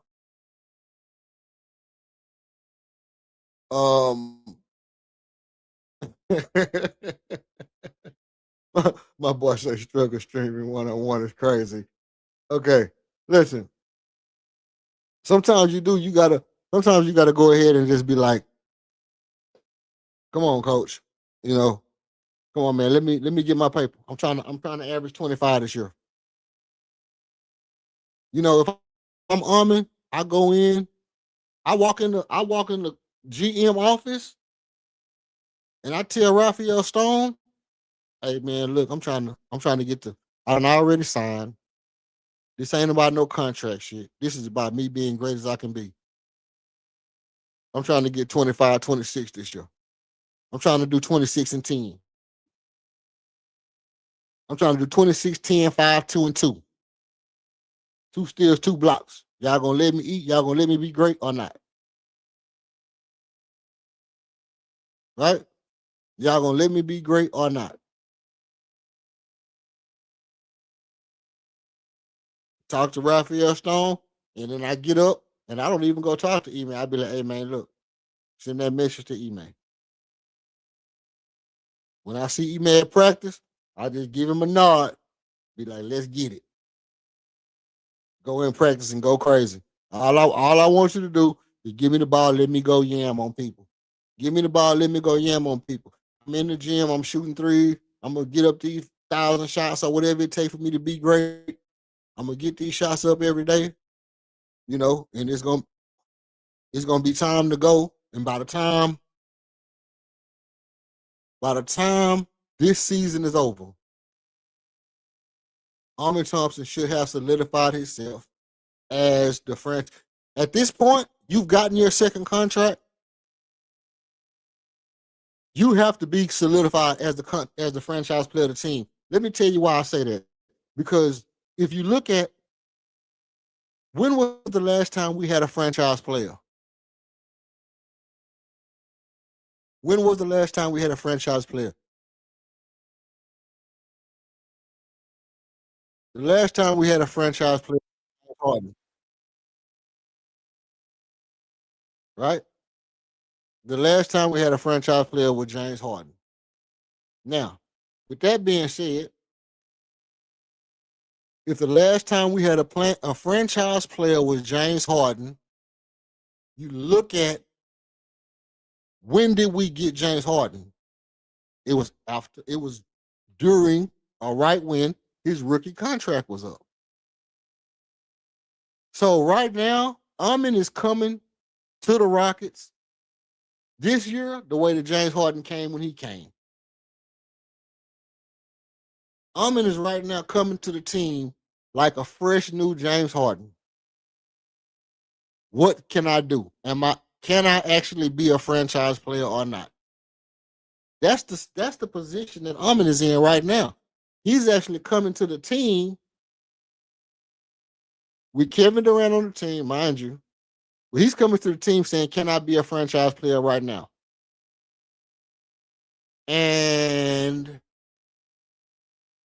he's going to come to the team and he's going to look at it and he's going to come out and we're going to find out within the next 6, 7 years if this guy is as good as James Harden. He might not be as good a scorer as James Harden, but all around player, he should be better than James Harden. All around player. Full body of work. Full body of work. Amin Thompson should have an MVP, a DPOY 2, and a chip. But this is his contract year. We're looking at it because we didn't get him in a draft or a free agent signing or anything like that. But imagine if he was on another team and this was his contract year and we signed him instead of that other team and we was just getting him on our team. That's how it was when James Harden came. He was coming off the bench of another team and people were saying, what can he be? Can he be this? Can he be that? And we was able to get him. And we came in and we put him in the limelight and he never looked back. Well, that's the position that Armin is in. But he's been on the team and we've seen him grow. But we still have to stick him in the limelight and hope he never look back. And he should have a flourishing career like the likes of a James Harden or like the likes of a Steph Curry after he got his first contract or like the likes of, you know, Anthony Edwards after he got his first contract. Well, Anthony Edwards was good his rookie year and his second year. But for the fact that this is his first contract, like not his first one besides his rookie contract, we should see the next 3 years should be crazy work for Armin. And he has to want that as much as we want that for him, but the coach has to provide him that opportunity. And if the coach doesn't provide him that opportunity, that coach, the 13th best coach in the league, that coach is the 13th best coach in the league. Guess where he gonna be at? This is where you ask will be. Hey, shout out to the new subscribers, man. I got a couple new subscribers and we're gonna shout y'all out. I appreciate y'all, man. I appreciate the new subs. Yes, yes. Shout out to the new subs. Give them a round of applause for the new sub. Yes, yes, yes. You're a real one. You're a real one. Nobody know. Hey, Keyshawn. Keyshawn Trudell. Boy, you real. Boy, I appreciate you. Boy, appreciate you down now. Boy, get ready to shoot. Appreciate you down, boy. William Allen, man. Appreciate you down now, boy. Appreciate you, boy. 2482. Appreciate you, boy. That's real. Nobody can never tell you they appreciate you. No. When you get your new subs, man, it ain't nothing like it. You know what I mean? Clap it up for the new subs. Who else was on here? Neo in the mix, Neo in the Matrix. Did you sub up? Well, let's clap it up for Neo in the Matrix. All right. Now we just need everybody to hit the like button. The likes is crazy low. It's all right though. I mean, I don't need the likes as much as I appreciate y'all being here and enjoying the content. And I'm gonna keep on bringing it, and you gonna keep on bringing it. How your boy be saying it? Your boy be saying it, and keep on bringing it, and keep on bringing it. Man, I appreciate everybody for pulling up on me, man. We're gonna keep it going. Y'all want me to keep it going? We're gonna keep it going for a little while longer or until somebody say stop.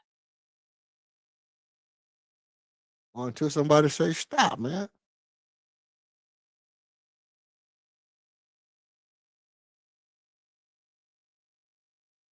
Let's see what we got. Okay, now.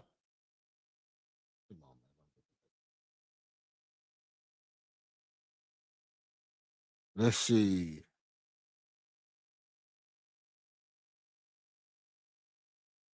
But I don't see why, I don't see why Armin Thompson couldn't be the best player on a championship team. I think he's more than capable of being the best player on a championship team. I think obviously James Harden could shoot when he came to Houston, but James Harden wasn't a guaranteed 3-point shooter when he first got here. James Harden was more of a slasher when he got here. James Harden was more of a Euro step to the lay, Euro lay, left the Euro lay, right Euro lay, and dunking on people when he came to Houston. Yes, he could hit a little corner three, and yes, he could hit a couple of threes and stuff like that. He had a nice bag work and all that stuff when he was in OKC, but he wasn't known for being a great 3-point shooter when he was in OKC, right? Just like Shai Gilgeous-Alexander is not a great 3-point shooter, and he may be on the verge of being the best point guard ever. Shai Gilgeous-Alexander might be on the verge of being the best point guard in the history of basketball. Y'all want to know who I think could be better than Shai Gilgeous-Alexander? Can I get an amen? Can I get an amen? Can I get a hand clap? I actually believe that Armin's explosiveness his defense, his quick twitch, his flat out foot speed, his tenacity, and the veracity of the way he plays the game can make Armin into not only the Shea stopper, but a player that makes you say, well, Shea was a good scorer, but Armin was the better all around player.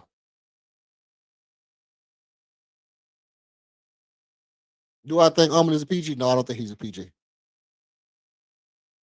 Nah, I don't think he's a PG. I don't even think he's a guard. But if they're gonna leave him at the shooting guard, if he's gonna be like a Clyde Drexler type, 80s, 90s, slashing guard, I'm not gonna cry about it if Armin Thompson is a shooting guard. I just don't think he's a guard. I think he's more of a small forward. But at 6'7", if he wants to be a 6'7" shooting guard, I'm not gonna cry about that. I'm just gonna say I think he hasn't even started to breach his potential. I don't think Armin has even started to reach his. At the beginning of last year, I said Armin would average 20, 10, 5, 2, and 2. I said that last year. 20 points, 10 rebounds, 5 assists, 2 steals, 2 blocks. But his defense struggled because of how much responsibilities he had to take on the offensive end as far as passing the ball and, doing this and that. I don't think he'll have to do that as much this year. I don't think Armin will have to do as much point guard, play as he had to last year. I don't think he'll have to do as much of that this year. What I do think is that his defense to jump back up. I think his defense will jump back up. I think his shot attempts will jump back up. Well, the thing you have to understand is once you get a new contract, you get new responsibilities.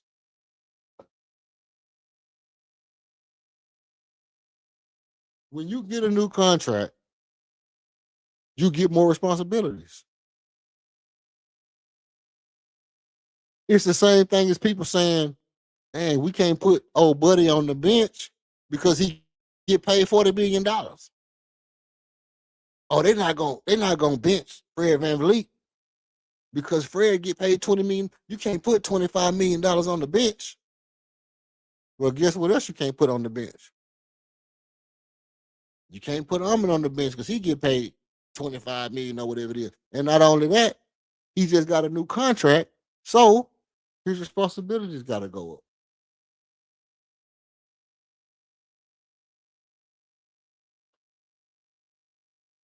Right? So now that his responsibilities got to go up, now you're going to look at it and you're going to say, hey, well, if your responsibility is going up, one thing I know, 2 things for certain, 3 things for sure. Ooh.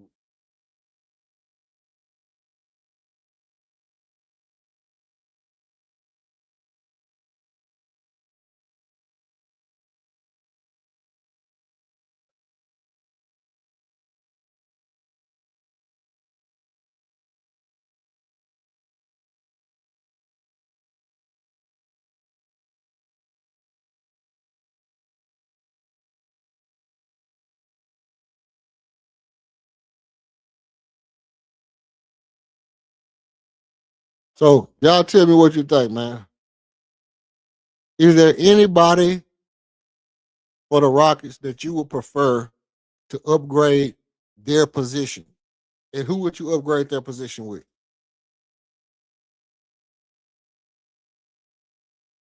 If I had a, hey, you know what? Y'all stick with me for 1 minute, man. I gotta hit this commercial. I'm gonna take me a little quick bathroom break. I'm gonna hit while I hit my commercial. Oh man. Oh man.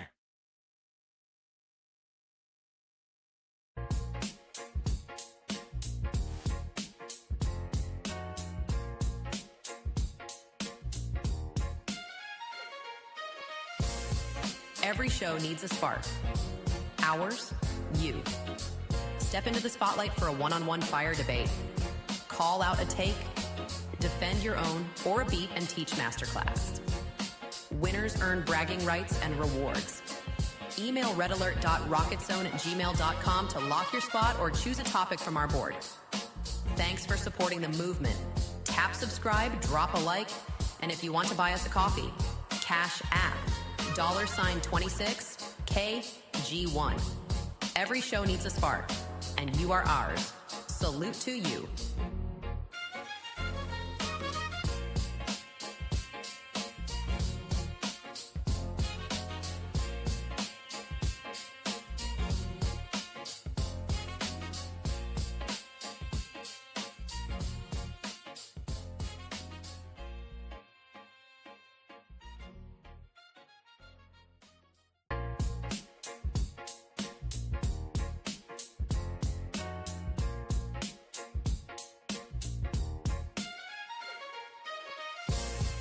Every show needs a spark. Ours, you. Step into the spotlight for a one-on-one fire debate. Call out a take, defend your own, or a beat and teach masterclass. Winners earn bragging rights and rewards. Email Red.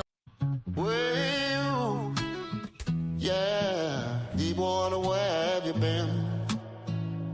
Where have you been, been? People wonder where have you been? Echoes in the dark, we lose time when it bends. I got bored in my mind, feel like a black hole in space, yeah. Oh, it's all in my mind. I swear it feel like a black hole in my space. You hear echoes in the dark now. I'm losing my mind, not my faith. 'Cause most of us just trying, still trying to figure out. Cosmic, just trying together now. The things we don't know nothing about. Ain't nobody on it. Nobody I wanna see coming round. Oh no. Nobody over it now. Oh no. Nobody I wanna see coming round. Feel like I've been stargazing too long. Looking ready to hide, be feeling down. Ooh, is most of us just trying, still trying to figure out. Cosmic, just trying together now. The things we don't know nothing about. Ain't nobody over it. Nobody I wanna see cut around. Nobody over it now. No. Nobody I wanna see come around. Feel like I've been stargazing too long, looking way too high to pin it down. 'Cause most of us just trying, still trying to figure out. Cosmic, just trying together now. The place we don't know nothing about. Ooh, And I've been stargazing too long.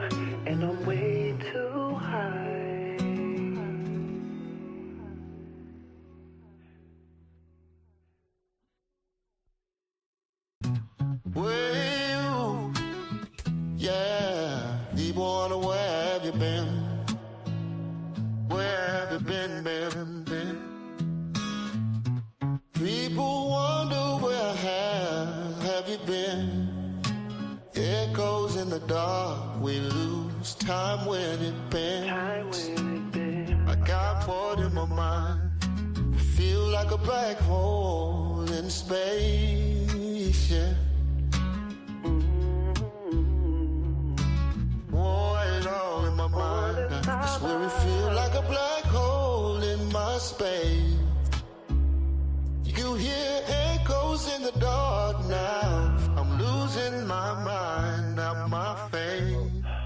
'Cause most of us just trying, still trying to figure out. I know y'all grooving to that, man. I ain't gonna try to listen no more. We'll check it out at the end. You know what I'm saying? Look, hey, I appreciate everybody for staying with me, sticking with me through this. I take a little break. I've been going for basically 5 hours straight, non-stop. Been a good stream so far. Let's keep it going in the chat, man. Shout out to people in the chat and see what we got going. Who is that song? Somebody let me know. Look up, let me see. It's called Stargazing. It's called Stargazing. Look up Stargazing. Ezekiel Allen. Stargazing.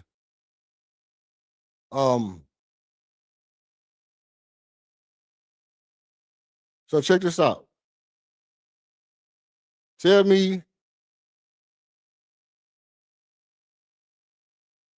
who you think will make the biggest leap for the Houston Rockets this year.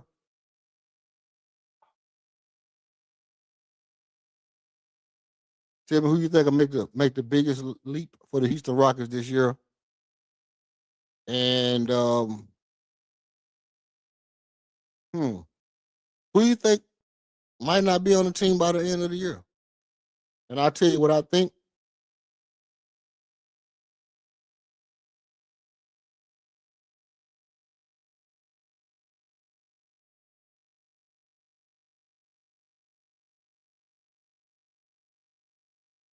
I myself personally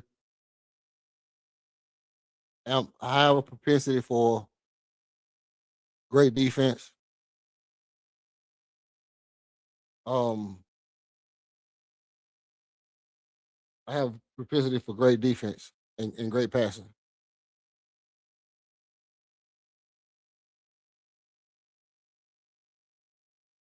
I like great passing. I think, obviously, I don't think Amin has to make a monumental leap this year. If he makes a moderate leap, if he makes a moderate leap, he's going to be exceptional. If Amin Thompson makes a moderate leap this year, he'll be exceptional. And I don't think if Amin or Alper Şengün, first of all, let me reiterate something that I've stated emphatically throughout this stream. I don't think LP is a bad shooter. I think he's not good at shooting mid-range shots because he's moving. He always moving with the ball. And when he has to go into a mid-range shot, it's awkward because it don't make sense for him to shoot a set shot in the mid-range off the dribble. Nobody shoots a mid-range set shot, normally, right? So I don't think Alper Şengün is a bad shooter. I think that Alper Şengün is not a good jump shooter. I don't think he has to be a good jump shooter to be a good shooter. I think his three-point consistency is based on confidence and consistency in taking that shot. So I don't think Alper Şengün, if he takes more shots in the flow of the offense from three, I think he'll be a better shooter.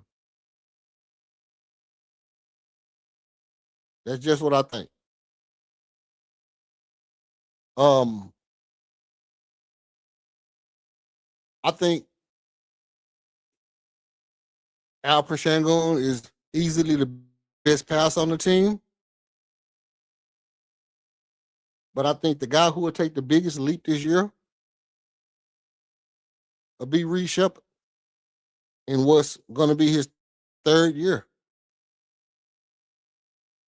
I think Reed Shepard, the way he played last year, was on the verge of being a starting point guard caliber player. His defense is underrated. He doesn't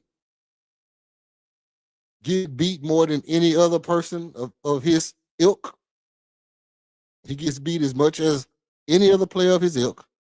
Yeah, he's not super strong. He's not super athletic. He's not super fast. But the good thing about Reed Shepard is a knockdown, dead eye shooter with good speed, great basketball IQ, plays with a lot of tenacity. A very handsy player, gets in the passing lane, gets his hands on, um, gets his hands on the basketball. Great recovery, anticipation, and at times he led the team. He was led all other players other than Alperen Sengun or Steven Adams in blocks. Imagine that. This 6'2" player sometimes was averaging 2 blocks a game just from getting his hands on the basketball while guys was trying to go and gather into their shot or something like that. I think with the experience under his belt, better players around him, consistency in the role he's going to be playing, more confident from the coach. I think Reed Shepard will make the biggest jump this year. And again,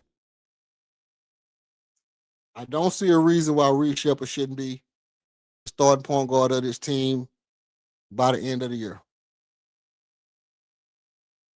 I just don't see it. I don't see it. I feel like he should. I feel like he could have already earned that spot as a starting point guard for this team. He's well within reach of being a starting point guard for this team. I believe he has Hall of Fame potential. I believe Reed Shepard has Hall of Fame potential, and it'll be hard pressed for somebody to tell me that if he makes the jump that I anticipate, that it won't be the biggest jump for any Rockets player this year. He being slept on. Reed is being slept on. I think he's being slept on because people don't believe that Ime is going to allow what he's supposed to be because we got all the other guards, because we got a Bogdan Bogdanovic, and we got a Marcus Smart, and we got Fred VanVleet back, and Amin Thompson going to play some point guard, and Alperen Sengun going to be running the offense, and Kevin Durant going to consistently be on the ball, and we got all these things going on, but I think ultimately it's going to be hard to keep the ball out of Reed's hand, and Reed runs the pick and roll like a master. He turned his shoulder off that pick. If Reed turns his shoulder off that pick, it is hell to tell the captain. He's going to dial up something that's going to make you want to call home and tell your mama to write you a love letter to your daddy. This dude absolutely will light you up off the pick when he turned his shoulder. And I think that one thing makes Reed Shepard more poised to make a big leap this year. I think it's one of the biggest things that can happen to this Rockets team. I don't believe that nobody has to make a bigger leap than Reed Shepard this year. And I believe that from where he was last year, taking the time off, sitting with the fails and stuff that he made in the playoffs, the one bad thing he did in the playoffs, the way he played last year, going back and watching the film, seeing how people are playing him, realizing how much stronger you got to be, what things he did good. Now, notice that a lot of things he did exceptionally well. He's going to look at those things too and say, I need to do more of that. I need to do more of this. I need to do more of that. When this guy I'm playing goes into this move and I know he can beat me, I need to go ahead and get back and get my hand on the basketball because I know he's going to beat me. He's jumping off 2 feet. He's jumping off 1 foot. He's elevating with the ball in his right hand. I got to reach across him and get to the left hand. All those things are things that Reed Shepard is going to pick up. I think it's going to make him a better player this year.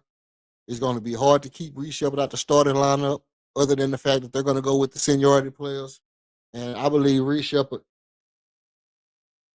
will make the biggest jump for the Rockets this year.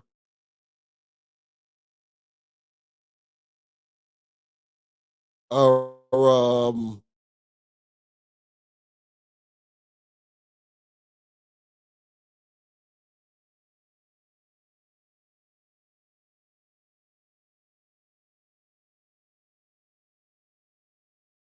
let's see. Let's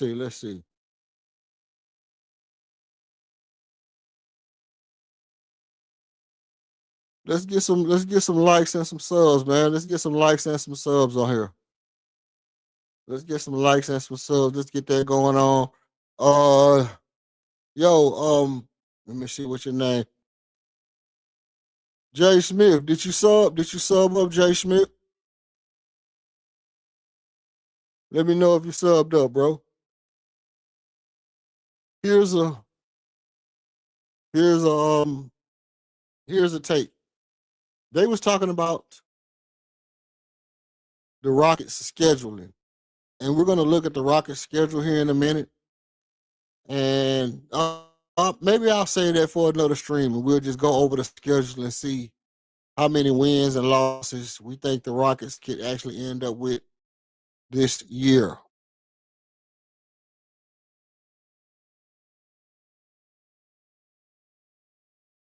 How many wins and losses do you think the Rockets can end up with this year? I don't think. Sheesh.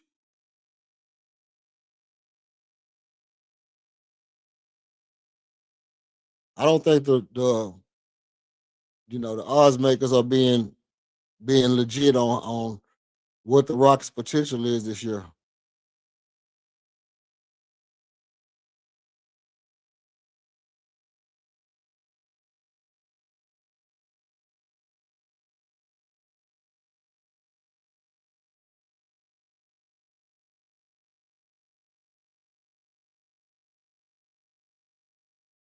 Yo.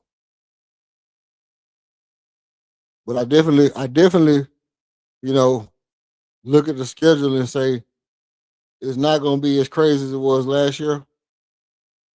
But I think it'll be easy for the Rockets to get off to a good start and really run it up going towards the middle of the year. The one good thing about last year is we had a lot of our hard games at the beginning of the year, and then, but because it was odd for us last year because the injury happened in the off season, and it took us time to gel. So even though we had hard games in the beginning of the year, we was gonna take some losses. We played good on some of those hard games that we probably could have won. And then by the time we started to gel, people was already getting tired. And so by the time the team started to gel and started to play like a team, LP was tired from Euro ball and we had to readjust the style of play. Steve Adams got hurt, and then things kind of didn't shape out the way that we wanted it to shape out. But Reed Shepard picked up around that Boston game. In November of last year, Reed Shepard started to pick up around that Boston game. And he never looked back. He never looked back. He had the one bad play in the playoff where LeBron came from behind and poked it from behind. But I don't think that was him really having a bad play as much as LeBron just being LeBron. Right? As much as LeBron just being LeBron. And you can't knock a second-year player for not being aware of one of the smartest players to ever play the game. Right?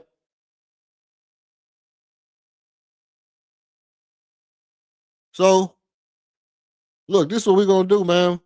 I appreciate everybody for pulling up. If y'all appreciate the content, if you ever want to drop in and come up, give me your take, debate me on one of my takes. You wanna tell me, hey, what you're saying make perfect sense, what you're saying don't make no sense, tell me why. Debate me. You want to debate me on something? You want to debate me on whether Kevin Durant is the best player the Rockets ever had? You want to debate me on whether Reed Shepard is a Hall of Fame player?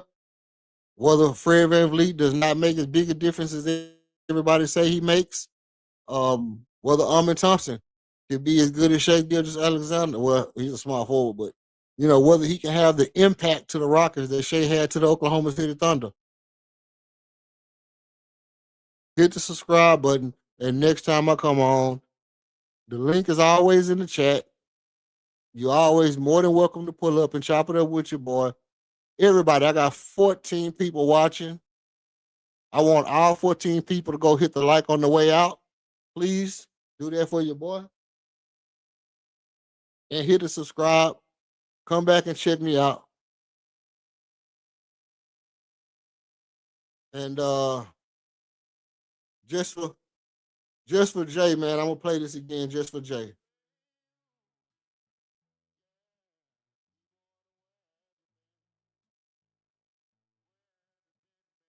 Let's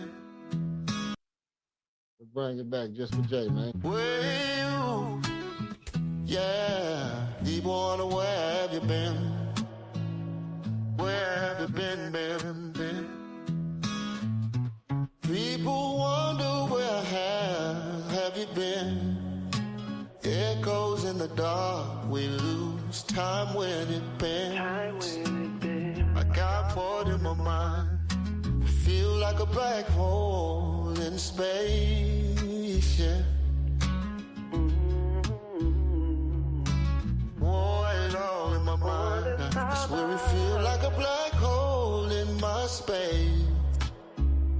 You hear echoes in the dark now. I'm losing my mind, not my faith.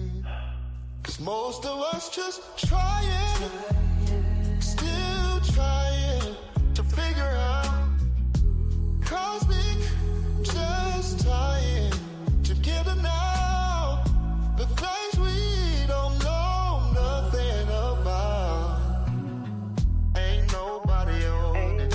Nobody I wanna see coming round. Oh no. Nobody over it now. Oh no.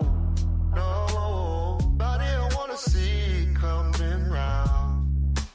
Feel like I've been stargazing too long. Looking ready to hide, be feeling down.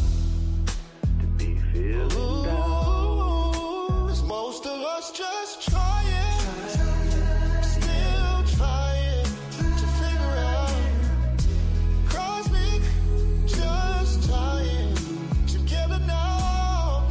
The things we don't know nothing about. Ain't nobody over it.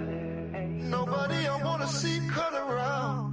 Nobody over it now. No. Nobody I wanna see come around. Feel like I've been stargazing too long, looking way too high to defend it down.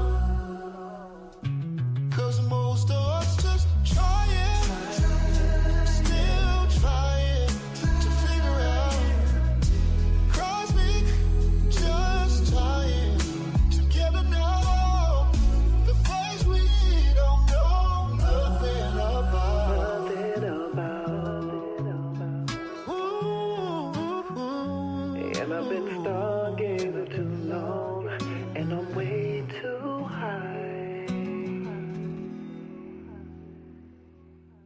All right, man. That's stargazing, man. Cosmic blues. Look, and we've been stargazing for the past 5 hours, looking at these Rockets players and their ranking according to rotation and position. And I really appreciate everybody who pulled up on this stream and hope everybody make it back next time. With that being said, this is Houston Rockets Red Alert, Untamed, Untapped, Unfiltered. And wow, totally unaware. Shout out to everybody, man. Everybody needs everybody, every platform, every stream needs a boost, man. And for this particular channel, y'all are it. This ain't just for me, man. It's a channel for the people, man. I appreciate everybody. Like I said, thank y'all a lot. Hope to see y'all next time. And we out.